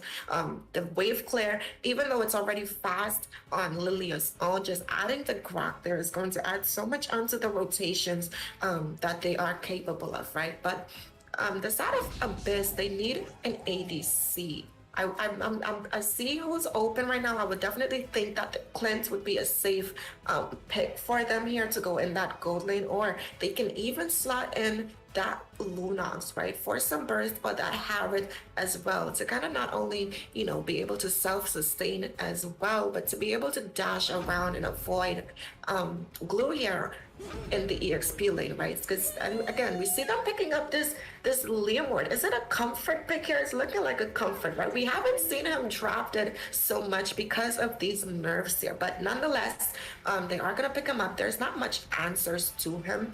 On the side of Abyss here, they do have the Kufra to mitigate those dashes, but speaking of dashes being mitigated, that Ruby as well is also going to be, you know, countered by that Atlas. But, you know, it all comes down to how effective these players are able to use these heroes to their advantage here. But the draft has been finalized, Deku. I'm gonna ask you again here, now that we're seeing everything on paper, what do you think is gonna come out with the coloring here in the end? I still have to give it over to the side of Abyss, right? I feel like they locked in some very nice final touches over to this lineup, right? Now you have further aggression with the Leomord, and we've seen Kaizen already perform with it. Didn't lose a single neutral, even up against a Barats and an Akaya. Heavy spin at Daytona's welcome couldn't even stop this man on those 50-50s. So with this composition here that they're up against Clockout, I can't see it going any better. And when you have picks like the Lilia to go ahead and ramp up that mid lane rotation, that early game aggression, and then you have things like the Ruby on your roam there, it's looking like potentially as well. I mean, there's just a lot of early capabilities, a lot of game-changing ultimates. And they have a very strong pickoff that can also kind of blend into a team fight, right? With these disruptors in their front line with Ruby and Glue. They kind of can flex in between that team fight and that pickoff scenario. And I feel like that gives them an edge over Clockout, who's kind of a little more one-dimensional. They're definitely looking for the team fights when you have a set tank like Kufra, when you have a Faramis with the Cult Altar. So I definitely have to give it up to Abyss right now, as I feel like their composition is just more well-planned, well-thought-out here, and well-structured. Absolutely right, and the win condition is definitely to engage with these picks here, right? The Ruby, and a good pick to pair up with that Lilia as well. They're both able to be mobile and have the damage at their side. But speaking of damage, we are seeing some damage being done here for this lethal. Absolutely, a little bit of a contest, but not going to lead to anyone falling just yet. With those spawning in over there on the top side, both teams making their way. Have to be careful here. It looks like both EXP laners are going to make that early rotation over, but hang on here. Knockup's going to miss, but not the Shadow Stampede. Going to find two members. Ruby trying to do the little dance there, trying to get that defensive passive proc. Blue's going to find the first blood. He's going to look for a second, and that's exactly what you get with a pick like Glue, the real EXP, making real plays early in this game for Abyss. Absolutely right, and they're definitely continuing that momentum coming in from the last game here. Their win condition again is shutting down this Irithel, as she is Clockout's only like real late game damage dealer, right? I'm not too worried about how that Joy is gonna perform. She's not in the XP lane, and we do know Joy without vengeance is kind of a little unhappy, right? But speaking of things being unhappy, this Thomas is not having the best time going up against this real EXP lane here. But speaking of things being real, we're seeing right now, right, the Beatrix being stacked on by Clockout. They're going to do a lot of damage. They're not going to find the kill, and they're not going to force the flicker either, but they are letting their presence be known in that gold lane. Speaking of presence, though, they are set up for this jungle. The turtle has spawned in, and now you're seeing a Shadow Stampede here onto the Ruby in the mid lane. Are they going to be able to find anything here? Joy's unleashed the beats, non-offended, but it doesn't matter. The side of Clock Out will find that kill right on time for this turtle. They now have the number advantage in the top side. Looks like Glue, though, he's zoning out the opposing EXP, so actually it's an even fight right now, a 3v3. This Glue's in the back line doing a lot of damage here, doing a lot of zoning, and now here comes the split and a grab. Apple Cider is very low force to use the Cult Altar there. Glue's going to bring him back. The passive has been proc. Heisen going to find the kill on him and finds that turtle. He has been on fire in this series, has not lost a single neutral still, even in the second game. And there goes a flicker from the Ruby, not going to let that go, and another kill to the hands of Kaizen. It's looking just like last game. He's picked up 2 kills nice and early as Joy trades out Ruby there at the end of that clash. It's like we were saying, right? The Lilia, she has the ability to punish them because they have to group up for this gold altar. But speaking of things being punished, we are seeing Glue continuing to punish them. This Thomas here showing the side of Clock Out who the real EXP is indeed after all. But we are seeing some items being picked up. Glue already locking in that cursed helmet is going to help stack with that ultimate when he does grab onto somebody, right? But speaking of needing some help here, we're seeing the I'm Offender from Ruby onto this Kufa here, but here comes the Shadow Stampede from Apple Cider, leading right into a Tyrant's range. Nibiru's Passion stacking up with the damage. Now, so obviously in an uncomfortable position, he has been isolated, and you can see that the Beatrix is locking on. But speaking of locking on, look at Joy in the background. Finds Ruby on a killing spree, looking to pick up 2. Does find a second kill as Apple Cider is going to pick that up on this Lilia here. Clock Out finding their mark in these fights. Had a little bit on the back end, but hang on here. Cold Ultra from Farims. He was dropped low. Beatrix might have been a little too eager, a little too early, a little too aggressive.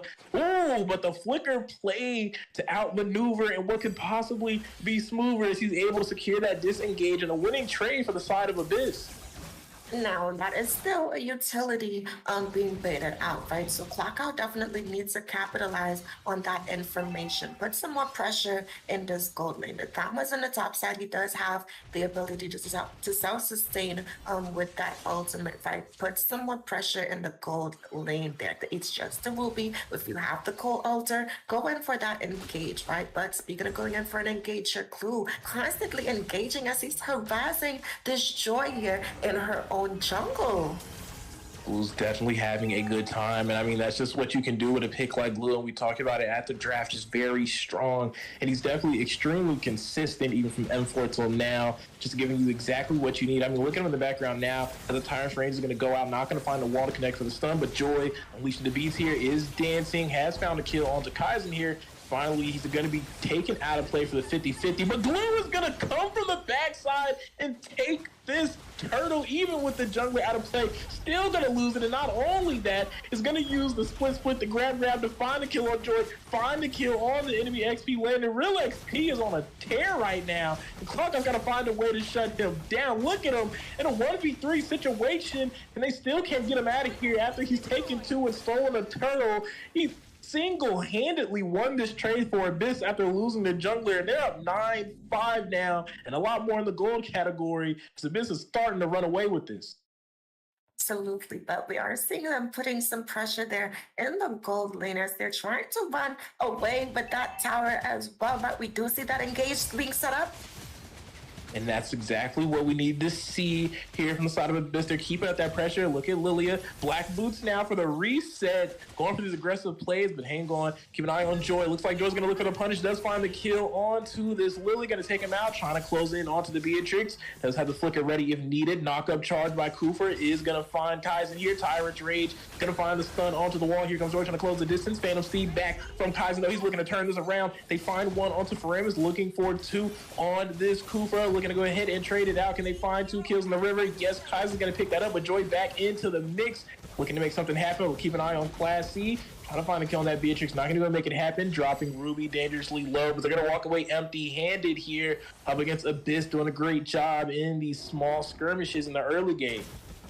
Now, I'm not sure. There's not much synergy coming in from the side of Clockout right now, right? They have to find some answers here. But speaking of finding some answers, they were able to kill the Ruby there in the bot side. But fight's not over. Find the tower, but will they be punished and traded for? Here comes the glooms from Marcuti on the Lily here, trying to find the damage. Phantom Steed from Leomord. He's dropping the marksman low. Colt Ultra going to be popped out, though, to save him at the last second. But will they lose a tower here, as they have been forced back, have been forced to use some major utility? Apple Cider back trying to defend this tower, but there's really nothing he can do. It's going to fall right into the hands of Abyss here. Keep an eye on Joy camping it out in this bush. Looks like they might still contest for the turtle, but he's down 2 levels. That's pretty significant up against this retro battle for them. I don't think he's going to be able to secure that. He does not. Kaizen will find it. Charge up from Kufra. He needs to disappear, but Anamba Fended able to catch him as he's in the jump animation. The mechanics there from Ruby, able to find a kill for the side of Abyss. And man, they have not missed in most of these fights. They're walking away with a lot of trades, a lot of objectives, and now they're starting to push more for that mid tower. The Shadow Stampede from Faram is pulling blue just a little bit there, not going to lead anything. They're still focusing in on this mid tower, and Clockout's kind of just letting them have their way with it, kind of just standing around. And now Fatal Stampede from Leomord, if you want to make the first move, I will. It takes 2 to tango. Now Real XP is in the background. He's been doing this all game, trying to find the members in the back line. The split. He's dropping low, though. Will he be able to secure a grab? No, he's not going to be able to find anyone just yet. And hang on here. Looks like Clockout might be turning this fight around. Abyss may have made a mistake. Calculated errors here, as Clockout is going to be able to take this fight. They dropped 3 members from the side of Abyss, looking for a 4th. Hang on. Real XP narrowly escaping with the recall in the river bush, but the damage has already been done. Clockout clocking in for the second shift in match 3. Now that was beautiful, a beautiful play coming in from the side of Clockout there, right? That Ruby, even though she was able to catch that Kufa with that offended in that first half of that team fight, she pulled the side of Clockout towards her team after they already baited out so much of their own utility, right? And we did see Clockout capitalize off of that. And speaking of capitalizing, we're seeing EXP right now doing what Glue does best, finding a secure pick, but hang on, Beatrix has already been taken out of the fight. This may be another disaster for Abyss. They're looking to try to trade this out. A lot of damage with Lilia here, and Real XP, a double kill and a kill into the hands of Lilia, shut down by Kaizen. A quick wipeout is in route here. Classy all alone, but the Stampede is still going strong with the horse. Kaizen will take him down. Double kill for the jungler from Abyss, as well as the XP laner. And now that they have found the wipeout, they're looking to claim a lot of real estate on this map, and a ward is now available for the side of Abyss. Now, Clark definitely has to play a little more smarter, right? They have to bait out some of these skills here coming in. They cannot really focus on this glue. The Faramis definitely has to use that, second skill of his in order to burst the split down, right? But speaking of things being bursted down here, Real EXP might be in trouble. He is looking a little in trouble, but there goes the split. He's trying to get away. He's dropping dangerously low. Joy's not trying to let him go, but there goes the grab. He's able to find one, but not going to be able to find the pullback. Hang on, Ruby trying to CC members from the side of Clock out with this Cult Alter. The passive is being proc. Cooper jumping into enemies all alone. There's no follow-up yet, and now he's going to be punished for that. Roamer down for the side of Clock out. That's 1 member advantage to the side of Abyss here. Now, Clock out, back on the back end of this match with a Lord also on the way. 6 members in play for the side of Abyss. So Clock is going to have to find a way to go ahead and defend this looming threat in the mid lane. Absolutely, right? Looking at these items here real quick before this final engage here, right? We do see that Lilia having that Ice Queen want to add some slows and sustain, but speaking of slows and sustain here, we are seeing the fight ensue here. Joy trying to make something happen in the back line there. They're trying to hold off this Lord as well. Members are all here and present for the side of Clock out now. They were able to take out the Lord, and now hang on Joy. No, not going to be able to find anything just yet. Trying to find an opportunity as Kaizen's having his way over the wall and back over, he says. Look at Kufa, though, charging up, maybe looking for a wild engage. No, Apple Cider filling Lilia's bombs right now. Needs to be careful of the positioning. There goes John to the back line, but again, quickly bursted out. Beatrix is going to go ahead and take him down, and now a wild Tyrant range from Kufa. Where's the accuracy? All members of Abyss right now are online. They're on fire as they have quickly dropped the members of Clock out. It's only Classy once again, and at this point, at this state of the game, the way these towers are looking, Abyss may run away with this one. There's no one here. There's one Candy Minute, another wave in the mid side. They're gonna look to go ahead and burst out Classy here, force him back. Beatrice trying to walk onto the target. Candy Minute is out of play, but they still have minis to work with in the mid side. Will they readjust? Will they group back up and form? Members spawning here from the side of Clock out. They may need to disengage here. You don't want to overstay your welcome. It looks like they might get punished for it once again. Look at Kaisen getting stuck in between the Cold Altar and the onslaught from Clock Out here. They're looking to try to win this fight. Abyss finding the disengage. They're going to be able to cross back out without losing a member, but that's a risky play from them. So we saw how that turned out for them last time. It's all because of these items, right?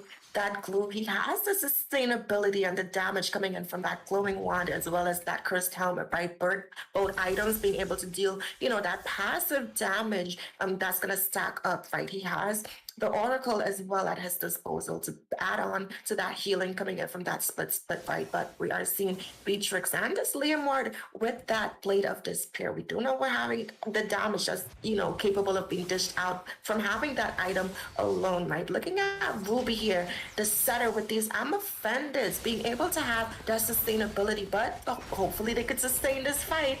Looks like Clock Out is still offended as the Cold Altar will be popped out nice and early. They're going to find a kill on the Kufri here. A 5-4 man advantage to the side of Abyss.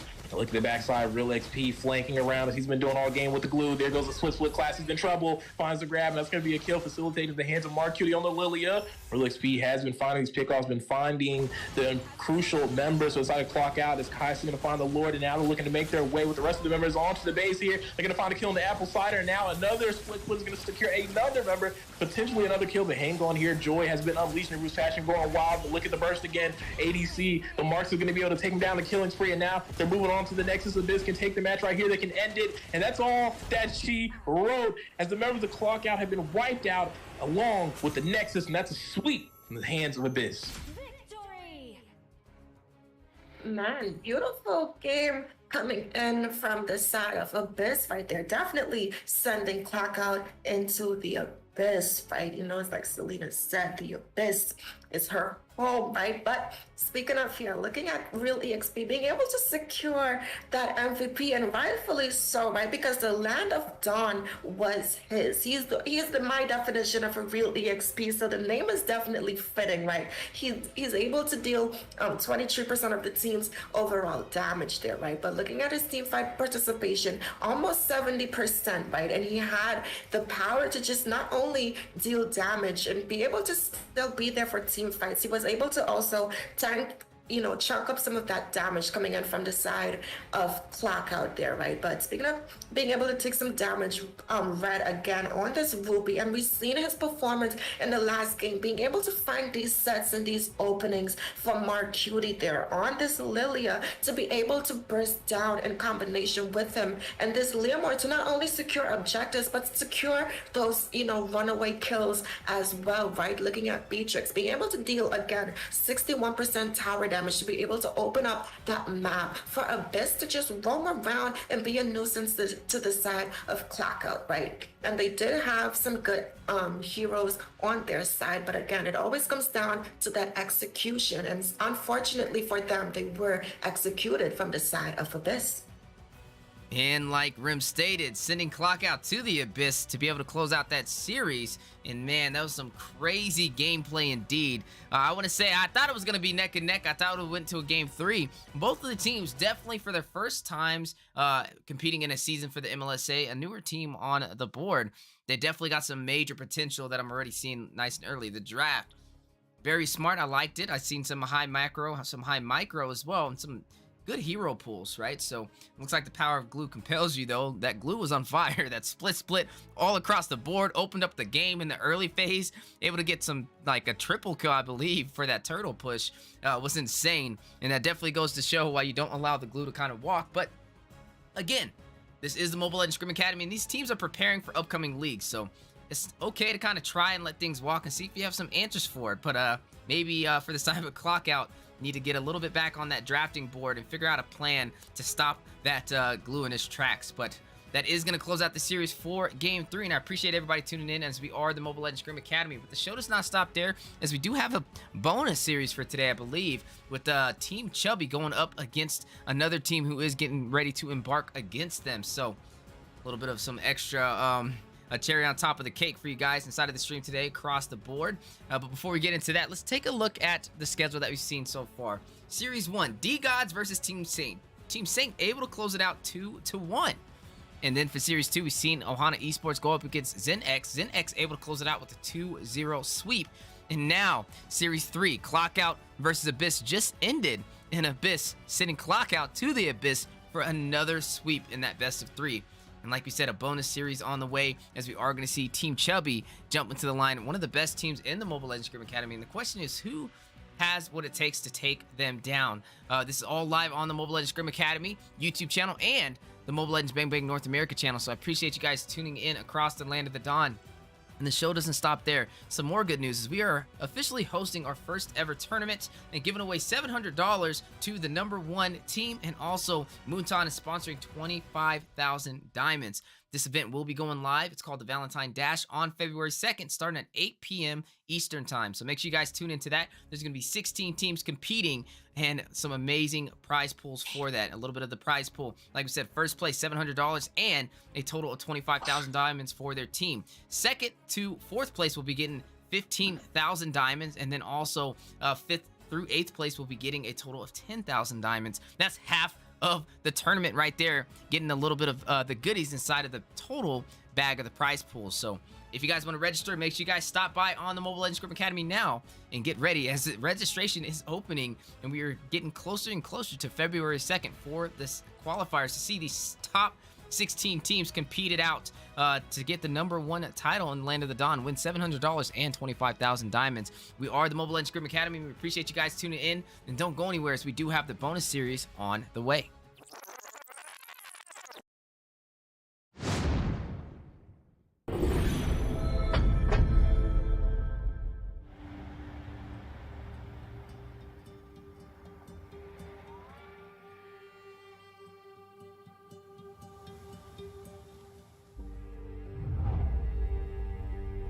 You can travel the world to find yourself. But that journey must start at home. Because you can't know who you are without remembering your past experiences.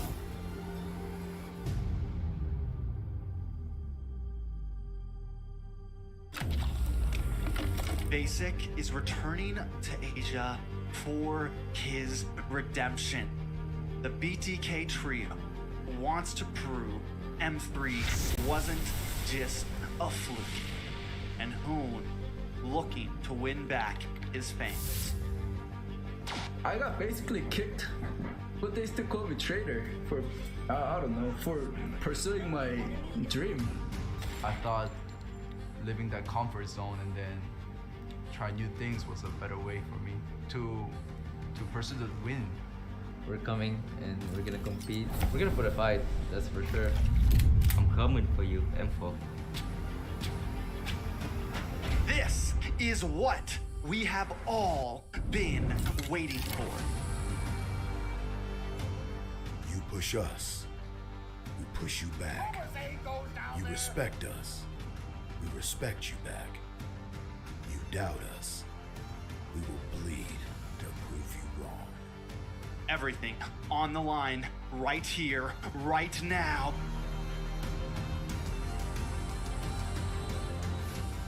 Definitely, they're not underestimating us as much as they did in M3. People probably see us and take us more seriously now, especially considering our accomplishment back then. I want to be the first in the world. I want to win a world championship. And the only way to really do that is day in and day out. There's no relaxing. You have to keep going.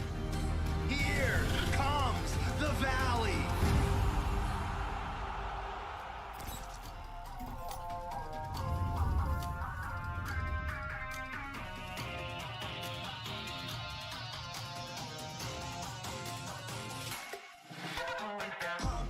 It's my time, I'm a ball. I'ma get this money right. I'm gonna live my best life. They been talking to me on me, but you know they'll never win. I'm controlling all my victories, and something has gotta give. Cause this shit just what I made it now, made it now. You can't ever break us down, break us down. I'll be speechless for the stars. Promise I'll be what they not, and I'll never ever stop. Won't never stop, yeah. Touch the sky, you're made of silver and gold. Touch the sky, you're the greatest, don't you know? You and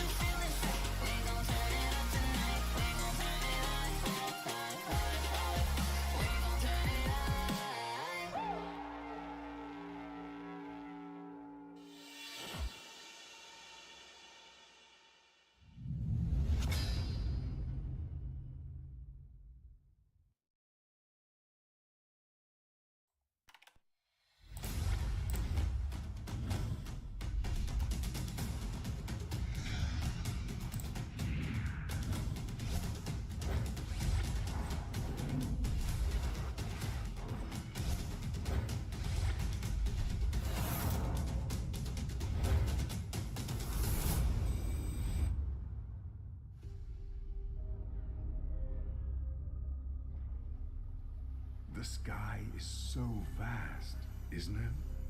My little flare. Papa? Can you reach the sky and ignite the stars?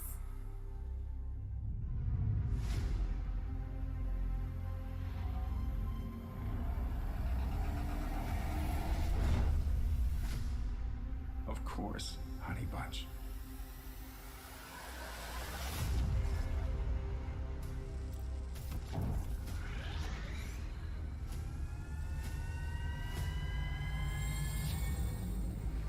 Papa never returned home. He's among the stars now. But what about me?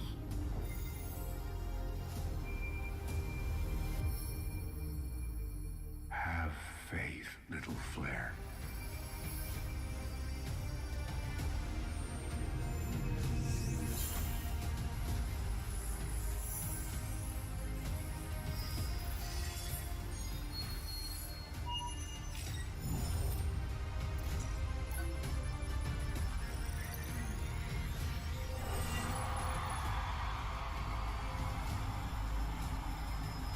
Now this is a wonder to behold.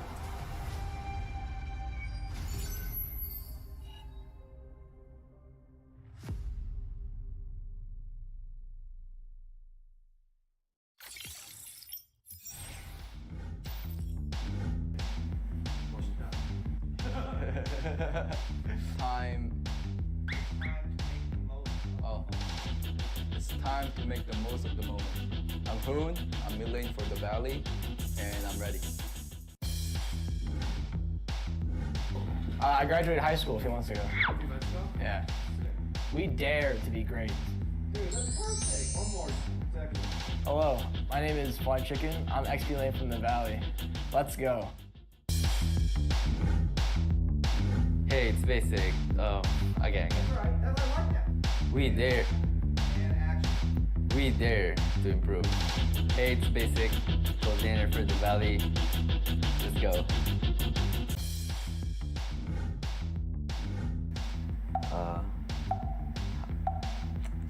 Say hi. Hi. 3 wasn't good enough. There you go. One more time. 3 wasn't good enough. One more time. You got it better when you get. Hi, I'm Chuck. I'm Leighton for the Valley. Let's go. You see my chapped lips on the camera? Like here a little bit? Don't disrespect the US of A. One more. Hi, I'm Moba Zane, Jungle for the Valley, and we're ready. I want to fight Yahweh from the Eagle team for Philippines. Definitely RQ. They've done so much for Mobile Legends, and you could tell just by the amount of fans that they have. They've also been so driven. I mean, they've been in Mobile Legends for years and years and years, and they've always been pretty good. They've always, even when they weren't doing as well, even in this MPL, they bounced back in the second half of the season. And I have a lot of respect for them. They brought a lot for Mobile Legends. And in the Philippines, it probably blacklist because they're actually the first team that, even after winning a World Cup, they just stayed driven, stayed focused, and now they're on their way to having a chance of getting their second World Cup win.